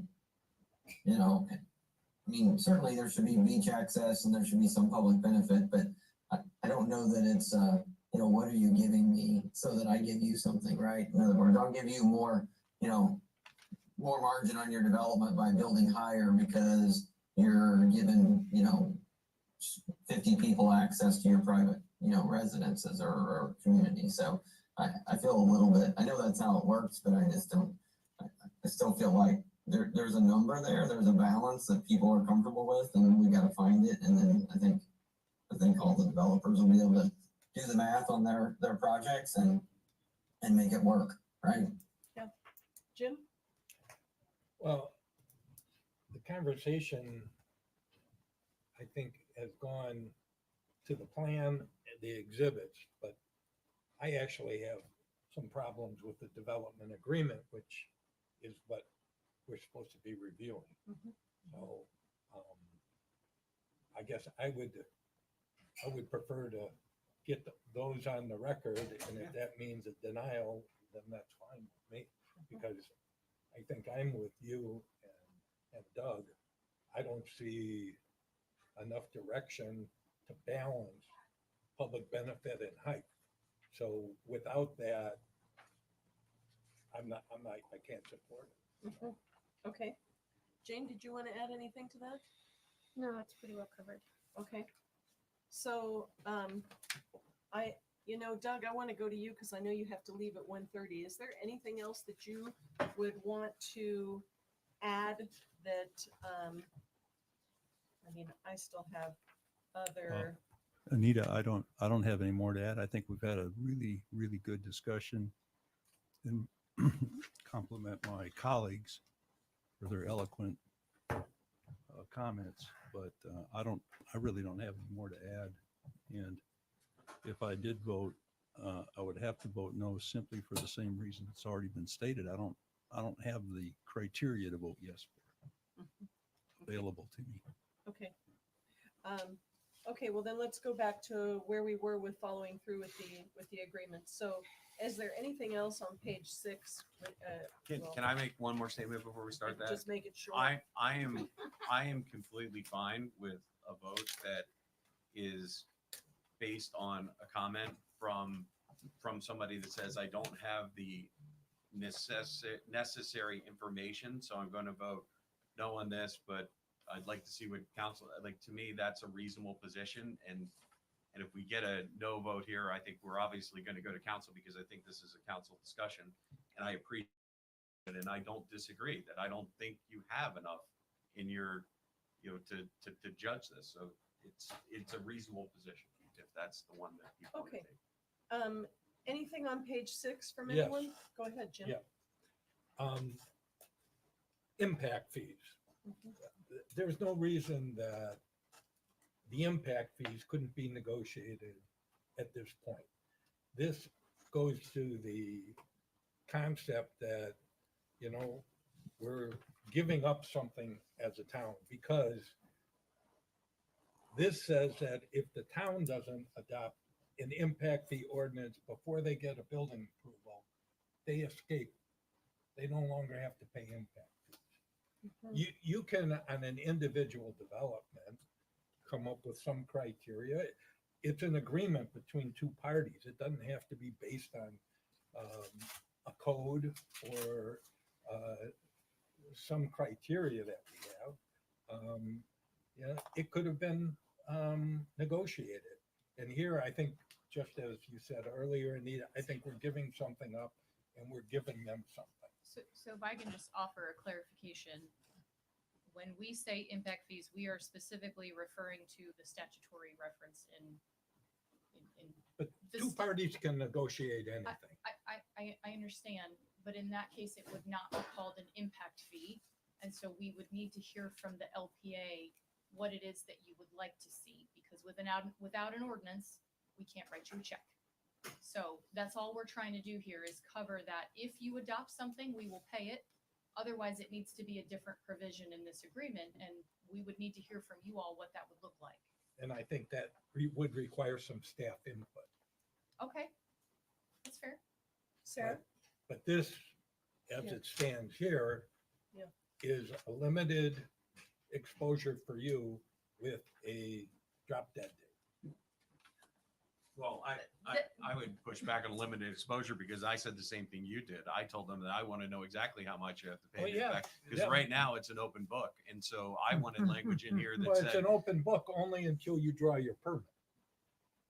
But there's no Yeah. ordinance, am I wrong? There's no ordinance for impact fees. in There the is town. no No, ordinance, but you're I'm right. saying you don't need an ordinance. Sarah, can you solve this? Yes. Good. Thanks. We are working on an impact fee ordinance. They are in the process of doing a study. If you wanted to, the problem with trying to determine what impact fees may be at this point is that there isn't enough solid here. We don't have a traffic impact. We don't know what the impacts will be. We need to have some solid numbers so that we can say, okay, it's this many meters, this size, it's this. I mean, you have to have criteria to base that number on. You could discuss proffers if you recognize that there's an issue with the development and the surrounding community that this development will create. You can discuss how you can ameliorate those conditions, such as if you notice that maybe there should be a turn lane. Okay, maybe we should all talk about additional right of way. What would that look like? Would that create Water enough- taxis. Yeah, I mean, there's all kinds of things that we could do. I And if this were not restricted and was like whenever the city, That's what I was just gonna say. Could this just be reworded to say impact fees will be imposed when the town Yeah. adopts? I think what Tina is saying, and look, it's not I've already said this in many public meetings in front of everybody. It's not our intention to skirt impact fees. Every developer, I think, is used to paying them and is fine with it. I think what Tina is saying is that the word impact fee is based on a pre-development. No, And I so, understand. if we get past when we submit our permit and it takes the town 4 years to figure out what an impact fee is, we need it, maybe call it something else, like a impact fee or an amount equal to what an impact fee would be. Something that point, I'm okay with some kind of clarifying language like that. But what I don't want to get into is a technicality where no, it's not impact. What the fee, word we don't- impact. Exactly. I understand. And I think, again, on this fairness conversation, we then need to prepare our applicants that that's language is going to be included going forward with all of them. Oh, sure. And I think that's what this was intended. They didn't want to be treated any differently Right. from anybody else. So right. if we're going to leave it open-ended for everybody, then this becomes verbiage that gets embedded in all Yep. these agreements. And in all honesty, all the developers out there would love clarifying language because right now that's a guess on all of our numbers. So it would be really nice to have that clarification. Are you writing that down, Nancy? And I am, and my thought process is impact fees or its functional equivalent. Would that work? I mean, Tina, you okay with it? I'm okay with some kind of again, we're not trying to skirt it, so we're trying to solve an issue here. I just need your smart brain and not Just my dumb brain. this. I worry when Sarah smiles, is there something wrong with that language? You don't like it? No, I think it's fine. I mean, Can we agree that all parties agree something is needed and we'll work on language that goes to council? But the intent, I would want to hear more from what The the intent LPA should be wants. that they shall pay the fees of the impact of their development. Call it what you will, Right. but not if the town gets around to adopting an ordinance and then maybe we'll pay something. No, they shall pay something. so here's some clarification though. The impact fees are specifically what the ordinance says it's going to be. So it'll be for, it'll be very specific based on Offsite criteria. improvements or. But, yeah. but offsite improvements, not necessarily. That's not really. Well, we how- haven't seen the so- ordinance. So well, we don't know. Well, typically not. So what I was talking about is potentially if we see there are going to be impacts that may not be caught in that net of impact fees. If we, for instance, they may have a traffic impact statement that does not show that they need an additional turn Of lane. course they will, because that's what the traffic impact statements always say on Fort Myers Beach. Can we So- just change if to when? Oh, so yeah, I mean, I'm saying if you were to provide that type of. And when and traffic But, impact but the language, when the Impact fees, when adopted, shall be calculated. But I'm talking about something different in impact. Yeah, impact I fees. Ah. So I'm talking about like proffers of the development.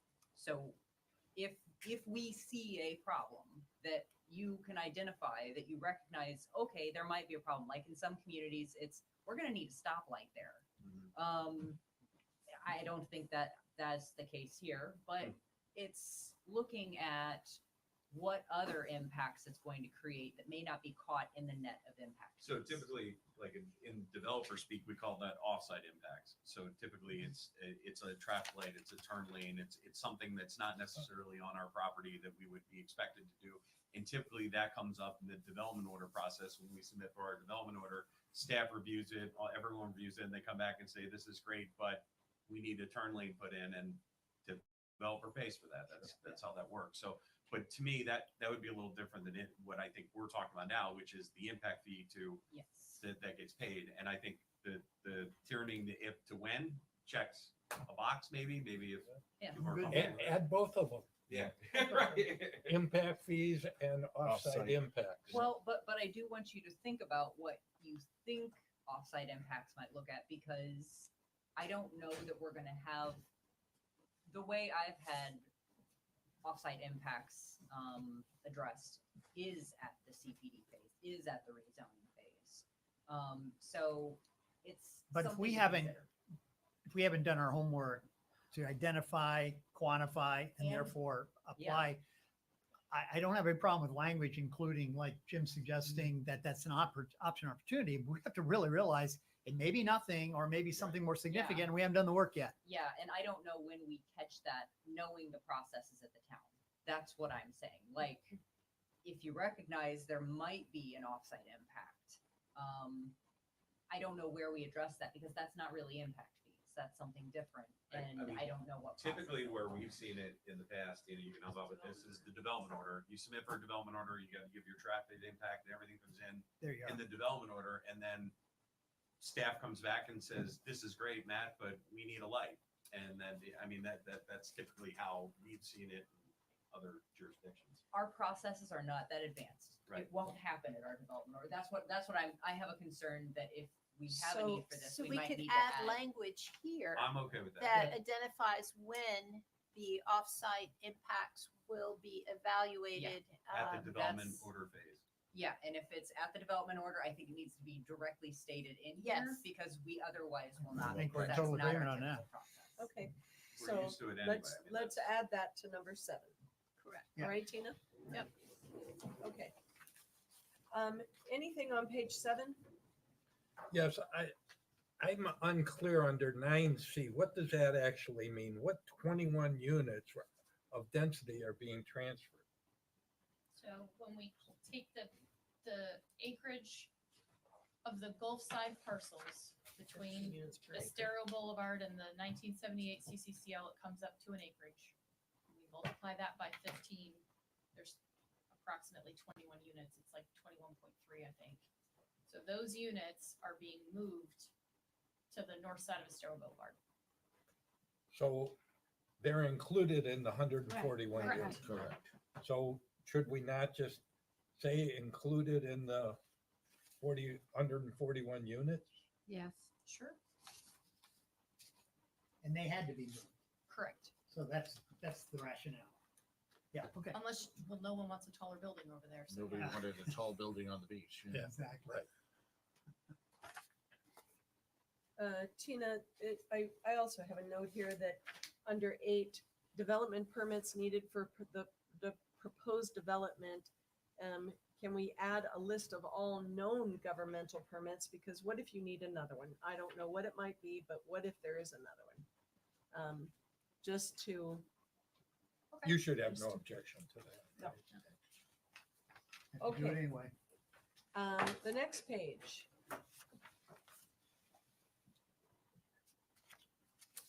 Eat up this a lot. Anybody with something on this page? What page are you on? I'm on 8? page 8. Okay. I'm just going to air something that I've asked Matt several times, a private walkway over a public road. What happens if there's something with me that doesn't seem like that should be allowed or whatever, but I have concern about that. And What is the concern? the concern is that over a road that I should be able to pass freely to and from, not that your walkway is going to impede my traversing. It just doesn't seem, it seems like anything in a public space should be public. And so that public space is all public space, vertically and horizontally or linearly. So the reason for that is to not Clutter impact up. traffic. I get it. So, Yep. so again, this It's gets a- back to the discussion we had before about trying to solve 6 different problems with one solution, right? And so we tried to come with the best solution that checked as many boxes as possible. But I do see, you used Margaritaville when you addressed this. But I personally, and I do see the public use that I do walkway. all the time. It's not limited to the public going across the sidewalk, crosswalk to the other side. They do use the elevated They do, bridge. but there were other amenities for the public that were built into Margaritaville on both Bathrooms. sides Right. that this development does not have. Right.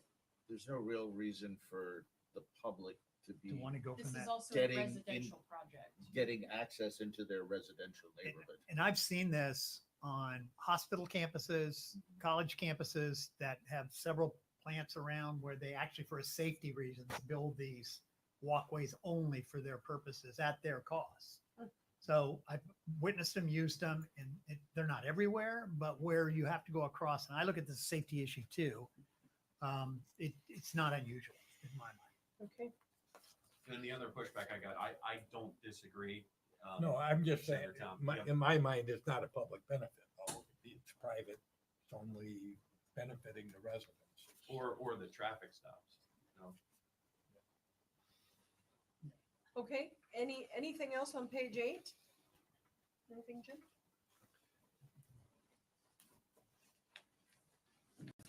Jane? Nope. Okay, on page 9? I get back to Q.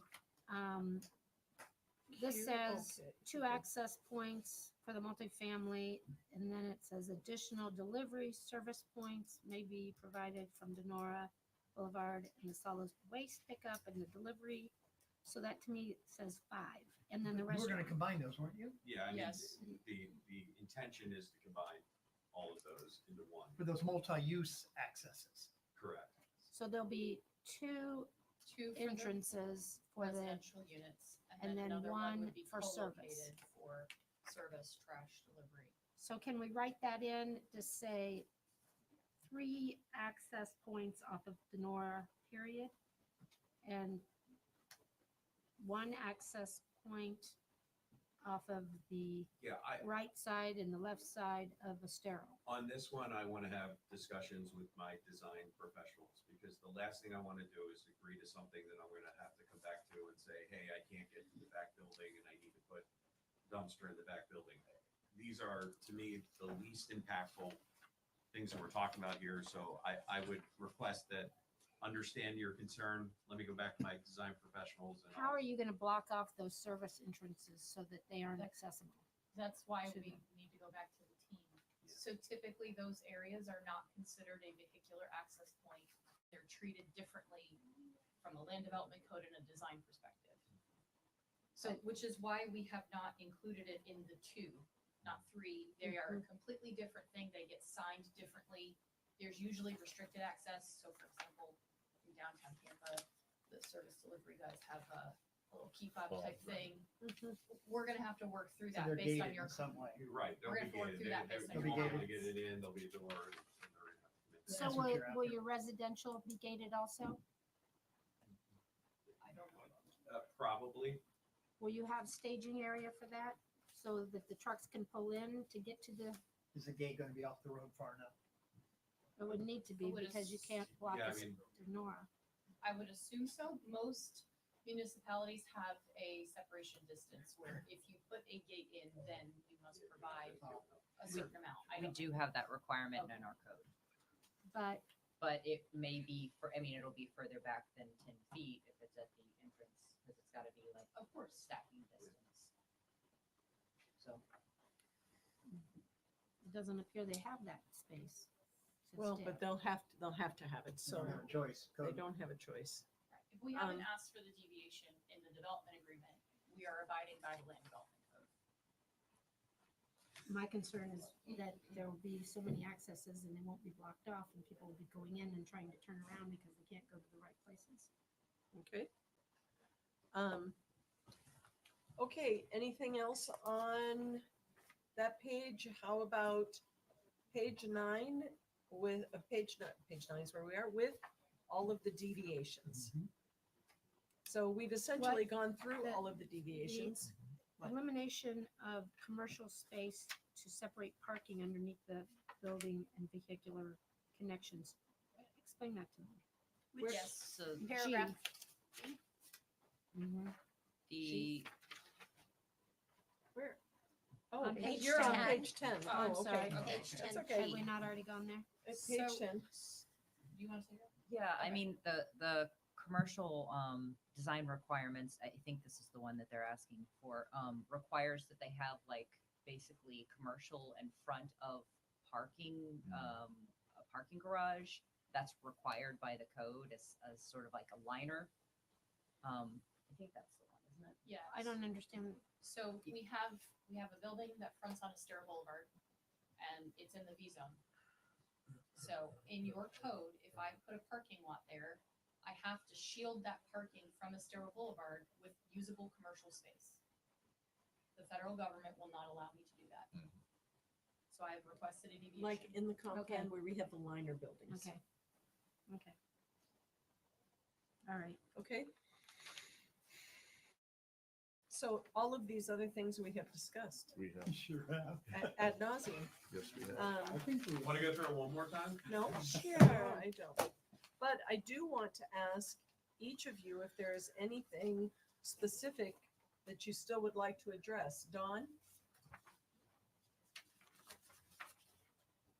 No, nothing else.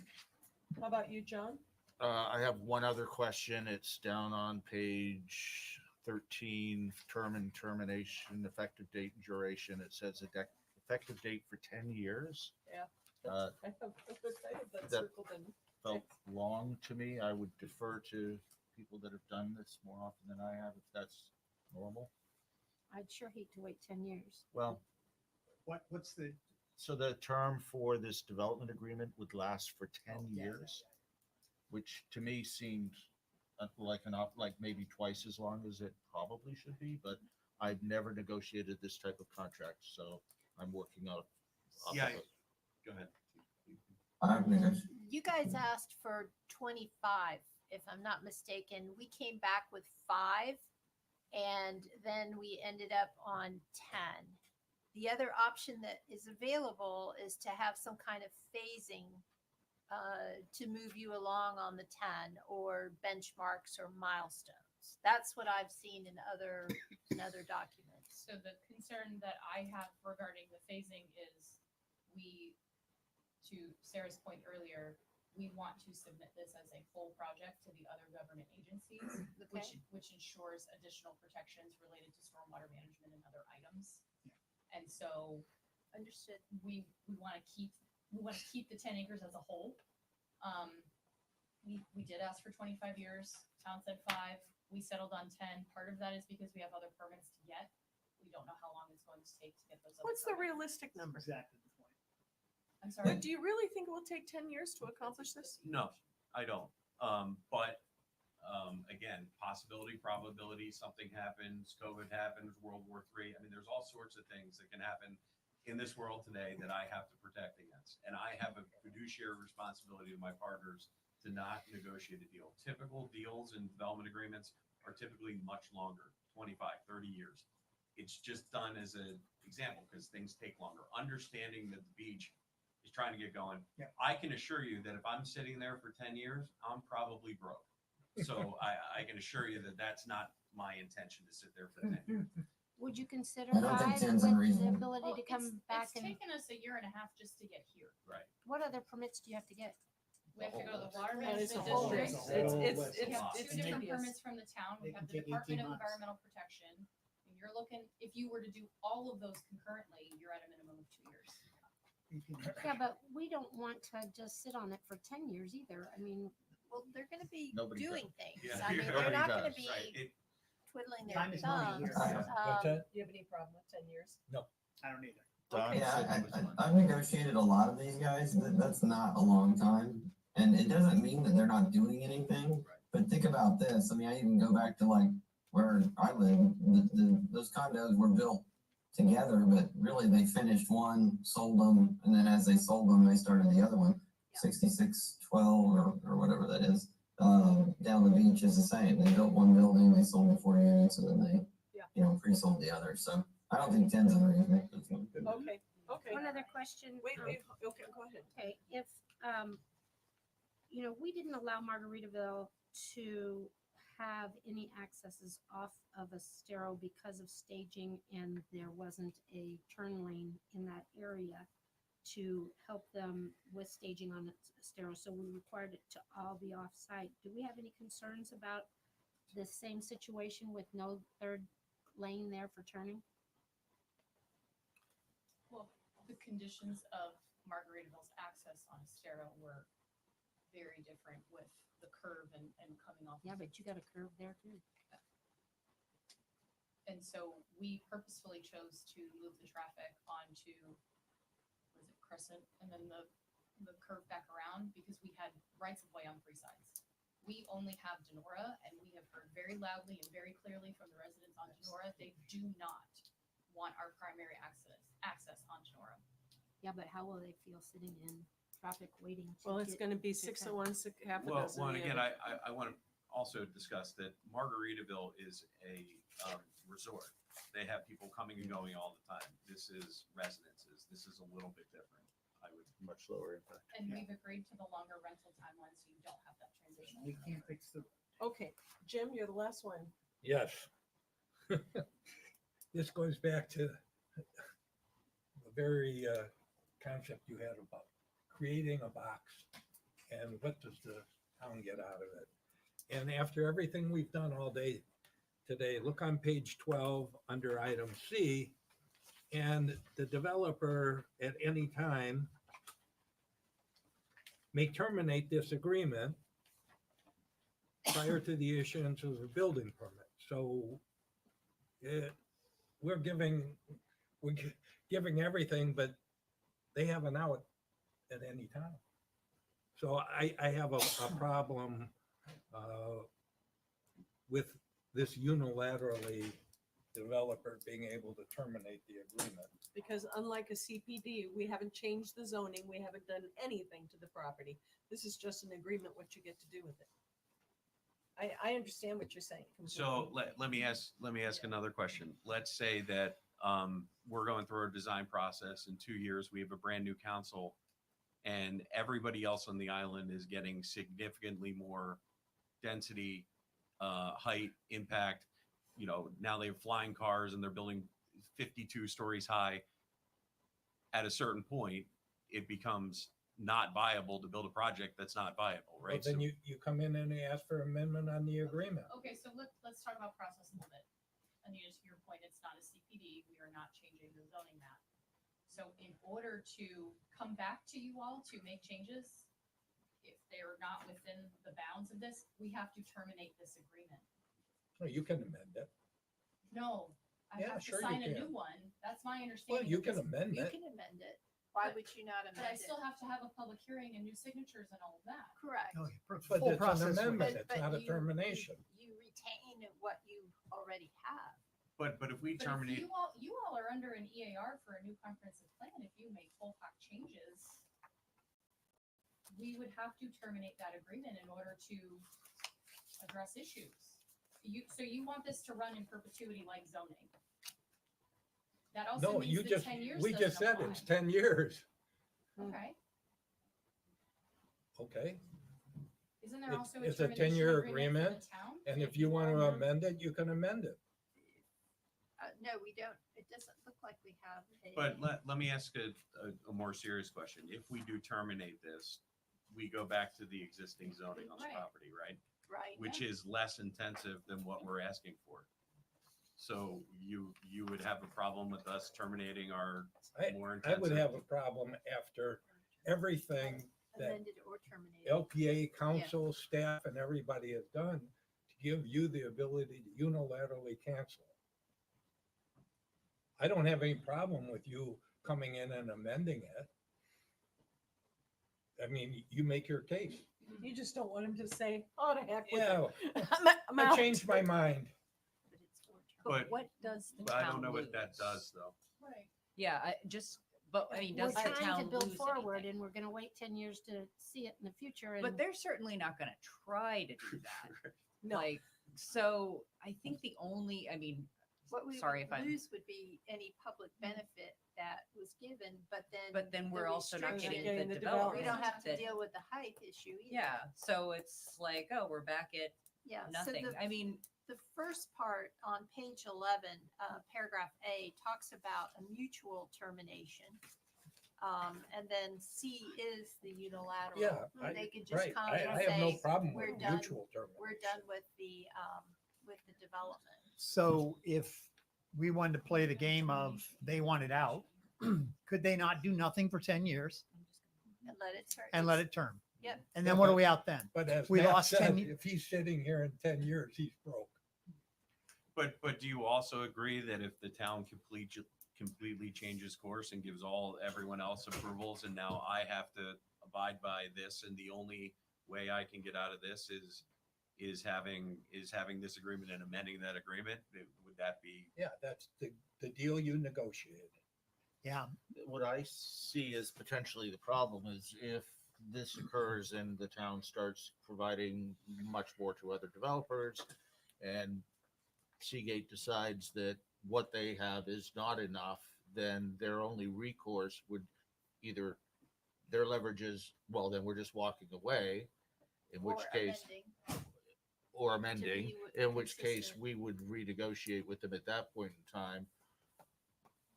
I think worst possible thing for the town is it becomes an unviable project and they just let it time out over That's what 10 I'm, years. that's why I'm bringing that up. That's the worst possible outcome for That this is the town. worst Well, and thinking about like if they decided to back out of the contract, I mean, what's our recourse? There's no collateral.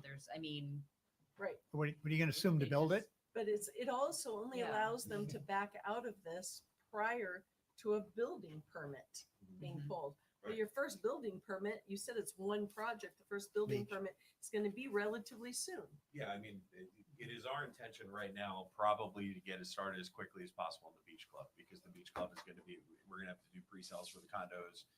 So the beach club is probably where we're going to be starting first, and the concentration as we go through the design phase of the condos, that any reasonable developer would do that, and we'd be able to create the incitement of the project. I'm So not that sure would it's, be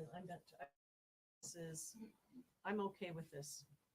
Well, Is anybody? maybe a building permit for what? Any of the proposed. Anything, any building permit. Right. First issued. So the first Game building on. permit. Then you can then only maybe that create- needs to be added as a building permit for any portion of the Fine. development. Okay. Also, as far as the administrative approvals, it says, building intensity, we wanted to put density in there too. I think that was really an oversight in paragraph B. So Oh, it'd yes, I be have that in my 13B. 13? 13B. Yes, so staff can do administrative changes, except for changes that do not include increased building intensity, increased height, open space, reduction of public benefits. I think it was just an oversight to eliminate or forget density. So if there's a change in density, it would have to go back through the public hearings. correct. And we Yeah. agreed to that. Yeah, it's just not in the document. Right. So Well, we're and adding since, it. since we're moving that next sentence to the front, we're already covering that Oh, additional There you go. Yeah, Okay. density units. Yeah. Good. That's a really good point. Okay. Okay. Oh, can we still add the word density? Okay, thank you. Anything else from anybody? Jim? Anything Totally else? unrelated. Um, Are you committed to Seahorse Drive? No. No. No, I The mentioned name? that, I mentioned that, Oh, In his presentation. I So- mentioned that in my presentation. I mean, Yeah, I thought, maybe something commemorative of red coconut. Yes, would be that's yeah, nice. I mentioned that in the beginning of the presentation. I think it's good that we actually have agreements in place that I put in the agreement with Fran. And it would be our intention to probably do something there again. I found out really tough, street names are fun and it's a fun process to go through. So I can't really promise anything because it can be a really involved process, but I'll do the best I can to get a good name that everyone likes. And are you finished? Anything else? I am. I'm Mr. finished.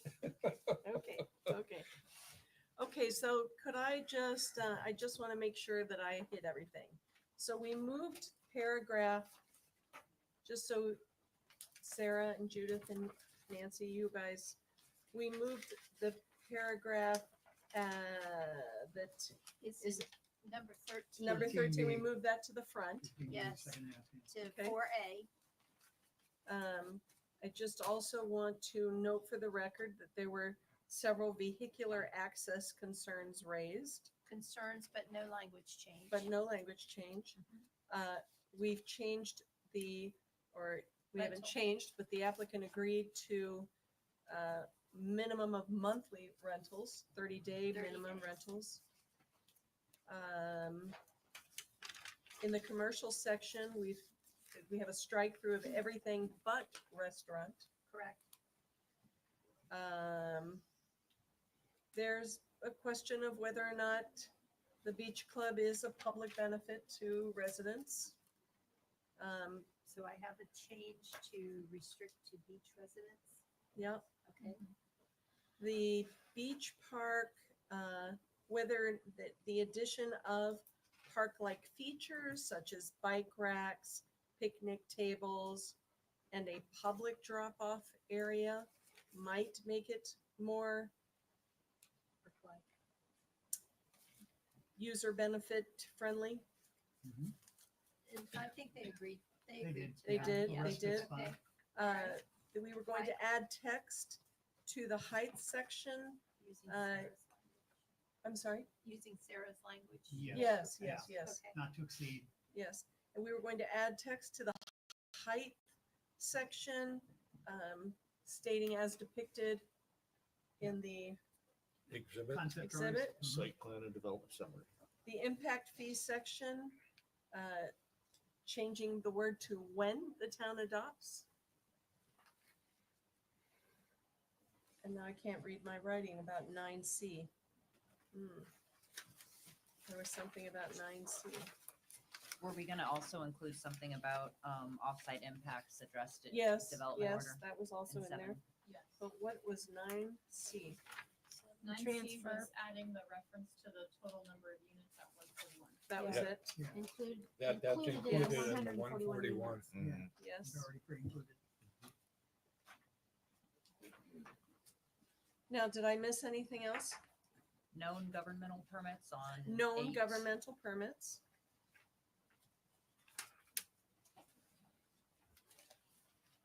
And then we had a series of amendments to 13B and C. B was adding the word density and C was a building permit for any portion of the proposed development. This is this issue. Added, also adding to the beach park, the picnic tables, shade. Yes, that's in Yes. there. Okay. So I had a question. It looks like we may have had duplication of the consistency in paragraph 5 and then also again in paragraph 11. We do. It is essentially a duplication. So are we okay to consolidate I that? think it's important that I mean, consistency is the passport of moving this forward. If it is not consistent, correct. then we're done. But I was remiss to say, Tina, I need you to look at section 11 because in here it refers to a planned development. I talked to this with Sarah. So it says, this agreement has been reviewed and approved by the town in a manner consistent with the procedures required of a planned development rezoning. And it's deemed tantamount and commensurate to a planned development for purposes of determining consistency with. So That is directly from the procedures And what that adopted means, by the development agreement. okay, and okay, Anita, if I can just for a moment elaborate upon that, yes, it's please. basically requiring that this document go to the LPA Okay. and And then to the as council. the land local planning agency, you make a consistency finding, which is one of the terms here, and also going to town council for 2 public readings as an ordinance with advertising prior to the second reading. Okay, That's what it means. okay, so, And there's 2 number 13s for whatever reason. So we'll change 13 to 14 and renumber. great. That's true. Good catch. Catch If I fire could go for- back to paragraph 5 and 11, they're slightly different, so I think they just need to be collapsed into one. One talks about the Yes. development agreement. Yes. And the other other talks about the process. Yes. Yeah. Yes. Okay. So, LPA, what are your feelings about making a recommendation or simply saying, we've done our work? And now this goes on to the council. Nobody has a feeling on that? Well, I was gonna ask Nancy, is that an option in So the it's, ordinance? I was just looking at that, Okay. Jim. So what it says, as I mentioned earlier, is a public hearing held by the LPA concerning said application. The LPA shall issue a recommendation for approval or denial of the Okay. development agreement to the town council. Thereafter, a public hearing shall be held by the town council as the development agreement. So it's an either or. It's an either or. However, I think that your approval could be with certain modifications. With all the modifications that we've gone through, if somebody wishes to make that motion. Correct. Well, but then that still doesn't deal with the big elephant. No, but Public it gets into the body that needs to Either deal way, with big it gets to them. So, I have no Yeah, problem. it's gonna go to them no matter what, right? yes, it Whether it's a does. yay or Right. a nay, it's going to them. I have no problem making that. You go right motion. ahead. DA 202-40170 Seagate Red Coconut Development. I recommend approval, forward it on to the council for consideration. With the You're proposed, looking at- Proposed adjustments we made to the. You want Development. reasons specific, you said though, right? Or is that only for? For denial. only for denial. Okay. Yeah. With those modifications, Okay. yes. Yes. That's my motion. I'll second that. Thank you. There's a motion and a second. Is there any discussion on the motion? Anybody have discussion? Matt, I'm gonna vote no. And I'm gonna vote no, not because I don't want to see you do something here, you know that. But I'm voting no because the elephant in the room doesn't sit with me. And I am hoping somehow between now and the time that you see them next week, maybe the elephant changes. You've alluded to that several times. I want to see it. And not that I'm doubting you or your proposition, but I don't, maybe for the same reason that I voted no on Estero Island Beach Club. I don't think that this notion has been vetted yet. So maybe that will happen next week. And We'll can see. you define the elephant? The elephant is item H, height.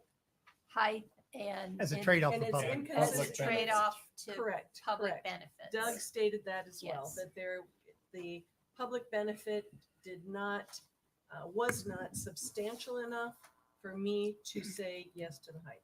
Okay, very well said. Okay. So we'll ask everyone for your vote. Jim, Aye. your yes. John, Aye. Jim, No. Dawn, No, Jane. Nope. Oh, and I'm a no. The motion fails. Okay, and so now we do have a denial, and I think I just want the record to clearly state the basis. Anita, you've said the reason for your denial vote. So Jane? Dawn, what is your reason? yeah, mine is similar and, again, not, trying to jab Matt because I think they did a great job, but, I think, again, we need to find balance. There needs to be some compromise. I thought we found that with Estero Island. Clearly we did not, but, so that's my, it's the same one. Okay. How about you, Jim? I think we made substantial progress on the development agreement, but without clarification on the policy of public benefit and the trade-off for height, I don't think we have clear enough direction to approve it. Jane? Agreed on the height. I just feel that there's so many unknowns with the size of the units that could be adjusted to make this a minimus, more of a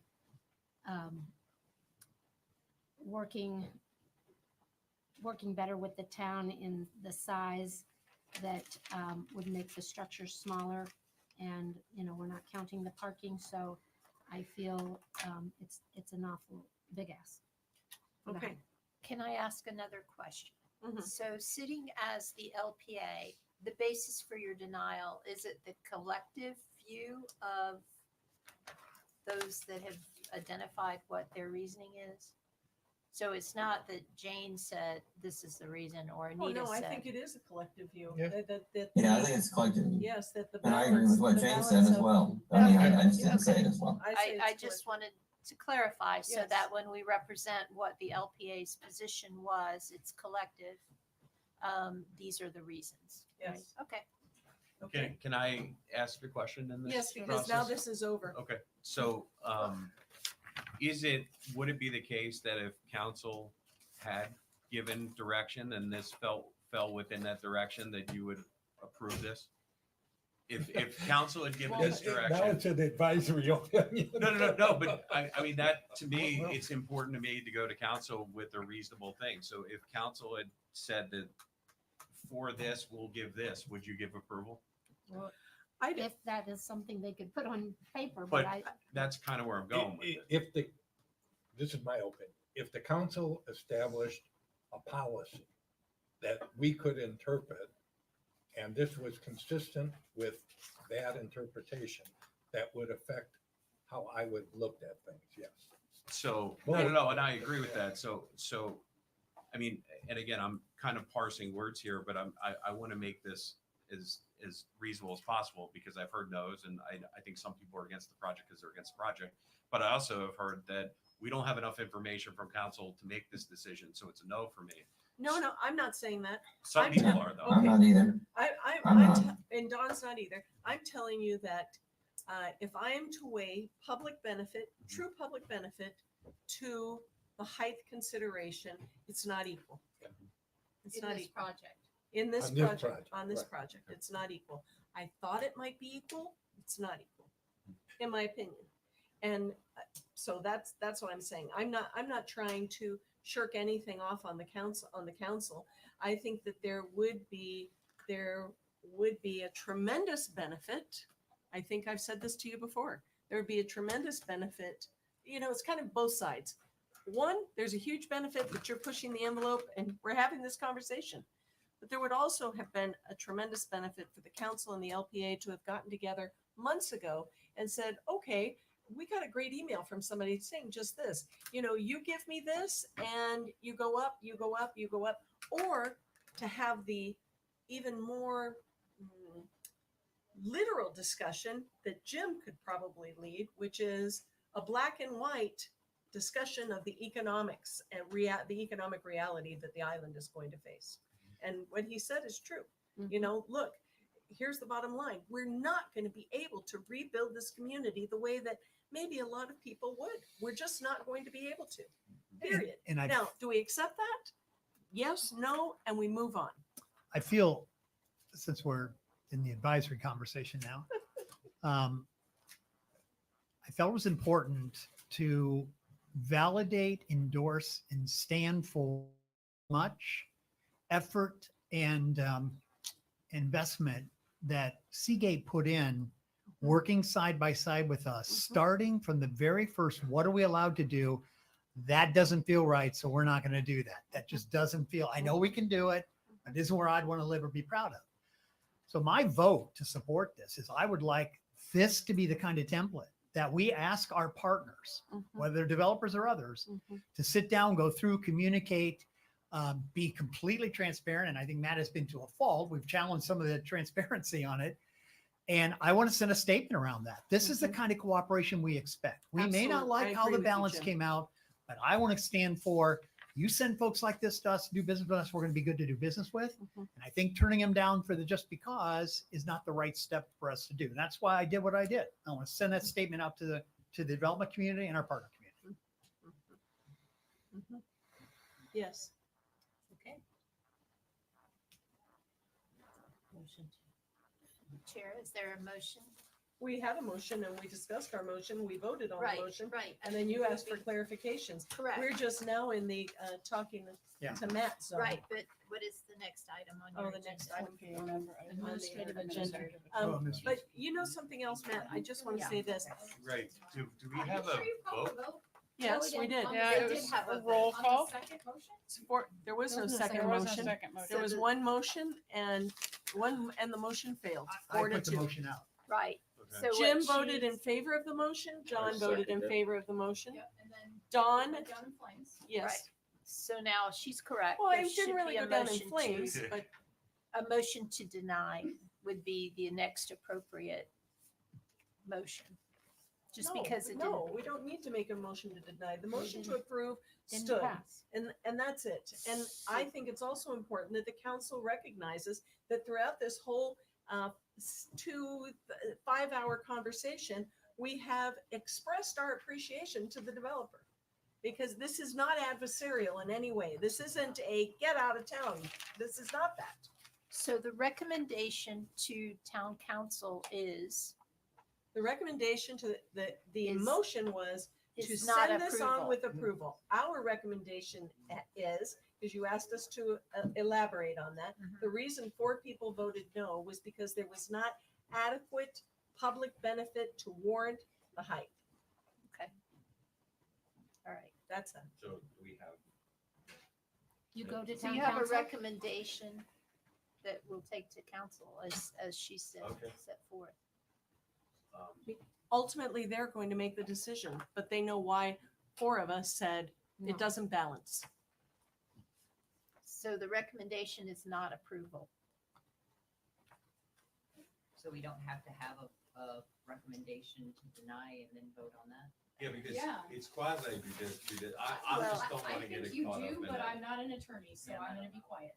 Typically, in a quasi judicial, yes, you would have that. You would have a motion to deny because the I am motion going to make a approve- motion to deny the request that was set before us in DA 202-4010170 based on inconsistency with the comprehensive plan.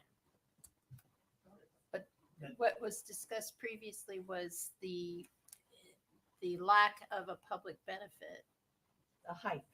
The height. Right. Height Okay. makes it inconsistent with the comprehensive plan. So, Okay. I'll restate my motion. Let me restate my motion. Gosh, I don't like this at all. The motion is to deny the Seagate request, DA 202-40170, because the public benefit did not compensate the request for height. Second. Any discussion on the motion? My vote is yes. Jim, your vote? Yes. John? Nay. Don? Yeah. Nay. Nay. Okay. So now the motion carries 4-2. Okay. Okay? Okay. Thanks, All right. guys. Yes, thank you very much. The next item is the administrative agenda, and we have Frankie, if he's still here with us. Then we have historic preservation. No, Then we have another meeting. historic preservation. What did I do today? That's what Frankie's coming up for. Yeah, we have to. Wait a minute, Yes. We gotta finish LPA first. It's a different, It's a different Entity. meeting altogether. Okay? You're gonna have So to do you take need a to- reset or adjourn one. Let them reset. and then Then we're start gonna the start a next. second meeting. Okay, well then, should we go ahead and finish the rest of this? Yes. Yes. finish the Okay, rest of is the there agenda. anything under the administrative agenda you want to talk about? No. Nope. No. LPA members' items and reports. Jim? I have 2. The first one is for Counselor Nancy. Can we discuss, is there a way to restrict applicants from being able to apply for LPA deviations, changes, et cetera, if they have magistrate approved liens or fines outstanding prior to coming to the LPA? So that would be basically on the intake process. As far as the sufficiency of their application, I would defer to staff as far as what our past practices. Let me give you my been. concept and then you can add it to your response. Mhm. We have this process set up for people to come and ask for things that in all other ways are following the rules in our community. I don't think we should afford those that aren't and are currently not even satisfied their violations prior to, even if they're asking for some deviation to cure that violation. I don't think we ought to give them our airtime until they've done what the legal process has sanctioned them to do. Once that's cleared up, an easy thing to do you can come and ask a deviation as long as you're not continuing to violate that. I don't think that's fair to the integrity of the process of those that follow it. So, I asked that question about a year ago and was told that it was not, if it's not the same property, it was not enforceable. And that was specifically with some properties by Town Yeah, Square. different legal counsel back then. Where there was outstanding liens and the property next door was a separate parcel, but the same owner. Yeah, I find that unacceptable, but I get a response. That was the legal response that I got from council. It wasn't you. No, it So wasn't here. if it's an issue of an someone, outstanding, say, failure to pay a fine Yeah. from code enforcement. Magistrate enforce. I'm not talking Right. about the ones that we do, parking. This is been through the process and it's been legitimatized by the judge saying, you not only owe, this is what you owe. And if it isn't paid, we'll file the lien and we have authorization to do that. The only problem is that you may be precluding them from actually coming into compliance if they need to get an approval from you. in That order would be to on the same property. That Your Yeah, I know. associate Uh-huh, said on the same property, uh-huh. we could do that. But if it wasn't the same property, even though it was common to same owner, that we could not do that. We could not prevent that. Okay, Now, so if there's a change in opinion, that's fine. but I don't like giving legal opinions on the fly. I understand. Would you check that out? I'm just I asking. will under check no it out and thank you. Okay, so that's a request for follow-up, and Okay. if we can get that put in place, I think that would feel good. Okay. At the second meeting, and I think Jim has something too, I talked at length about trying to put some, here you go. Take one and pass it. Trying to put some meat around the bones of public benefit, documentation of what it looks like, the categories, quantification, et cetera. I want to emphasize, this is one man's opinion. This is just a discussion document. It looks very nice. Well, my wife did the formatting, but it's one man's opinion and it's a concept document to get the conversation started. So we have something to discuss, argue about, and grow on. So Maybe this was my response to that. Maybe we could get copies of that. we can study it. We can do whatever you want to do because I know you're just Don't seeing it. make I'll point of walk through it or let you conversation. read it and we can get another meeting. But I want to get something down. I've got some rationale around what I'm doing here and a process improvement also. So whatever you want to do at this point, Madam Chair, I will be glad to engage or we can use it for study and come back. Did you want to say something, Sarah?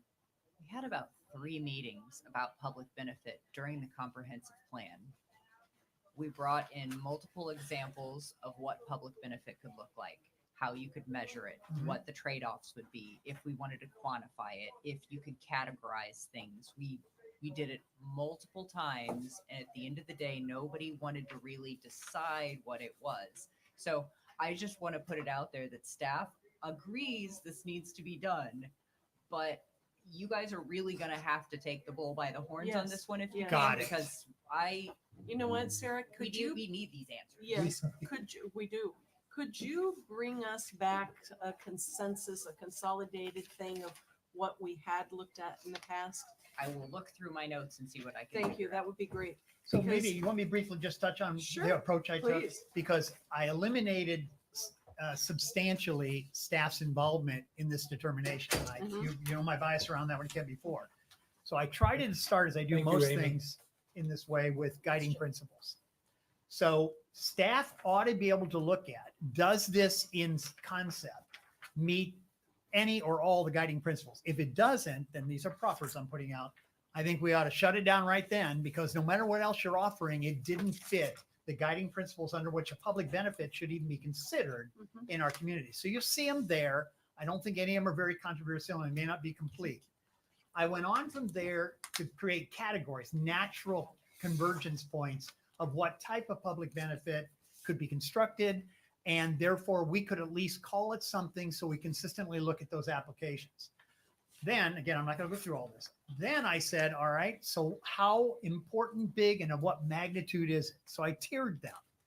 And I put, now that we know that the guiding principles were met and it fits one of the categories that we think we want to have focused on, how big of a deal is it? Tier 1 are the basic things where they're asking for some deviations or something, and it doesn't imply a lot of giveaway, but there is public benefit, and we ought to give them the chance to be proud of that and represent that. There is no Tier 2 without you meeting the categories of Tier 1. So Tier 2 is the very substantial and accelerated and enhanced public benefits that are meaningful in commitment, duration, financial impact, and ultimately the trade-off that we're trying to do for the variance they're asking for. That's why, and I picked examples in here, and I know once this gets out, these examples are going to become more permanent than I mean them to be. That's why I'm doing what I'm doing.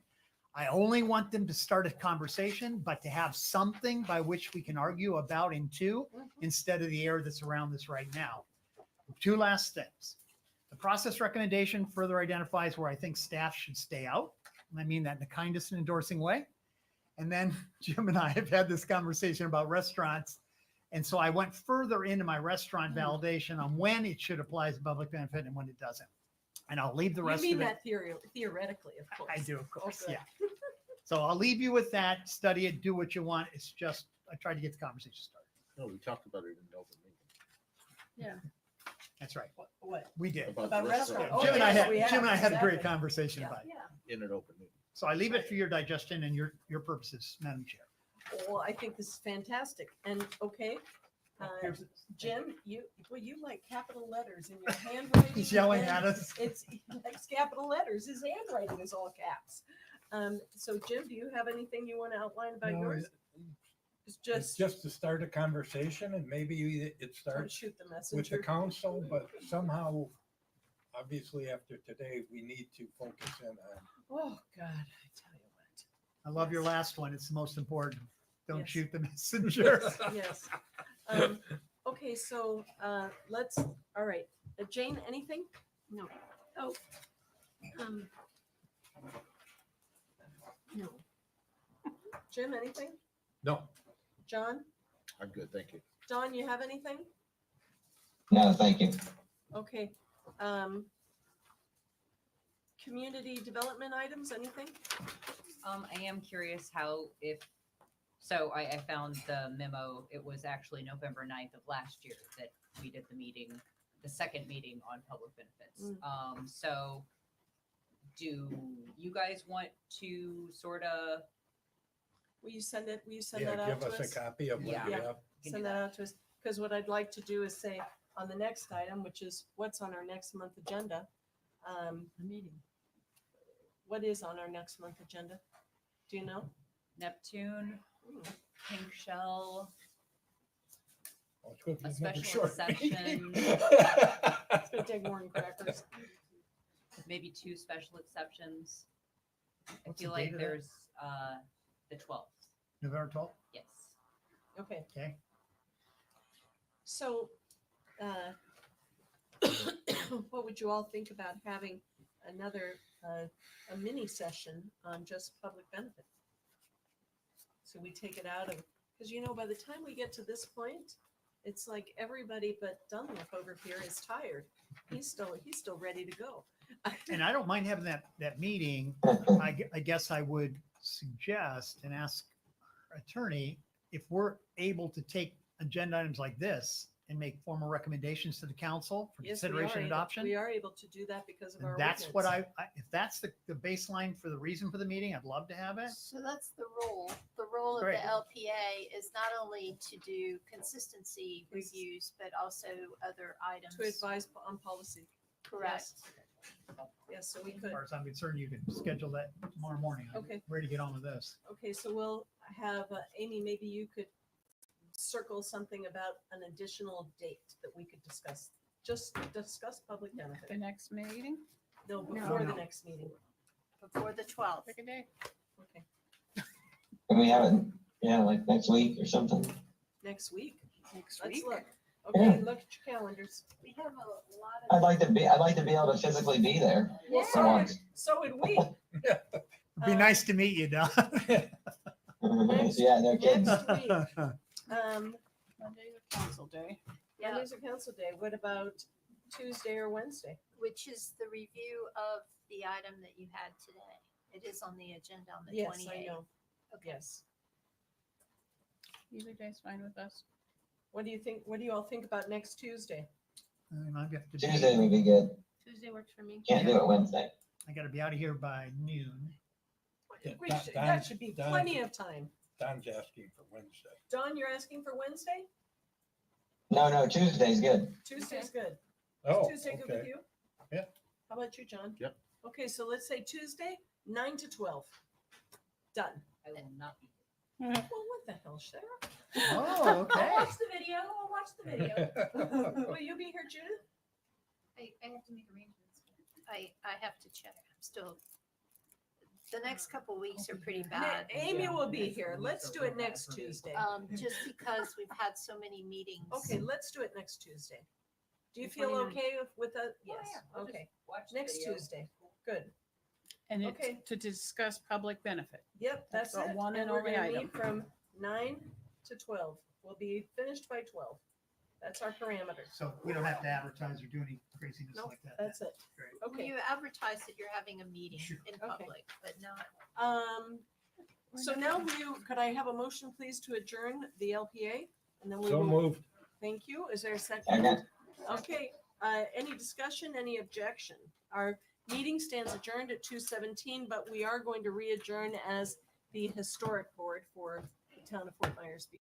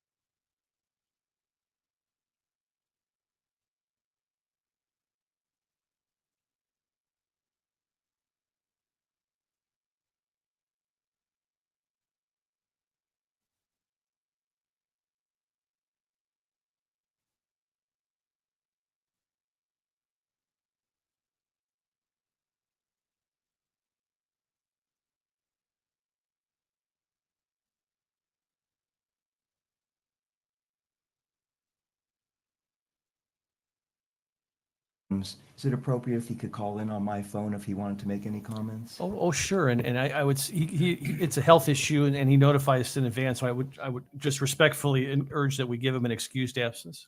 I would affirm that's an excused absence.